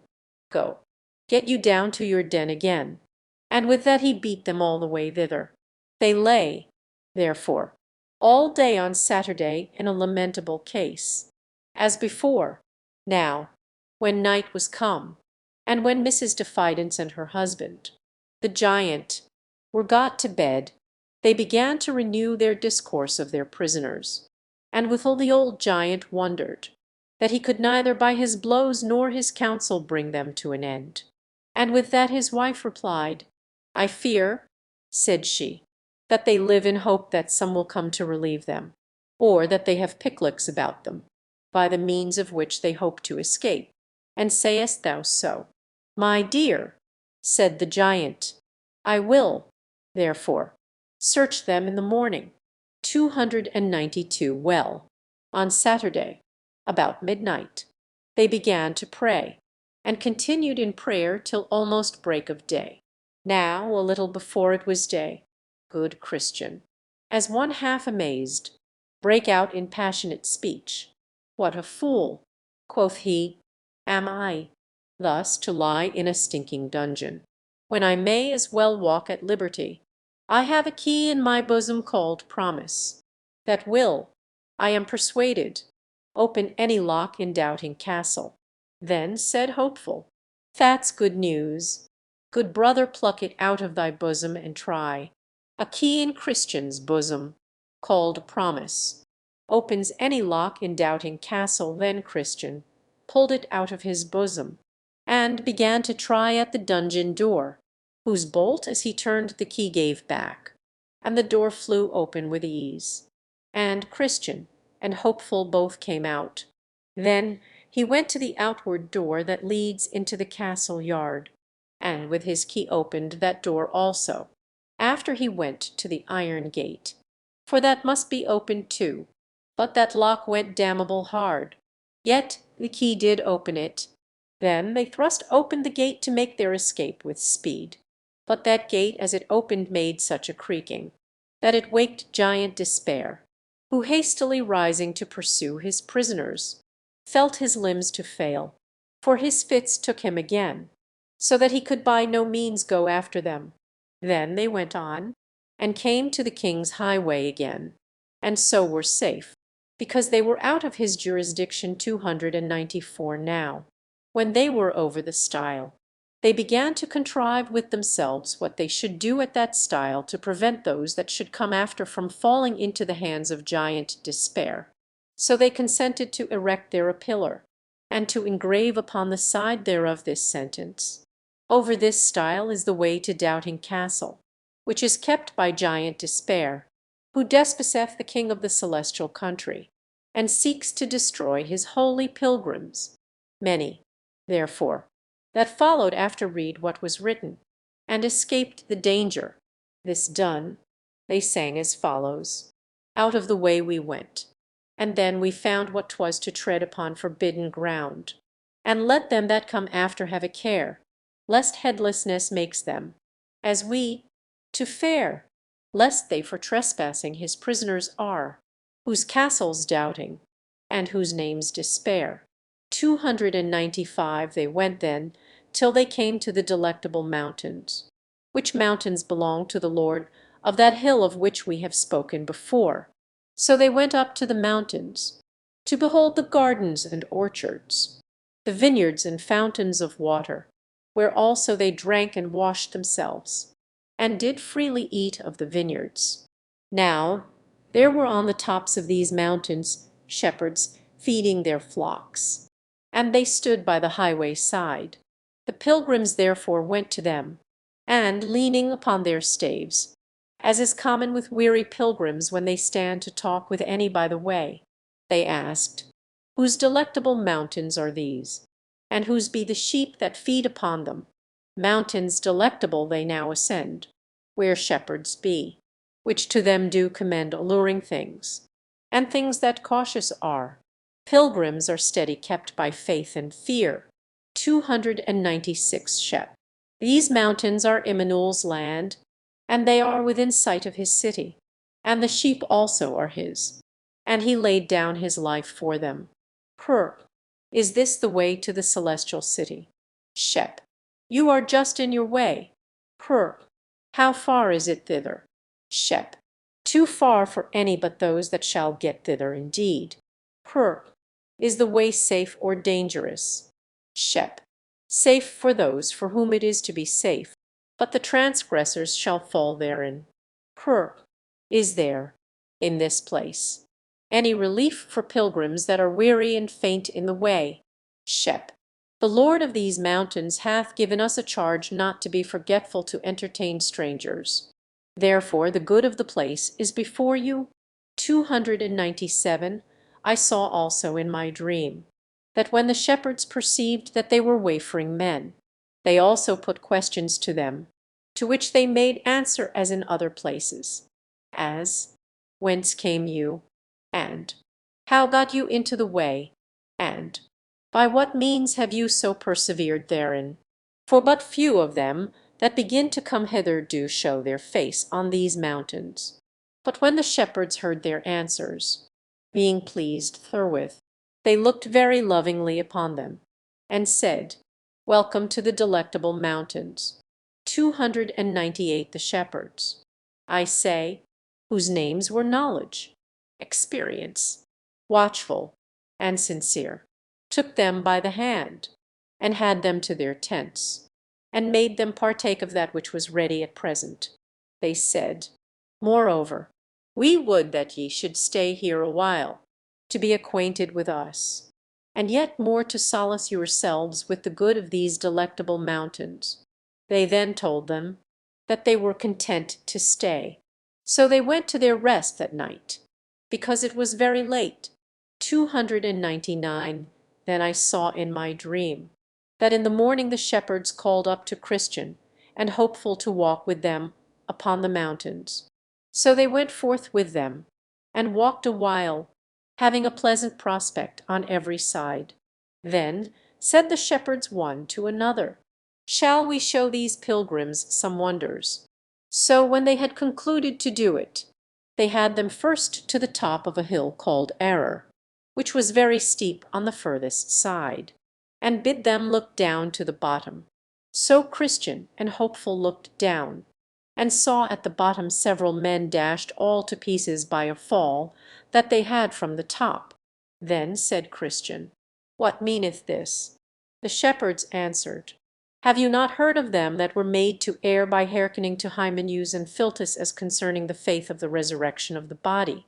They answered, Yes. Then said the shepherds, Those that you see lie dashed in pieces at the bottom of this mountain are they, and they have continued to this day unbreed, as you see, for an example to others to take heed how they clamber too high, or how they come too near the brink of this mountain. 300 Then I saw that they had them to the top of another mountain, and the name of that is Caution, and bid them look afar off, which, when they did, they perceived, as they thought, several men walking up and down among the tombs that were there. And they perceived that the men were blind, because they stumbled sometimes upon the tombs, and because they could not get out from among them. Then said Christian, What means this? 301 The shepherds then answered, Did you not see a little below these mountains a stile that led into a meadow on the left hand of this way? They answered, Yes.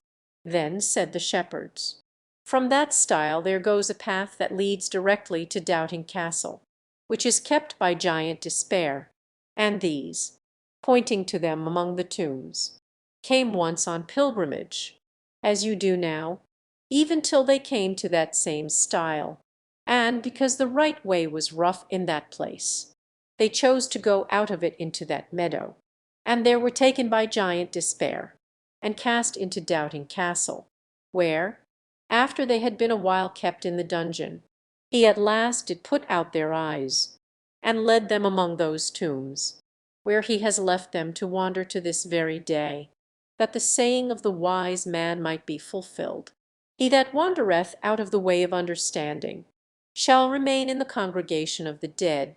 Then Christian and Hopeful looked upon one another, with tears gushing out, but yet said nothing to the shepherds. 302 Then I saw in my dream that the shepherds had them to another place, in a bottom, where was a door in the side of a hill, and they opened the door, and bid them look in. They looked in, therefore, and saw that within it was very dark and smoky. They also thought that they heard there a rumbling noise as of fire, and a cry of some tormented, and that they smelt the scent of brimstone. Then said Christian, What means this? The shepherds told them, This is a byway to hell, a way that hypocrites go in at, namely, such as sell their birthright, with Esau, such as sell their master, with Judas, such as blaspheme the gospel, with Alexander, and that lie and dissemble, with Ananias and Sapphira his wife. Then said Hopeful to the shepherds, I perceive that these had on them, even every one, a show of pilgrimage, as we have now. Had they not 303 shep? Yes, and held it a long time too. Hope. How far might they go on in pilgrimage in their day, since they notwithstanding were thus miserably cast away? Shep. Some further, and some not so far, as these mountains. Then said the pilgrims one to another, We have need to cry to the strong for strength. Shep. Ay, and you will have need to use it when you have it. 2. 304 By this time the pilgrims had a desire to go forward, and the shepherds a desire they should. So they walked together towards the end of the mountains. Then said the shepherds one to another, Let us here show to the pilgrims the gates of the celestial city, if they have skill to look through our perspective glass. The pilgrims then lovingly accepted the motion. So they had them to the top of a high hill, called Clear, and gave them their glass to look. 305 Then they essayed to look, but the remembrance of that last thing that the shepherds had shown them made their hands shake, by means of which impediment they could not look steadily through the glass. Yet they thought they saw something like the gate, and also some of the glory of the place. Then they went away, and sang this song, thus: By the shepherds, secrets are revealed, which from all other men are kept concealed. Come to the shepherds. Then, if you would see things deep, things hid, and that mysterious be. 306 When they were about to depart, one of the shepherds gave them a note of the way. Another of them bid them beware of the flatterer. The third bid them take heed that they sleep not upon the enchanted ground. And the fourth bid them Godspeed. So I awoke from my dream. 307 And I slept, and dreamed again, and saw the same two pilgrims going down the mountains along the highway towards the city. Now, a little below these mountains, on the left hand, lieth the country of Conceit, from which country there comes into the way in which the pilgrims walked a little crooked lane. Here, therefore, they met with a very brisk lad, that came out of that country, and his name was Ignorance. So Christian asked him from what parts he came, and whither he was going. 308 Ignor. Sir, I was born in the country that lieth off there a little on the left hand, and I am going to the celestial city.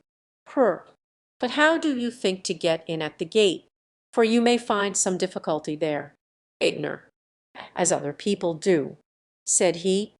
But what have you to show at that gate, that may cause that the gate should be opened to you? Ignor. I know my Lord's will, and I have been a good liver. I pay every man his own. I pray, fast, pay tithes, and give alms, and have left my country for whither I am going. 309 Cur. But thou camest not in at the wicket gate that is at the head of this way. Thou camest in hither through that same crooked lane. And therefore, I fear, however thou mayest think of thyself, when the reckoning day shall come, thou wilt have laid to thy charge that thou art a thief and a robber, instead of getting admittance into the city. Ignor. Gentlemen, ye be utter strangers to me, I know you not. Be content and follow the religion of your country, and I will follow the religion of mine. I hope all will be well. And as for the gate that you talk of, all the world knows that that is a great way off of our country. I cannot think that any man in all our parts doth so much as know the way to it, nor need they matter whether they do or no, since we have, as you see, a fine, pleasant green lane that comes down from our country, the next way into the way. 310 When Christian saw that the man was wise in his own conceit, he said to Hopeful, whisperingly, There is more hope of a fool than of him, and said, Moreover, when he that is a fool walketh by the way, his wisdom faileth him, and he saith to every one that he is a fool. What?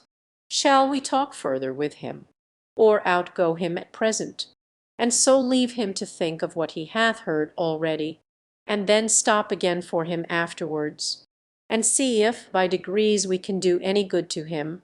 Then said Hopeful, Let ignorance a little while now muse on what is said, and let him not refuse good counsel to embrace, lest he remain still ignorant of what's the chiefest gain. God saith, those that no understanding have, although he made them he will not save. Hope. He further added, It is not good, I think, to say all to him at once. Let us pass him by, if you will, and talk to him anon, even as he is able to bear it. 311 So they both went on, and ignorance he came after.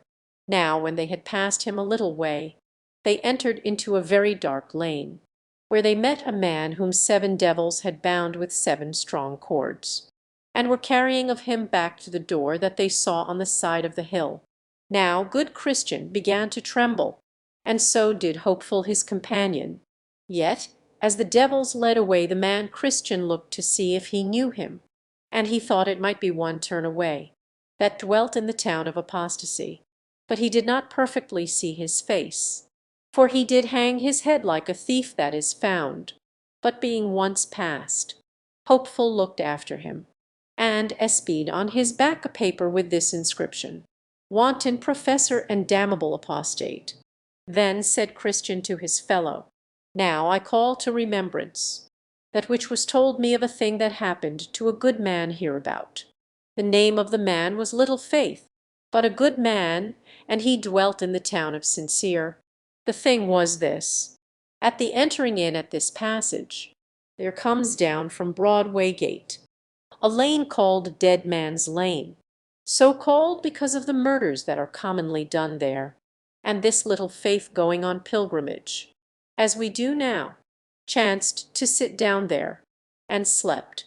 Now there happened, at that time, to come down the lane from Broadway Gate 3 sturdy rogues, and their names were Faint Heart, Mistrust, and Guilt, 3 brothers, and they espying Little Faith where he was, came galloping up with speed. Now the good man was just awake from his sleep, and was getting up to go on his journey. So they came up all to him, and with threatening language bid him stand. At this Little Faith looked as white as a clout, and had neither power to fight nor fly. Then said Faint Heart, Deliver thy purse. But he making no haste to do it, for he was loath to lose his money, Mistrust ran up to him, and thrusting his hand into his pocket, pulled out thence a bag of silver.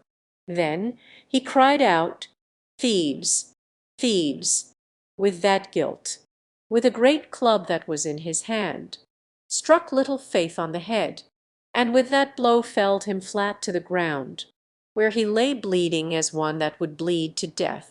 All this while the thieves stood by.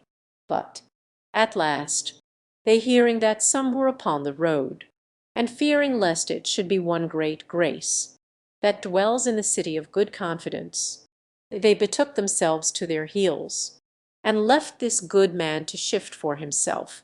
Now, after a while, Little Faith came to himself, and getting up, made shift to scrabble on his way. This was the story. 312 Hope. But did they take from him all that ever he had? No, the place where his jewels were they never ransacked. So those he kept still.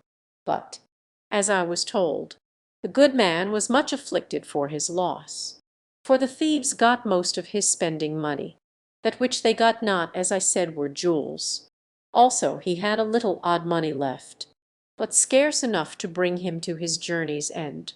Nay, if I was not misinformed, he was forced to beg as he went, to keep himself alive, for his jewels he might not sell, but beg, and do what he could. He went, as we say, with many a hungry belly, the most part of the rest of the way. 313 Hope. But is it not a wonder they got not from him his certificate, by which he was to receive his admittance at the celestial gate? It is a wonder, but they got not that, though they missed it not through any good cunning of his. For he, being dismayed with their coming upon him, had neither power nor skill to hide anything. So it was more by good providence than by his endeavour that they missed of that good thing. 314 Hope. But it must needs be a comfort to him that they got not his jewels from him. It might have been great comfort to him, had he used it as he should, but they that told me the story said that he made but little use of it all the rest of the way, and that because of the dismay that he had in the taking away his money, indeed, he forgot it a great part of the rest of his journey, and besides, when at any time it came into his mind, and he began to be comforted therewith, then would fresh thoughts of his loss come again upon him, and those thoughts would swallow up all. 315 Hope. Alas, poor man, this could not but be a great grief to him. Grief. Ay, a grief indeed. Would it not have been so to any of us, had we been used as he, to be robbed, and wounded too, and that in a strange place, as he was?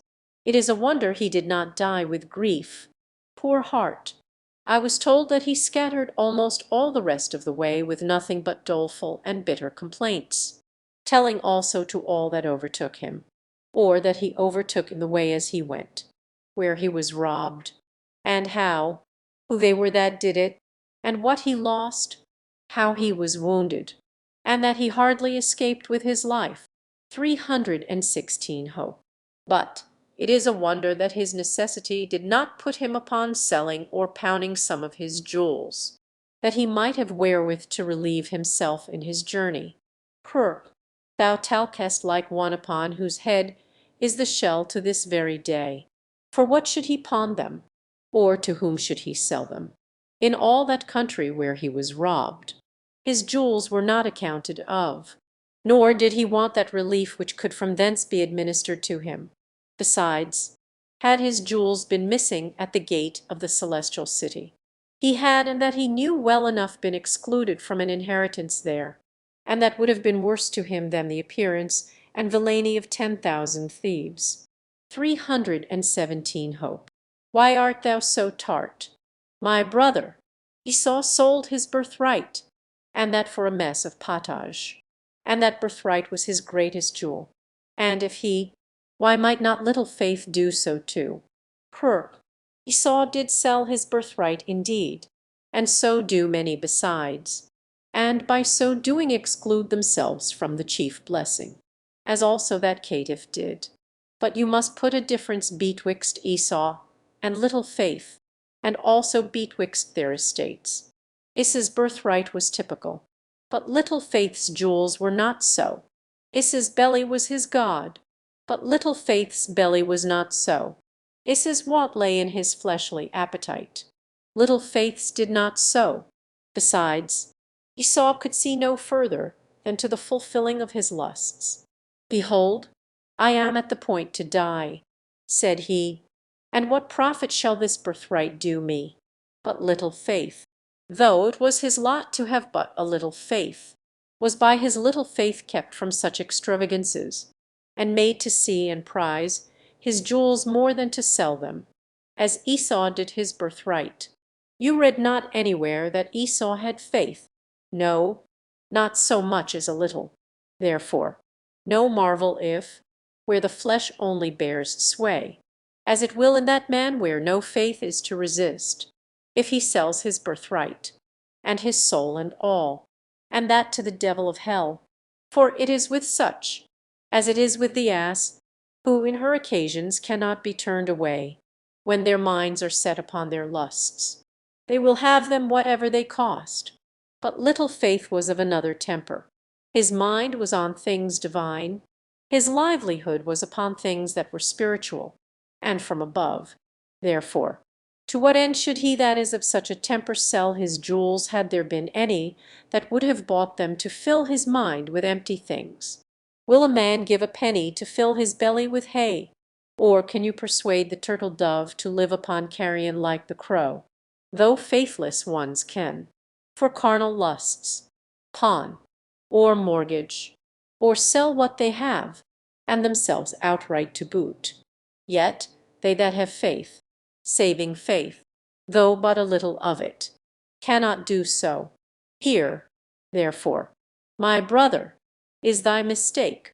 318 Hope. I acknowledge it, but yet your severe reflection had almost made me angry.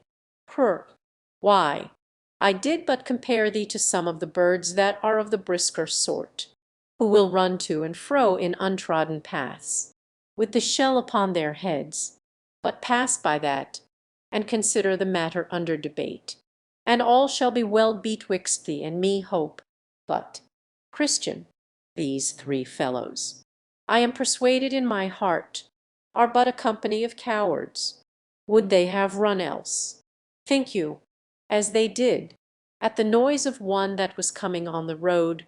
Why did not little faith pluck up a greater heart?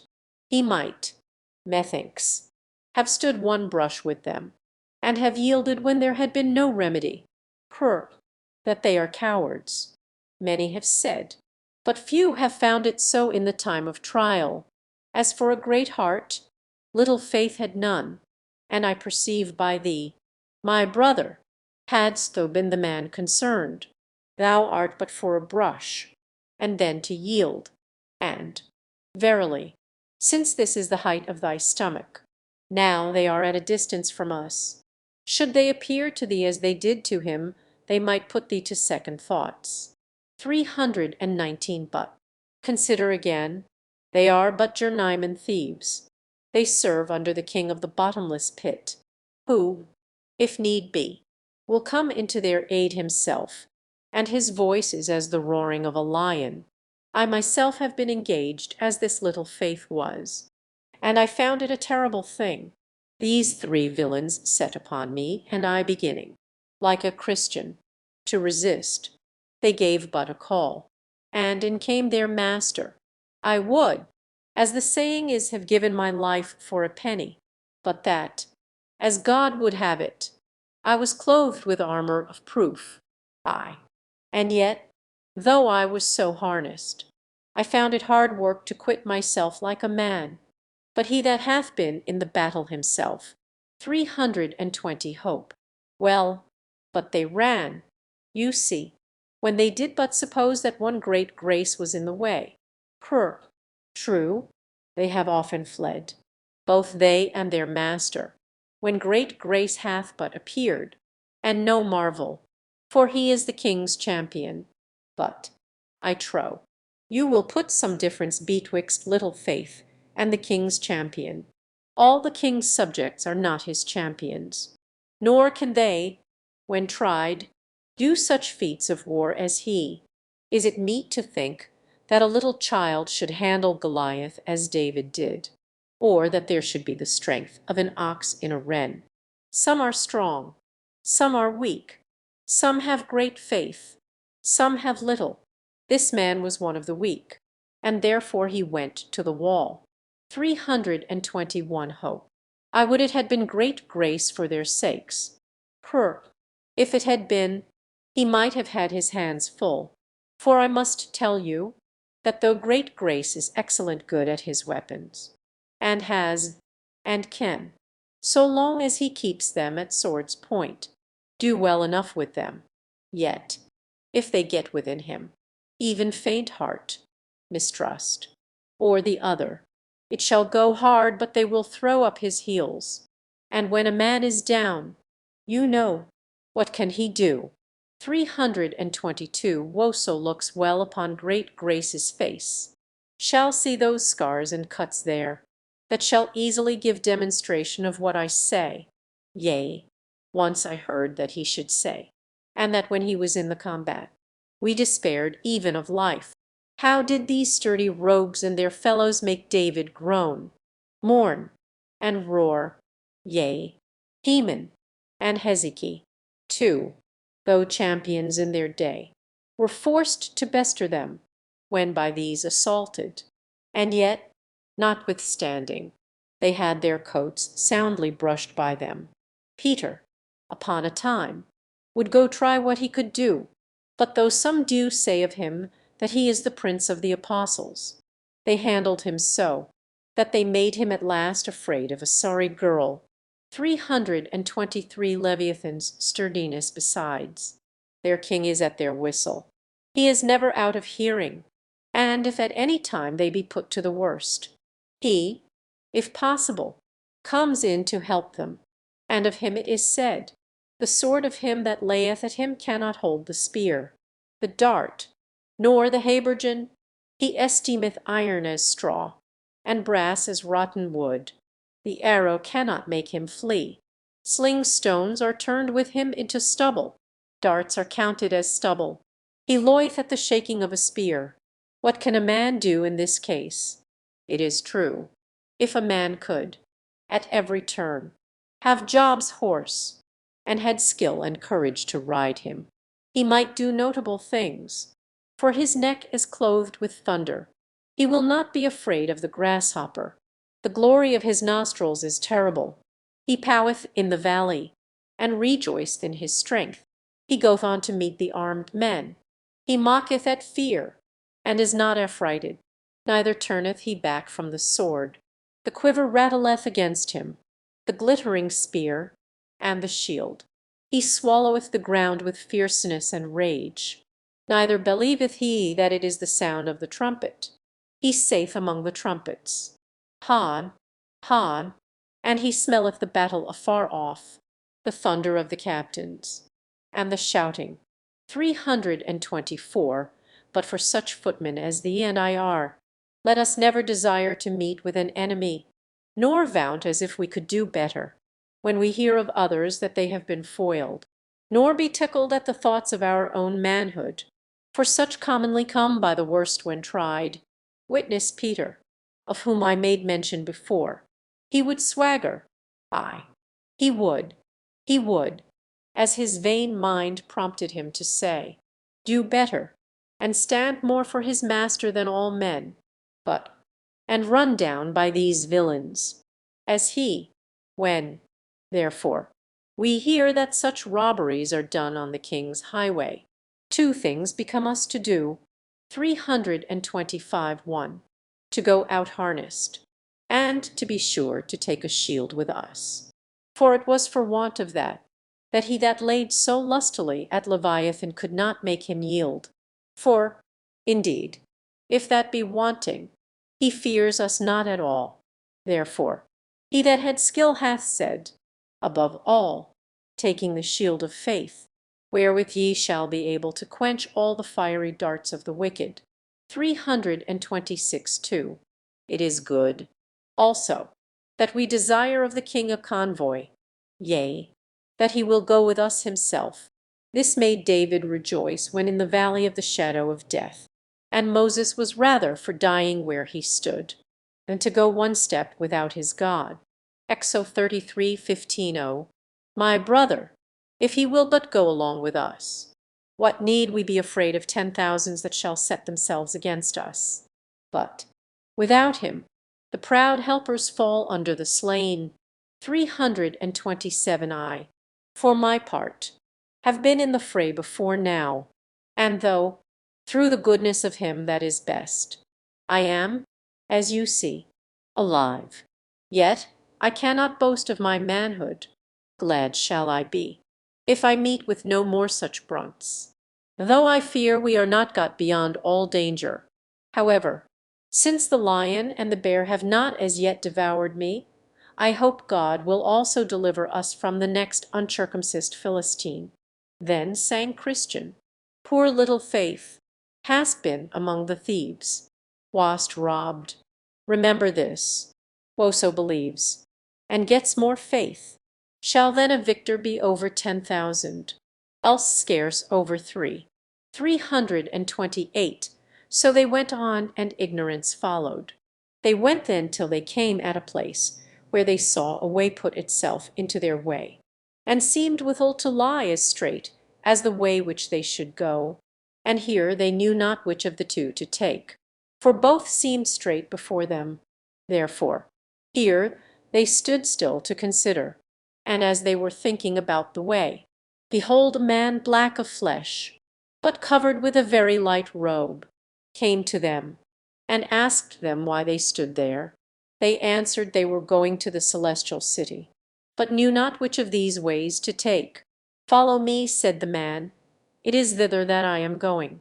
So they followed him in the way that but now came into the road, which by degrees turned, and turned them so from the city that they desired to go to, that, in little time, their faces were turned away from it.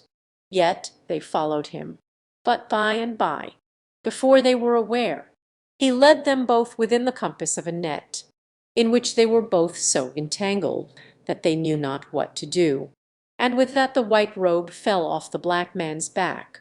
Then they saw where they were, wherefore there they lay crying some time, for they could not get themselves out. 329 Cur. Then said Christian to his fellow, now do I see myself in error. Did not the shepherds bid us beware of the flatterers? As is the saying of the wise man, so we have found it this day. A man that flattereth his neighbor spreadeth a net for his feet. Hope. They also gave us a note of directions about the way, for our more sure finding thereof. But therein we have also forgotten to read, and have not kept ourselves from the paths of the destroyer. Here David was wiser than we. For, saith he, concerning the works of men, by the word of thy lips, I have kept me from the paths of the destroyer. Thus they lay boiling themselves in the net. At last they espied a shining one coming towards them with a whip of small cord in his hand.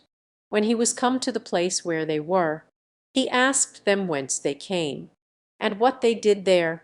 They told him that they were poor pilgrims going to Zion, but were led out of their way by a black man clothed in white, who bid us, said they, follow him, for he was going thither too. Then said he with the whip, it is flatterer, a false apostle, that hath transformed himself into an angel of light. Prov 29:5 Dan 11:32 2 Cor 11:13-14. So he rent the net, and let the men out. Then said he to them, follow me, that I may set you in your way again. So he led them back to the way which they had left to follow the flatterer. Then he asked them, saying, "Where did you lie the last night?" They said, "With the shepherds upon the Delectable Mountains." He asked them then if they had not of those shepherds a note of direction for the way. They answered, "Yes." "But did you," said he, "when you were at a stand, pluck out and read your note?" They answered, "No." He asked them, "Why?" They said, they forgot. He asked, moreover, if the shepherds did not bid them beware of the flatterer. They answered, "Yes." "But we did not imagine," said they, "that this fine-spoken man had been he. 330 then I saw in my dream that he commanded them to lie down, which, when they did, he chastised them sore, to teach them the good way wherein they should walk. And as he chastised them, he said, As many as I love, I rebuke and chasten. Be zealous, therefore, and repent." This done, he bid them go on their way, and take good heed to the other directions of the shepherds. So they thanked him for all his kindness, and went softly along the right way, singing, "Come hither, you that walk along the way, see how the pilgrims fare that go astray. They catched are in an entangling net, cause they good counsel lightly did forget. 'Tis true they rescued were, but yet you see, fire scourged to boot. Let this your caution be." 331 now.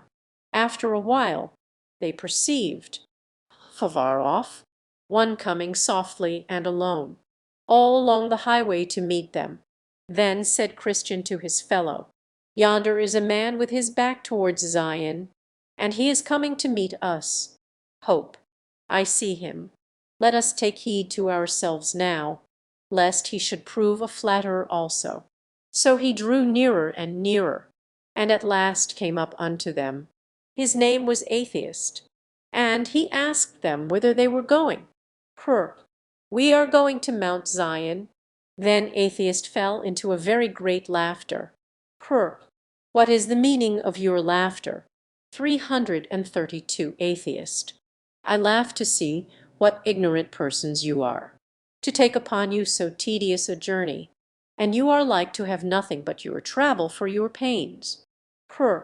Why, man, do you think we shall not be received?" Atheist. "Received. There is no such place as you dream of in all this world." But there is in the world to come. 333 Atheist. "When I was at home in mine own country, I heard as you now affirm, and from that hearing went out to see, and have been seeking this city this 20 years, but find no more of it than I did the first day I set out." We have both heard and believe that there is such a place to be found. Atheist. "Had not I, when at home, believed I had not come thus far to seek, but finding none, and yet I should, had there been such a place to be found. For I have gone to seek it further than you. I am going back again, and will seek to refresh myself with the things that I then cast away, for hopes of that which I now see is not." 334 Then said Christian to Hopeful his fellow, "Is it true which this man hath said?" Hopeful's gracious answer Hope, "Take heed, he is one of the flatterers. Remember what it hath cost us once already for our hearkening to such kind of fellows. What, no Mount Zion did we not see? From the Delectable Mountains the gate of the city. Also, are we not now to walk by faith? Let us go on." Said Hopeful, "Lest the man with the whip overtake us again, you should have taught me that lesson, which I will round you in the ears withal. Cease, my son, to hear the instruction that kisseth to err from the words of knowledge. I say, my brother, cease to hear him, and let us believe to the saving of the soul." 335 My brother, I did not put the question to thee for that I doubted of the truth of our belief myself, but to prove thee, and to fetch from thee a fruit of the honesty of thy heart. As for this man, I know that he is blinded by the god of this world. Let thee and I go on. knowing that we have belief of the truth, and no lie is of the truth. Hope. Now do I rejoice in hope of the glory of God. So they turned away from the man, and he, laughing at them, went his way. 336. I saw then in my dream that they went till they came into a certain country, whose air naturally tended to make one drowsy, if he came a stranger into it. And here Hopeful began to be very dull and heavy of sleep. Wherefore he said unto Christian, I do now begin to grow so drowsy that I can scarcely hold up mine eyes. Let us lie down here and take one nap. By no means, said the other, lest sleeping. We never awake more. Hope. Why, my brother, sleep is sweet to the laboring man. We may be refreshed if we take a nap. Do you not remember that one of the shepherds bid us beware of the enchanted ground? He meant by that we should beware of sleeping. Therefore let us not sleep, as do others, but let us watch and be sober. 337. Hope. I acknowledge myself in a fault, and had I been here alone I had by sleeping run the danger of death. I see it is true that the wise man saith, two are better than one. Hitherto hath thy company been my mercy, and thou shalt have a good reward for thy labor. Now then, said Christian, to prevent drowsiness in this place, let us fall into good discourse. Hope. With all my heart, said the other. Where shall we begin? Hope. Where God began with us. But do you begin, if you please. I will sing you first this song. When saints do sleepy grow, let them come hither, and hear how these two pilgrims talk together. Yea, let them learn of them in any wise, thus to keep ope their drowsy slumbering eyes. Saints' fellowship, if it be managed well, keeps them awake, and that in spite of hell. 338. Then Christian began and said, I will ask you a question. How came you to think at first of so doing as you do now? Hope. Do you mean, how came I at first to look after the good of my soul? Yes, that is my meaning. Hope. I continued a great while in the delight of those things which were seen and sold at our fair, things which, I believe now, would have, had I continued in them, still drowned me in perdition and destruction. What things are they? Hopeful's life before conversion hope, all the treasures and riches of the world. Also, I delighted much in rioting, revelling, drinking, swearing, lying, uncleanness, Sabbath breaking, and what not. That tended to destroy the soul. But I found at last, by hearing and considering of things that are divine, which indeed I heard of you, as also of beloved Faithful, that was put to death for his faith and good living in Vanity Fair, that the end of these things is death, and that for these things' sake cometh the wrath of God upon the children of disobedience. And did you presently fall under the power of this conviction? 339. Hope. No, I was not willing presently to know the evil of sin, nor the damnation that follows upon the commission of it, but endeavored, when my mind at first began to be shaken with the word, to shut mine eyes against the light thereof.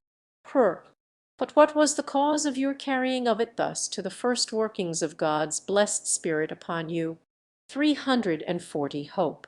The causes were: 1. I was ignorant that this was the work of God upon me. I never thought that, by awakenings for sin, God at first begins the conversion of a sinner. 2. Sin was yet very sweet to my flesh, and I was loath to leave it. 3. I could not tell how to part with mine old companions. Their presence and actions were so desirable unto me. 4. The hours in which convictions were upon me were such troublesome and such heart-affrighting hours that I could not bear, no, not so much as the remembrance of them, upon my heart. Then, as it seems, sometimes you got rid of your trouble. Hope. Yes, verily, but it would come into my mind again, and then I should be as bad, nay, worse, than I was before. Cur. Why, what was it that brought your sins to mind again? 341 Hope. Many things. As 1. If I did but meet a good man in the streets. Or 2. If I have heard any read in the Bible. Or 3. If mine head did begin to ache. Or 4. If I were told that some of my neighbors were sick. Or 5. If I heard the bell toll for some that were dead. Or 6. If I thought of dying myself. Or 7. If I heard that sudden death happened to others. 8. But especially when I thought of myself, that I must quickly come to judgment. 342 Cr. And could you at any time, with ease, get off the guilt of sin, when by any of these ways it came upon you? Hope. No, not I, for then they got faster hold of my conscience. And then, if I did but think of going back to sin, though my mind was turned against it, it would be double torment to me, Cr. And how did you do then? Hope. I thought I must endeavor to mend my life, for else, thought I am sure to be damned. 343 Cr. And did you endeavor to mend? Hope. Yes, and fled from not only my sins, but sinful company too, and betook me to religious duties, as prayer, reading, weeping for sin, speaking truth to my neighbors. And see, these things did I, with many others, too much here to relate. Cr. And did you think yourself well then? Hope. Yes, for a while, but at the last my trouble came tumbling upon me again, and that over the neck of all my reformations. 344 Cr. How came that about, since you were now reformed? Hope. There were several things brought it upon me, especially such sayings as these: all our righteousnesses are as filthy rags. By the works of the law shall no flesh be justified. When ye shall have done all those things, say, we are unprofitable, with many more such like. From whence I began to reason with myself thus: if all my righteousnesses are filthy rags, if by the deeds of the law no man can be justified, and if, when we have done all, we are yet unprofitable, then it is but a folly to think of heaven by the law. I further thought thus: if a man runs £100 into the shopkeeper's debt, and after that shall pay for all that he shall fetch, yet, if this old debt stands still in the book uncrissed, for that the shopkeeper may sue him, and cast him into prison till he shall pay the debt. Cr. Well, and how did you apply this to yourself? Hope. Why, I thought thus with myself: I have, by my sins, run a great way into God's book, and that my now reforming will not pay off that score. Therefore I should think still, under all my present amendments. But how shall I be freed from that damnation that I have brought myself in danger of by my former transgressions? 345. A very good application. But, pray, go on. Hope. Another thing that hath troubled me even since my late amendments is that if I look narrowly into the best of what I do now, I still see sin, new sin, mixing itself with the best of that I do, so that now I am forced to conclude that notwithstanding my former fond conceits of myself and duties, I have committed sin enough in one duty to send me to hell, though my former life had been faultless. Cr. And what did you do then? 346 Hope. Do. I could not tell what to do, until I brake my mind to Faithful. For he and I were well acquainted, and he told me that unless I could obtain the righteousness of a man that never had sinned, neither mine own, nor all the righteousness of the world could save me. Cr. And did you think he spake true? Hope. Had he told me so when I was pleased and satisfied with mine own amendment, I had called him fool for his pains. But now, since I see mine own infirmity, and the sin that cleaves to my best performance, I have been forced to be of his opinion. 347 cur. But did you think, when at first he suggested it to you, that there was such a man to be found, of whom it might justly be said that he never committed sin? Hope. I must confess the words at first sounded strangely, but after a little more talk and company with him, I had full conviction about it.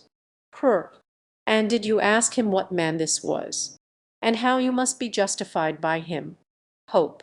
Yes, and he told me it was the Lord Jesus, that dwelleth on the right hand of the Most High. And thus, said he, you must be justified by him, even by trusting to what he hath done by himself in the days of his flesh, and suffered when he did hang on the tree. I asked him further, how that man's righteousness could be of that efficacy to justify another before God. And he told me he was the mighty God, and did what he did, and died the death also, not for himself, but for me, to whom his doings, and the worthiness of them, should be imputed, if I believed on him. Up 10 Rom 6 Colonel 1 Pet. And what did you do then? Hope. I made my objections against my believing, for that I thought he was not willing to save me. Cur. And what said Faithful to you then? Hope. He bid me go to him and see. Then I said it was presumption, but he said, no, for I was invited to come. Then he gave me a book of Jesus, his inditing, to encourage me the more freely to come. And he said, concerning that book, that every jot and tittle thereof stood firmer than heaven and earth. Matt 24:35. Then I asked him what I must do when I came, and he told me I must entreat upon my knees, with all my heart and soul, the Father to reveal him to me. Then I asked him further, how I must make my supplication to him. And he said, go, and thou shalt find him upon a mercy seat, where he sits all the year long, to give pardon and forgiveness to them that come. I told him that I knew not what to say when I came, and he bid me say to this effect, God be merciful to me a sinner, and make me to know and believe in Jesus Christ. For I see that if his righteousness had not been, or I have not faith in that righteousness, I am utterly cast away. Lord, I have heard that thou art a merciful God, and hast ordained that thy Son Jesus Christ should be the Saviour of the world, and moreover, that thou art willing to bestow him upon such a poor sinner as I am. And I am a sinner indeed. Lord, take therefore this opportunity and magnify thy grace in the salvation of my soul, through thy Son Jesus Christ. Amen. 349 cur. And did you do as you were bidden? Hope. Yes, over, and over, and over. Cur. And did the Father reveal his Son to you? Hope.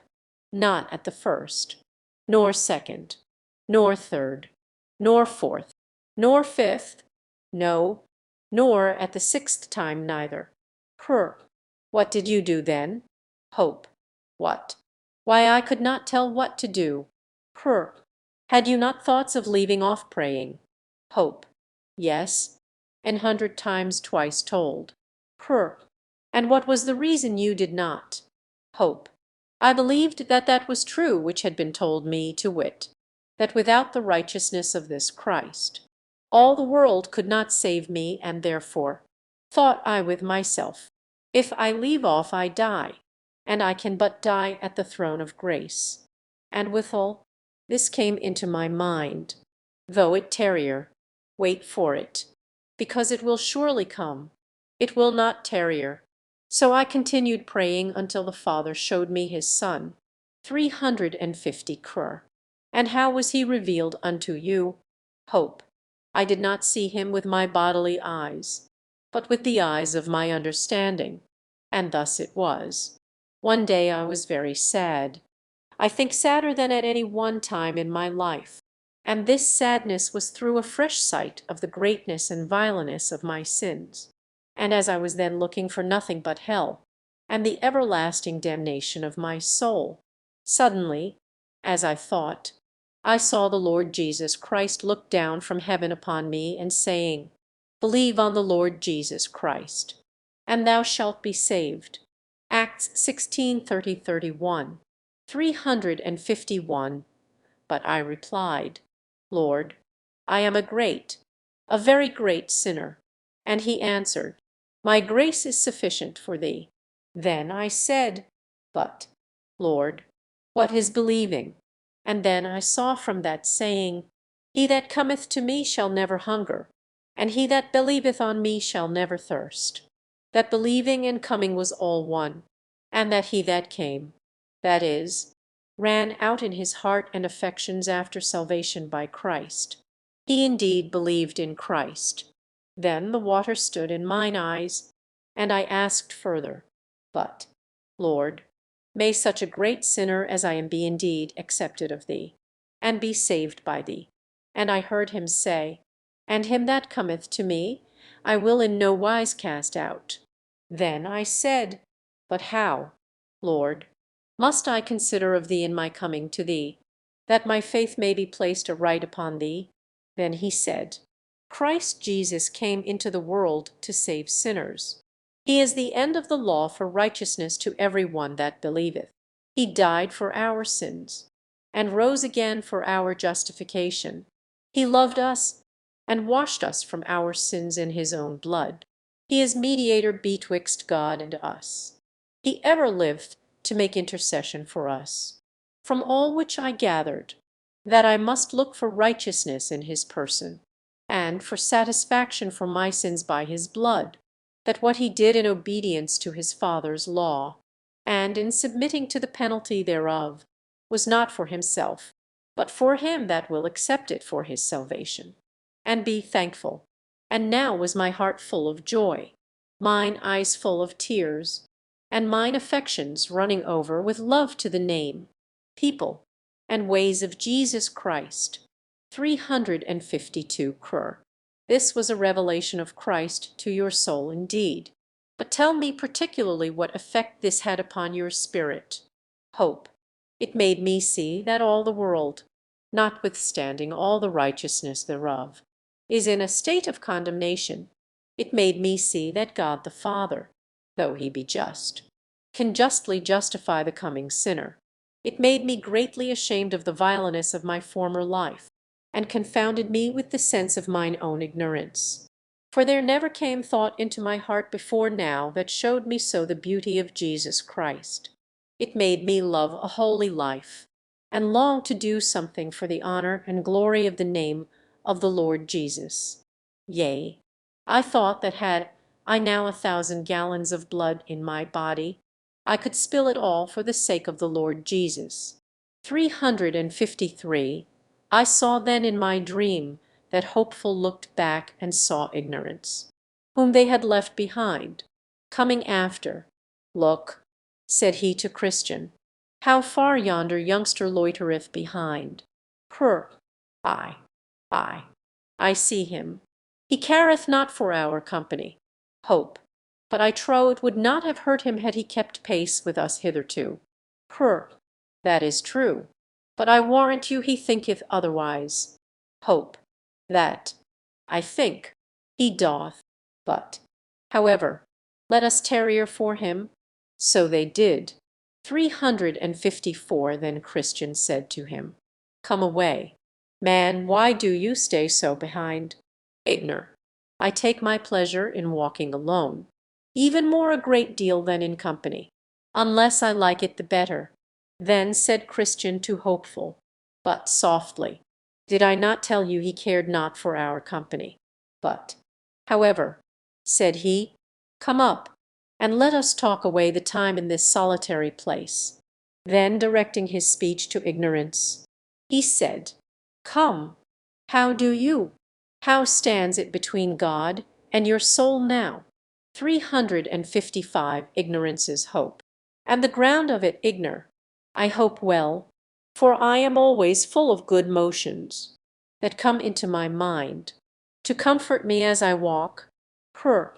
What good motions? Pray, tell us. Ignor. Why, I think of God and heaven. So do the devils and damned souls. Ignor. But I think of them and desire them. So do many that are never like to come there. The soul of the sluggard desireth, and hath nothing. Ignor. But I think of them, and leave all for them. That I doubt, for leaving all is a hard matter, yea, a harder matter than many are aware of. But why, or by what, art thou persuaded that thou hast left all for God and heaven? 356. Ignor. My heart tells me so. The wise man says, he that trusts his own heart is a fool. Ignor. This is spoken of an evil heart, but mine is a good one. But how dost thou prove that? Ignor. It comforts me in hopes of heaven. That may be through its deceitfulness. For a man's heart may minister comfort to him in the hopes of that thing for which he yet has no ground to hope. Ignor. But my heart and life agree together, and therefore my hope is well grounded. Who told thee that thy heart and life agree together? Ignor. My heart tells me so. Ask my fellow if I be a thief. Thy heart tells thee so. Except the word of God beareth witness in this matter. Other testimony is of no value. 357. Ignor. But is it not a good heart that hath good thoughts? And is not that a good life that is according to God's commandments? Yes, that is a good heart that hath good thoughts, and that is a good life that is according to God's commandments. But it is one thing, indeed, to have these, and another thing only to think so. Ignor. Pray, what count you good thoughts, and a life according to God's commandments? There are good thoughts of divers kinds, some respecting ourselves, some God, some Christ, and some other things. Ignor. What be good thoughts respecting ourselves? Such as agree with the word of God. 358. Ignor. When do our thoughts of ourselves agree with the word of God? When we pass the same judgment upon ourselves which the word passes. To explain myself. The word of God saith of persons in a natural condition, there is none righteous, there is none that doth good. It saith also, that every imagination of the heart of man is only evil, and that continually, and again, the imagination of man's heart is evil from his youth. Now then, when we think thus of ourselves, having sense thereof, then are our thoughts good ones, because according to the word of God. Ignor. I will never believe that my heart is thus bad. Therefore thou never hadst one good thought concerning thyself in thy life. But let me go on. As the word passeth a judgment upon our heart, so it passeth a judgment upon our ways. And when our thoughts of our hearts and ways agree with the judgment which the word giveth of both, then are both good, because agreeing thereto. 359. Ignor. Make out your meaning. Why, the word of God saith that man's ways are crooked ways, not good, but perverse. It saith they are naturally out of the good way, that they have not known it. Now, when a man thus thinketh of his ways, I say, when he doth sensibly, and with heart humiliation, thus think, then hath he good thoughts of his own ways, because his thoughts now agree with the judgment of the word of God. 360. Ignor. What are good thoughts concerning God? Even as I have said concerning ourselves, when our thoughts of God do agree with what the word saith of him, and that is when we think of his being and attributes as the word hath taught, of which I cannot now discourse at large, but to speak of him with reference to us. Then we have right thoughts of God, when we think that he knows us better than we know ourselves. and can see sin in us when and where we can see none in ourselves, when we think he knows our inmost thoughts, and that our heart, with all its depth, is always open unto his eyes. Also, when we think that all our righteousness stinks in his nostrils, and that, therefore, he cannot abide to see us stand before him in any confidence, even in all our best performances. 361. Ignor. Do you think that I am such a fool as to think God can see no further than I, or that I would come to God in the best of my performances? Why, how dost thou think in this matter? Ignor. Why, to be short, I think I must believe in Christ for justification. How? Think thou must believe in Christ, when thou seest not thy need of him. Thou neither seest thy original nor actual infirmities, but hast such an opinion of thyself, and of what thou dost, as plainly renders thee to be one that did never see a necessity of Christ's personal righteousness to justify thee before God. How, then, dost thou say, I believe in Christ? 362. Ignor. I believe well enough for all that. How dost thou believe? Ignor. I believe that Christ died for sinners, and that I shall be justified before God from the curse, through his gracious acceptance of my obedience to his law. Or thus, Christ makes my duties, that are religious, acceptable to his Father, by virtue of his merits, and so shall I be justified. 363. Let me give an answer to this confession of thy faith. 1. Thou believest with a fantastical faith, for this faith is nowhere described in the Word. 2. Thou believest with a false faith, because it taketh justification from the personal righteousness of Christ, and applies it to thy own. 3. This faith maketh not Christ a justifier of thy person, but of thy actions, and of thy person for thy actions' sake, which is false. 4. Therefore, this faith is deceitful, even such as will leave thee under wrath in the day of God Almighty.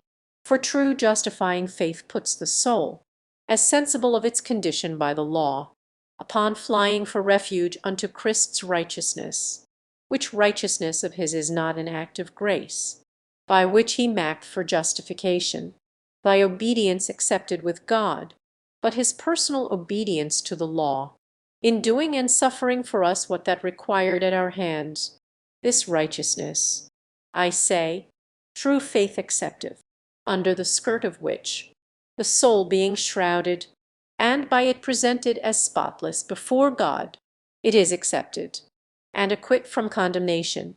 364. Ignor. What? Would you have us trust to what Christ, in his own person, has done without us? This conceit would loosen the reins of our lust, and tolerate us to live as we list. For what matter how we live, if we may be justified by Christ's personal righteousness from all, when we believe it? Ignorance is thy name, and as thy name is, so art thou. Even this thy answer demonstrateth what I say. Ignorant thou art of what justifying righteousness is, and as ignorant how to secure thy soul, through the faith of it, from the heavy wrath of God. Yea, thou also art ignorant of the true effects of saving faith in this righteousness of Christ, which is to bow and win over the heart to God in Christ, to love his name, his word, ways, and people, and not as thou ignorantly imaginest. Hope. Ask him if ever he had Christ revealed to him from heaven. 365. Ignor. What? You are a man for revelations. I believe that what both you, and all the rest of you, say about that matter is but the fruit of distracted brains. Hope. Why, man Christ is so hid in God from the natural apprehensions of the flesh, that he cannot by any man be savingly known, unless God the Father reveals him to them. 366. Ignor. That is your faith, but not mine, yet mine.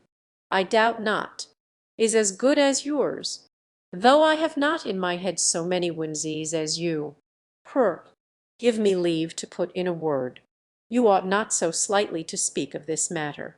For this I will boldly affirm, even as my good companion hath done, that no man can know Jesus Christ but by the revelation of the Father, yea, and faith too, by which the soul layeth hold upon Christ, if it be right, must be wrought by the exceeding greatness of his mighty power, the working of which faith, I perceive, poor ignorance, thou art ignorant of, be awakened.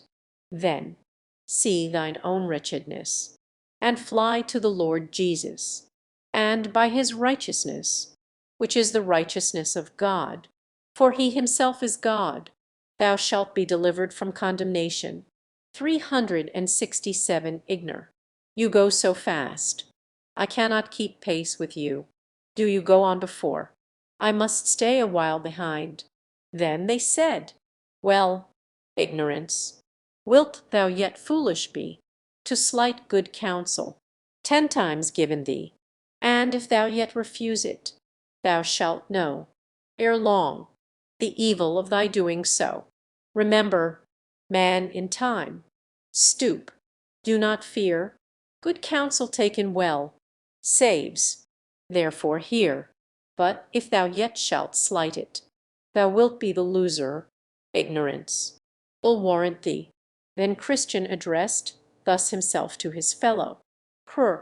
Well, come, my good hopeful, I perceive that thou and I must walk by ourselves again. 368. So I saw in my dream that they went on apace before, and ignorance he came hobbling after. Then said Christian to his companion, It pities me much for this poor man. It will certainly go ill with him at last. Hope. Alas! There are abundance in our town in his condition, whole families, yea, whole streets, and that of pilgrims too. And if there be so many in our parts, how many, think you, must there be in the place where he was born? Indeed, the word saith, He hath blinded their eyes, lest they should see, and see. But now we are by ourselves. What do you think of such men? Have they at no time, think you, convictions of sin, and so consequently fears that their state is dangerous? Hope. Nay, do you answer that question yourself, for you are the elder man, Then, I say, sometimes as I think they may, but they being naturally ignorant, understand not that such convictions tend to their good, and therefore they do desperately seek to stifle them, and presumptuously continue to flatter themselves in the way of their own hearts. 369 Hope. I do believe, as you say, that fear tends much to men's good, and to make them right, at their beginning to go on pilgrimage. Without all doubt it doth, if it be right, for so says the Word. The fear of the Lord is the beginning of wisdom. Prov. 1, 7, 9, 10, Job 28, 28, Ps. 111, 10, 370 Hope. How will you describe right fear? True or right fear is discovered by 3 things. 1. By its rise. It is caused by saving convictions for sin. 2. It driveth the soul to lay fast hold of Christ for salvation. 3. It begetteth and continueth in the soul a great reverence of God, his word, and ways, keeping it tender, and making it afraid to turn from them, to the right hand or to the left, to anything that may dishonor God, break its peace, grieve the Spirit, or cause the enemy to speak reproachfully. Hope. Well said. I believe you have said the truth. Are we now almost got past the enchanted ground? Why, art thou weary of this discourse? Hope. No, verily, but that I would know where we are. 371 We have not now above 2 miles further to go thereon. But let us return to our matter. Now the ignorant know not that such convictions as tend to put them in fear are for their good, and therefore they seek to stifle them. Hope. How do they seek to stifle them? 372 Krur. 1. They think that those fears are wrought by the devil, though indeed they are wrought of God, and, thinking so, they resist them as things that directly tend to their overthrow. 2.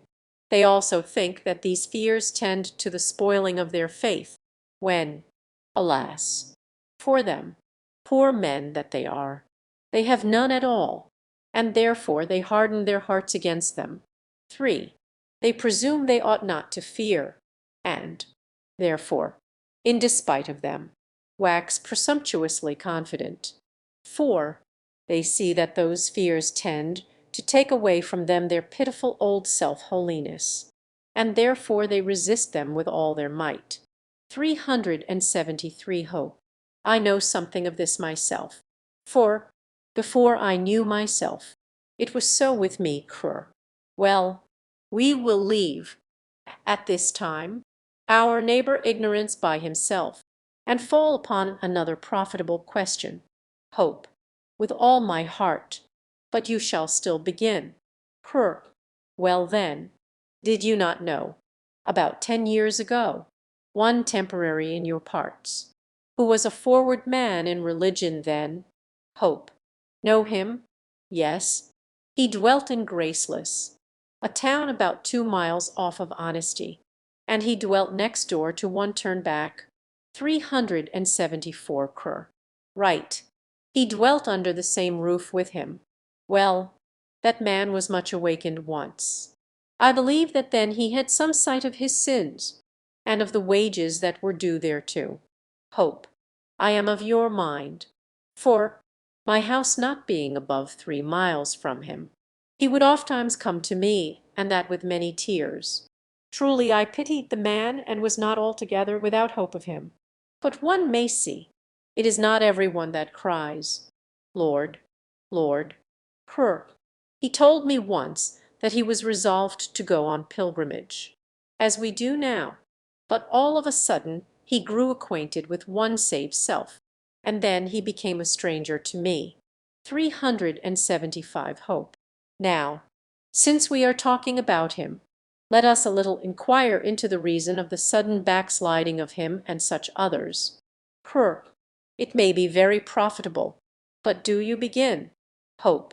Well, then, there are in my judgment 4 reasons for it. 376 1. Though the consciences of such men are awakened, yet their minds are not changed. Therefore, when the power of guilt weareth away, that which provoked them to be religious ceaseth, wherefore they naturally turn to their own course again. Even as we see the dog that is sick of what he has eaten, so long as his sickness prevails he vomits and casts up all. Not that he doth this of a free mind, if we may say a dog has a mind, but because it troubleth his stomach.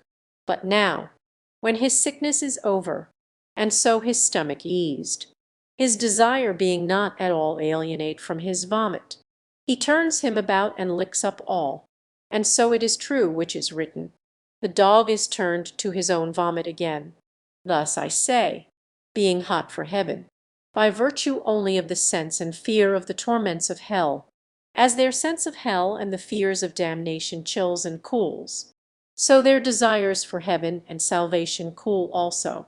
So then it comes to pass, that when their guilt and fear is gone, their desires for heaven and happiness die, and they return to their course again. 377 2. Another reason is, they have slavish fears that do overmister them.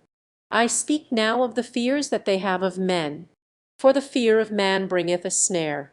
So then, though they seem to be hot for heaven, so long as the flames of hell are about their ears, yet when that terror is a little over, they betake themselves to second thoughts, namely, that it is good to be wise, and not to run, for they know not what the hazard of losing all, or, at least, of bringing themselves into unavoidable and unnecessary troubles. and so they fall in with the world again. 378.3. The shame that attends religion lies also as a block in their way. They are proud and haughty, and religion in their eye is low and contemptible. Therefore, when they have lost their sense of hell and wrath to come, they return again to their former course. 379.4. Guilt, and to meditate terror, are grievous to them. They like not to see their misery before they come into it, though perhaps the sight of it first, if they love that sight, might make them fly whither the righteous fly and are safe. But because they do, as I hinted before, even shun the thoughts of guilt and terror, therefore, when once they are rid of their awakenings about the terrors and wrath of God, they harden their hearts gladly, and choose such ways as will harden them more and more. 380 Cur.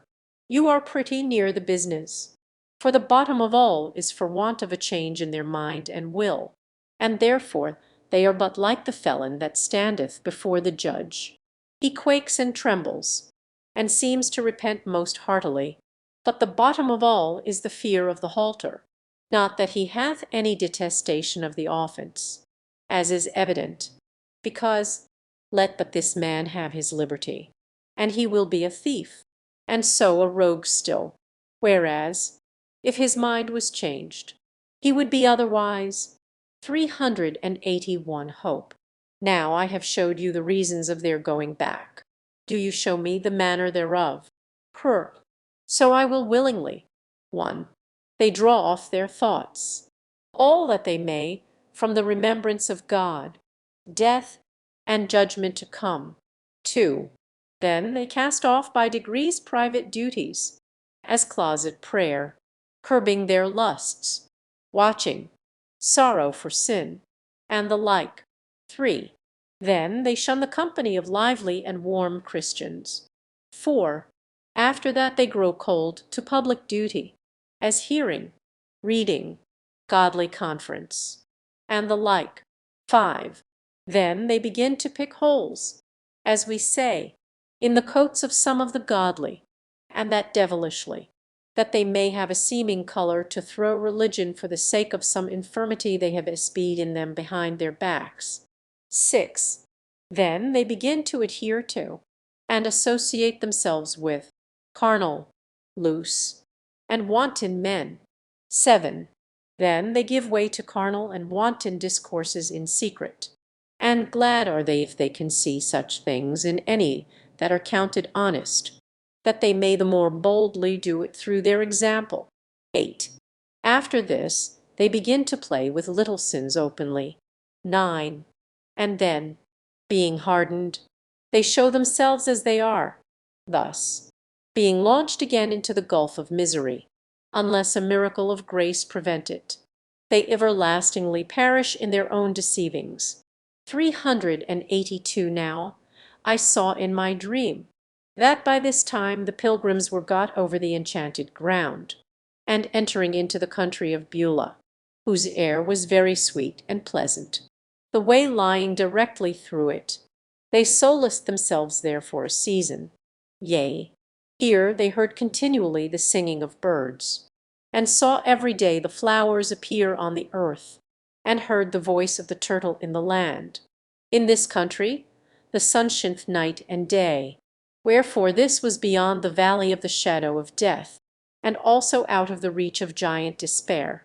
Neither could they from this place so much as see Doubting Castle. Here they were within sight of the city they were going to. Also here met them some of the inhabitants thereof. For in this land the Shining Ones commonly walked, because it was upon the borders of heaven. In this land also the contract between the bride and the bridegroom was renewed. Yea, here, as the bridegroom rejoiced over the bride, so did their God rejoice over them. Here they had no want of corn and wine, for in this place they met with abundance of what they had sought for in all their pilgrimage. Here they heard voices from out of the city, loud voices, saying, Say ye to the daughter of Zion, Behold, thy salvation cometh. Behold, His reward is with him. Here all the inhabitants of the country called them the holy people, the redeemed of the Lord, sought out, etc. 383 Now as they walked in this land, they had more rejoicing than in parts more remote from the kingdom to which they were bound, and drawing near to the city, they had yet a more perfect view thereof. It was builded of pearls and precious stones. Also the street thereof was paved with gold, so that by reason of the natural glory of the city, and the reflection of the sunbeams upon it, Christian with desire fell sick. Hopeful also had a fit or two of the same disease. Wherefore here they lay by it a while, crying out, because of their pangs, If ye find my beloved, tell him that I am sick of love. 384 But, being a little strengthened, and better able to bear their sickness, they walked on their way, and came yet nearer and nearer, where were orchards, vineyards, and gardens, and their gates opened into the highway. Now, as they came up to these places, behold, the gardener stood in the way, to whom the pilgrims said, Whose goodly vineyards and gardens are these? He answered, They are the king's, and are planted here for his own delight, and also for the solace of pilgrims. So the gardener had them into the vineyards, and bid them refresh themselves with the dainties. He also showed them there the king's walks, and the arbours where he delighted to be, and here they tarried and slept.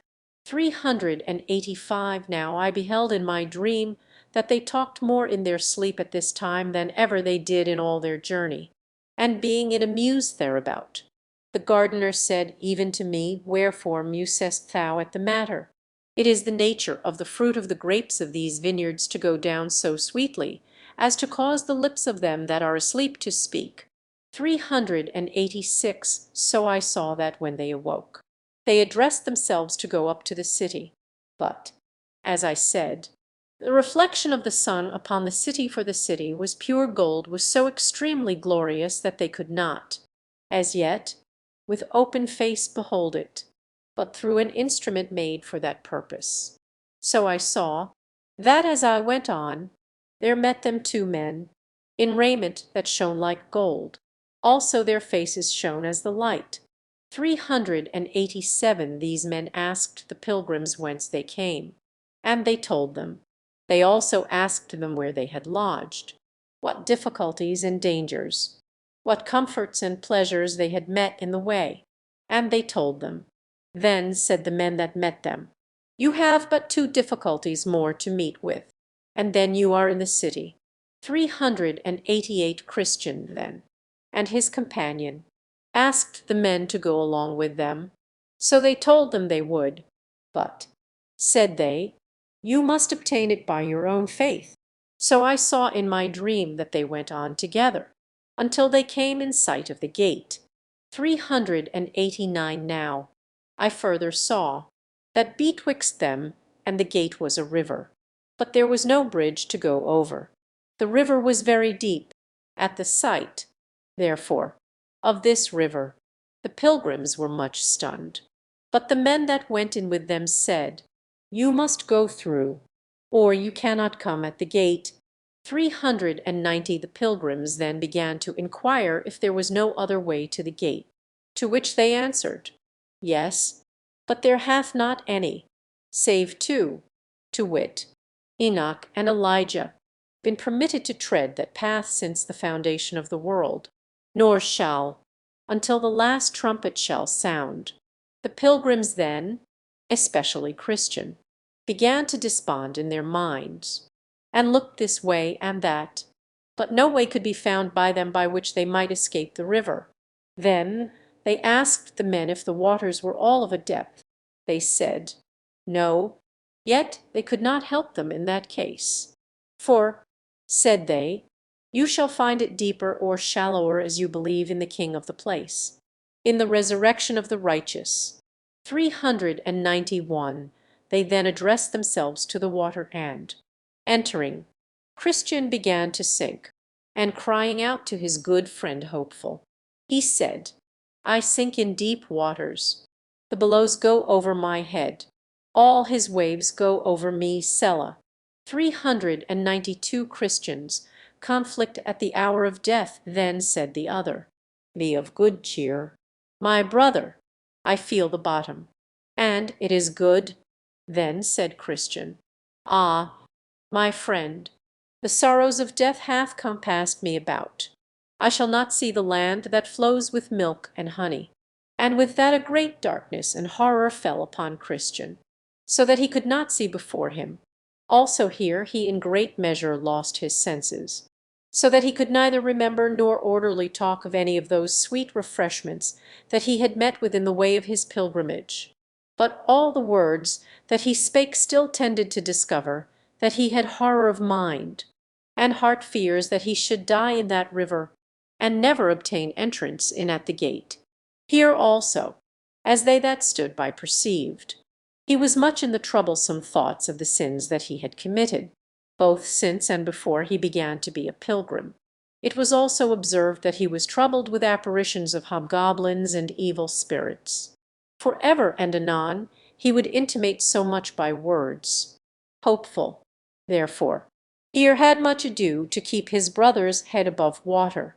Yea, sometimes he would be quite gone down, and then, ere a while, he would rise up again half dead.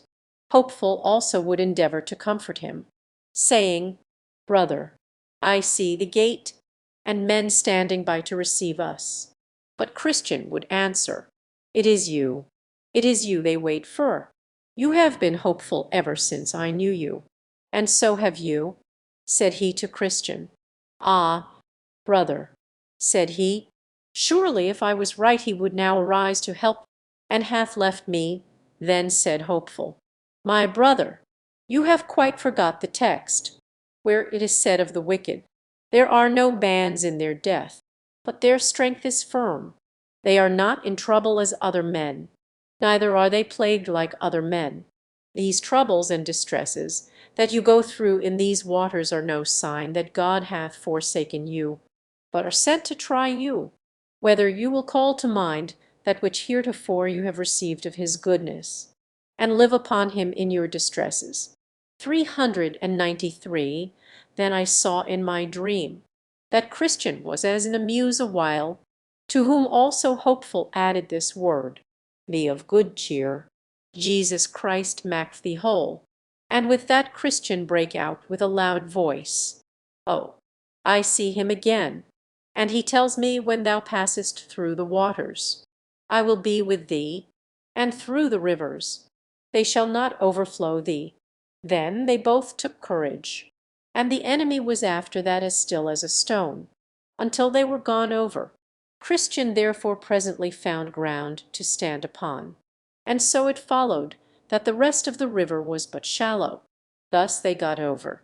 Now, upon the bank of the river, on the other side, they saw the two shining men again, who there waited for them.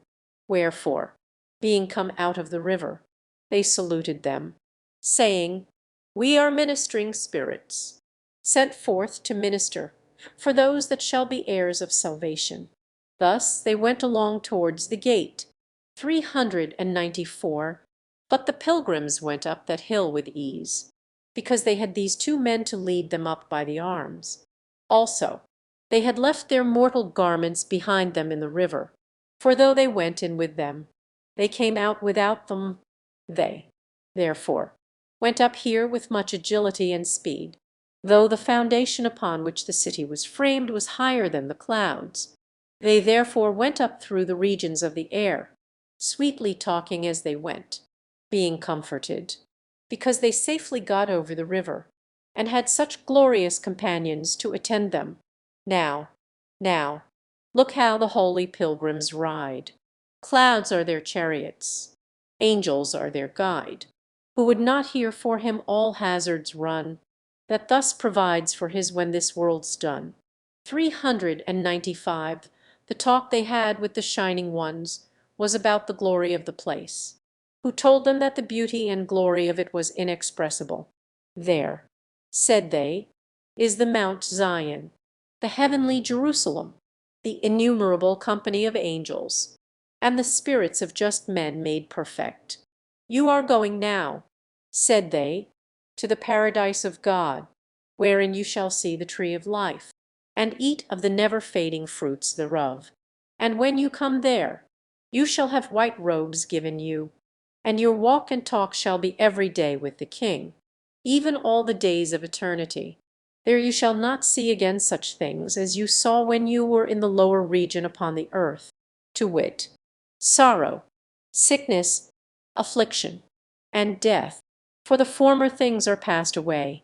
You are now going to Abraham, to Isaac, and Jacob, and to the prophets, men that God hath taken away from the evil to come, and that are now resting upon their beds, each one walking in his righteousness. The men then asked, What must we do in the holy place?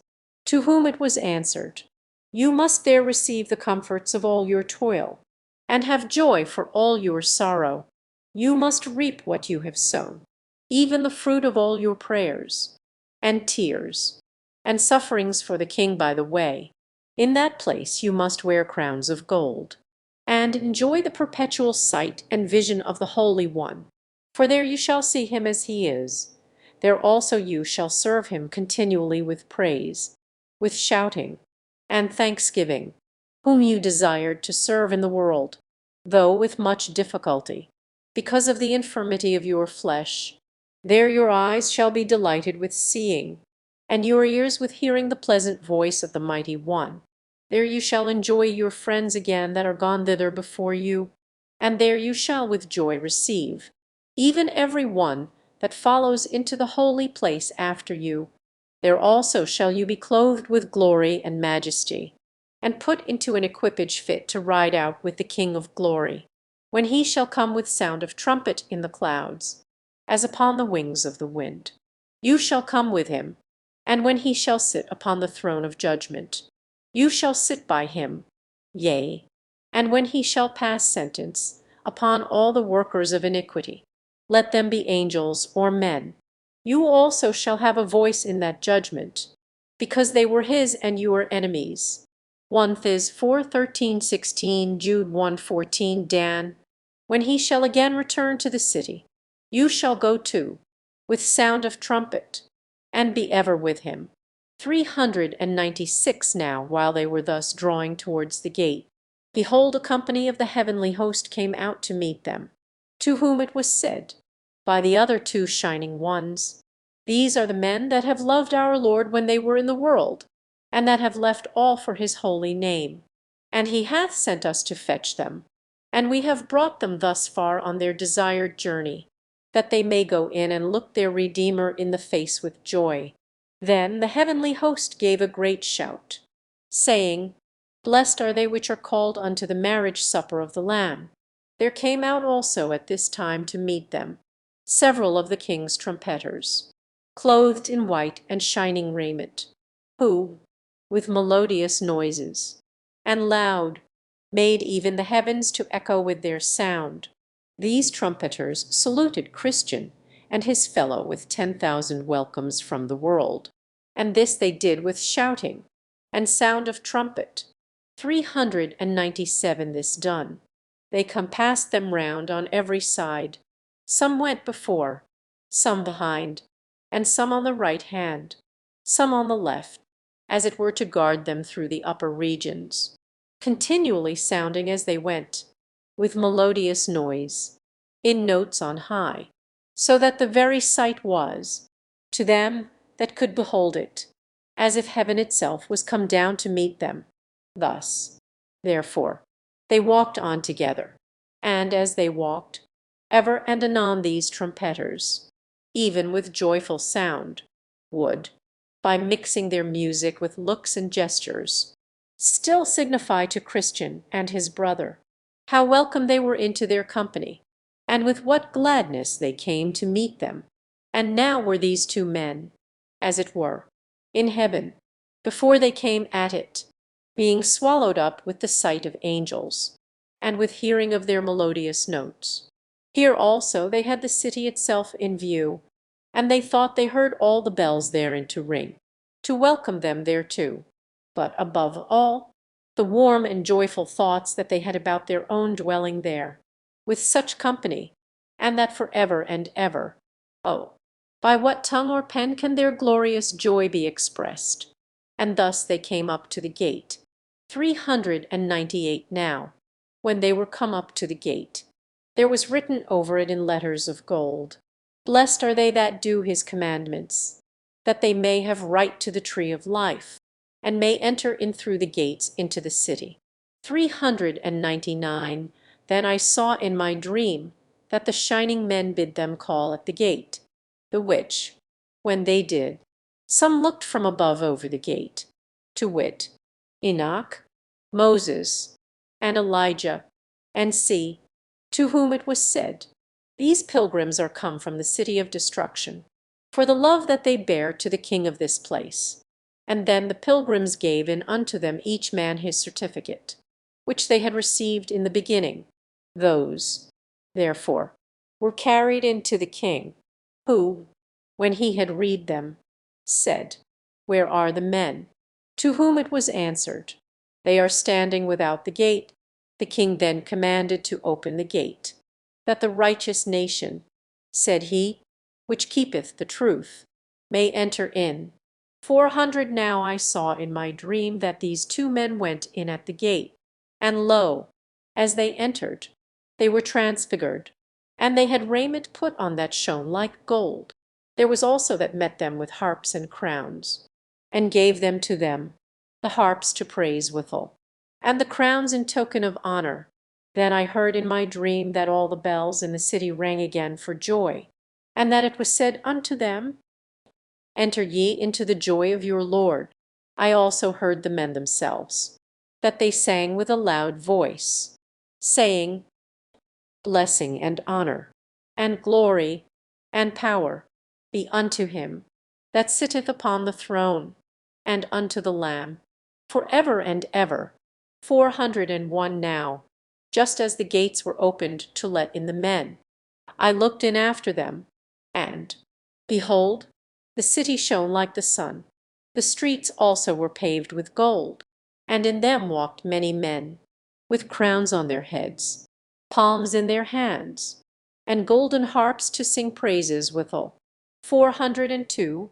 There were also of them that had wings, and they answered one another without intermission, saying, Holy, holy, holy is the Lord. And after that they shut up the gates, which, when I had seen, I wished myself among them. 403 now, while I was gazing upon all these things, I turned my head to look back, and saw Ignorance come up to the river side. But he soon got over, and that without half that difficulty which the other two men met with. For it happened that there was then in that place one Vain Hope, a ferryman, that with his boat helped him over. So he, as the other I saw, did ascend the hill, to come up to the gate. Only he came alone, neither did any man meet him with the least encouragement. When he was come up to the gate, he looked up to the writing that was above, and then began to knock, supposing that entrance should have been quickly administered to him. But he was asked by the men that looked over the top of the gate, Whence came you? And what would you have? He answered, I have eat and drank in the presence of the king, and he has taught in our streets. Then they asked him for his certificate, that they might go in and show it to the king. So he fumbled in his bosom for one, and found none. Then said they, Have you none? But the man answered never a word. So they told the king, but he would not come down to see him, but commanded the two shining ones that conducted Christian and Hopeful to the city, to go out and take Ignorance, and bind him hand and foot, and have him away. Then they took him up, and carried him through the air to the door that I saw in the side of the hill, and put him in there. Then I saw that there was a way to hell, even from the gates of heaven, as well as from the city of destruction. So I awoke, and behold, it was a dream. 404 the conclusion. Now, reader, I have told my dream to thee. See if thou canst interpret it to me or to thyself, or neighbor, but take heed of misinterpreting, for that, instead of doing good, will but thyself abuse. By misinterpreting, evil ensues. Take heed, also, that thou be not extreme in playing with the outside of my dream, nor let my figure or similitude put thee into a laughter or a feud. Leave this for boys and fools. But as for thee, do thou the substance of my matter see. Put by the curtains, look within my veil, turn up my metaphors, and do not fail. There, if thou seek'st them, such things to find as will be helpful to an honest mind. What of my dross thou findest there, be bold to throw away, but yet preserve the gold. What if my gold be wrapped up in or none throws away the apple for the core? But if thou shalt cast all away as vain, I know not but 'twill make me dream again,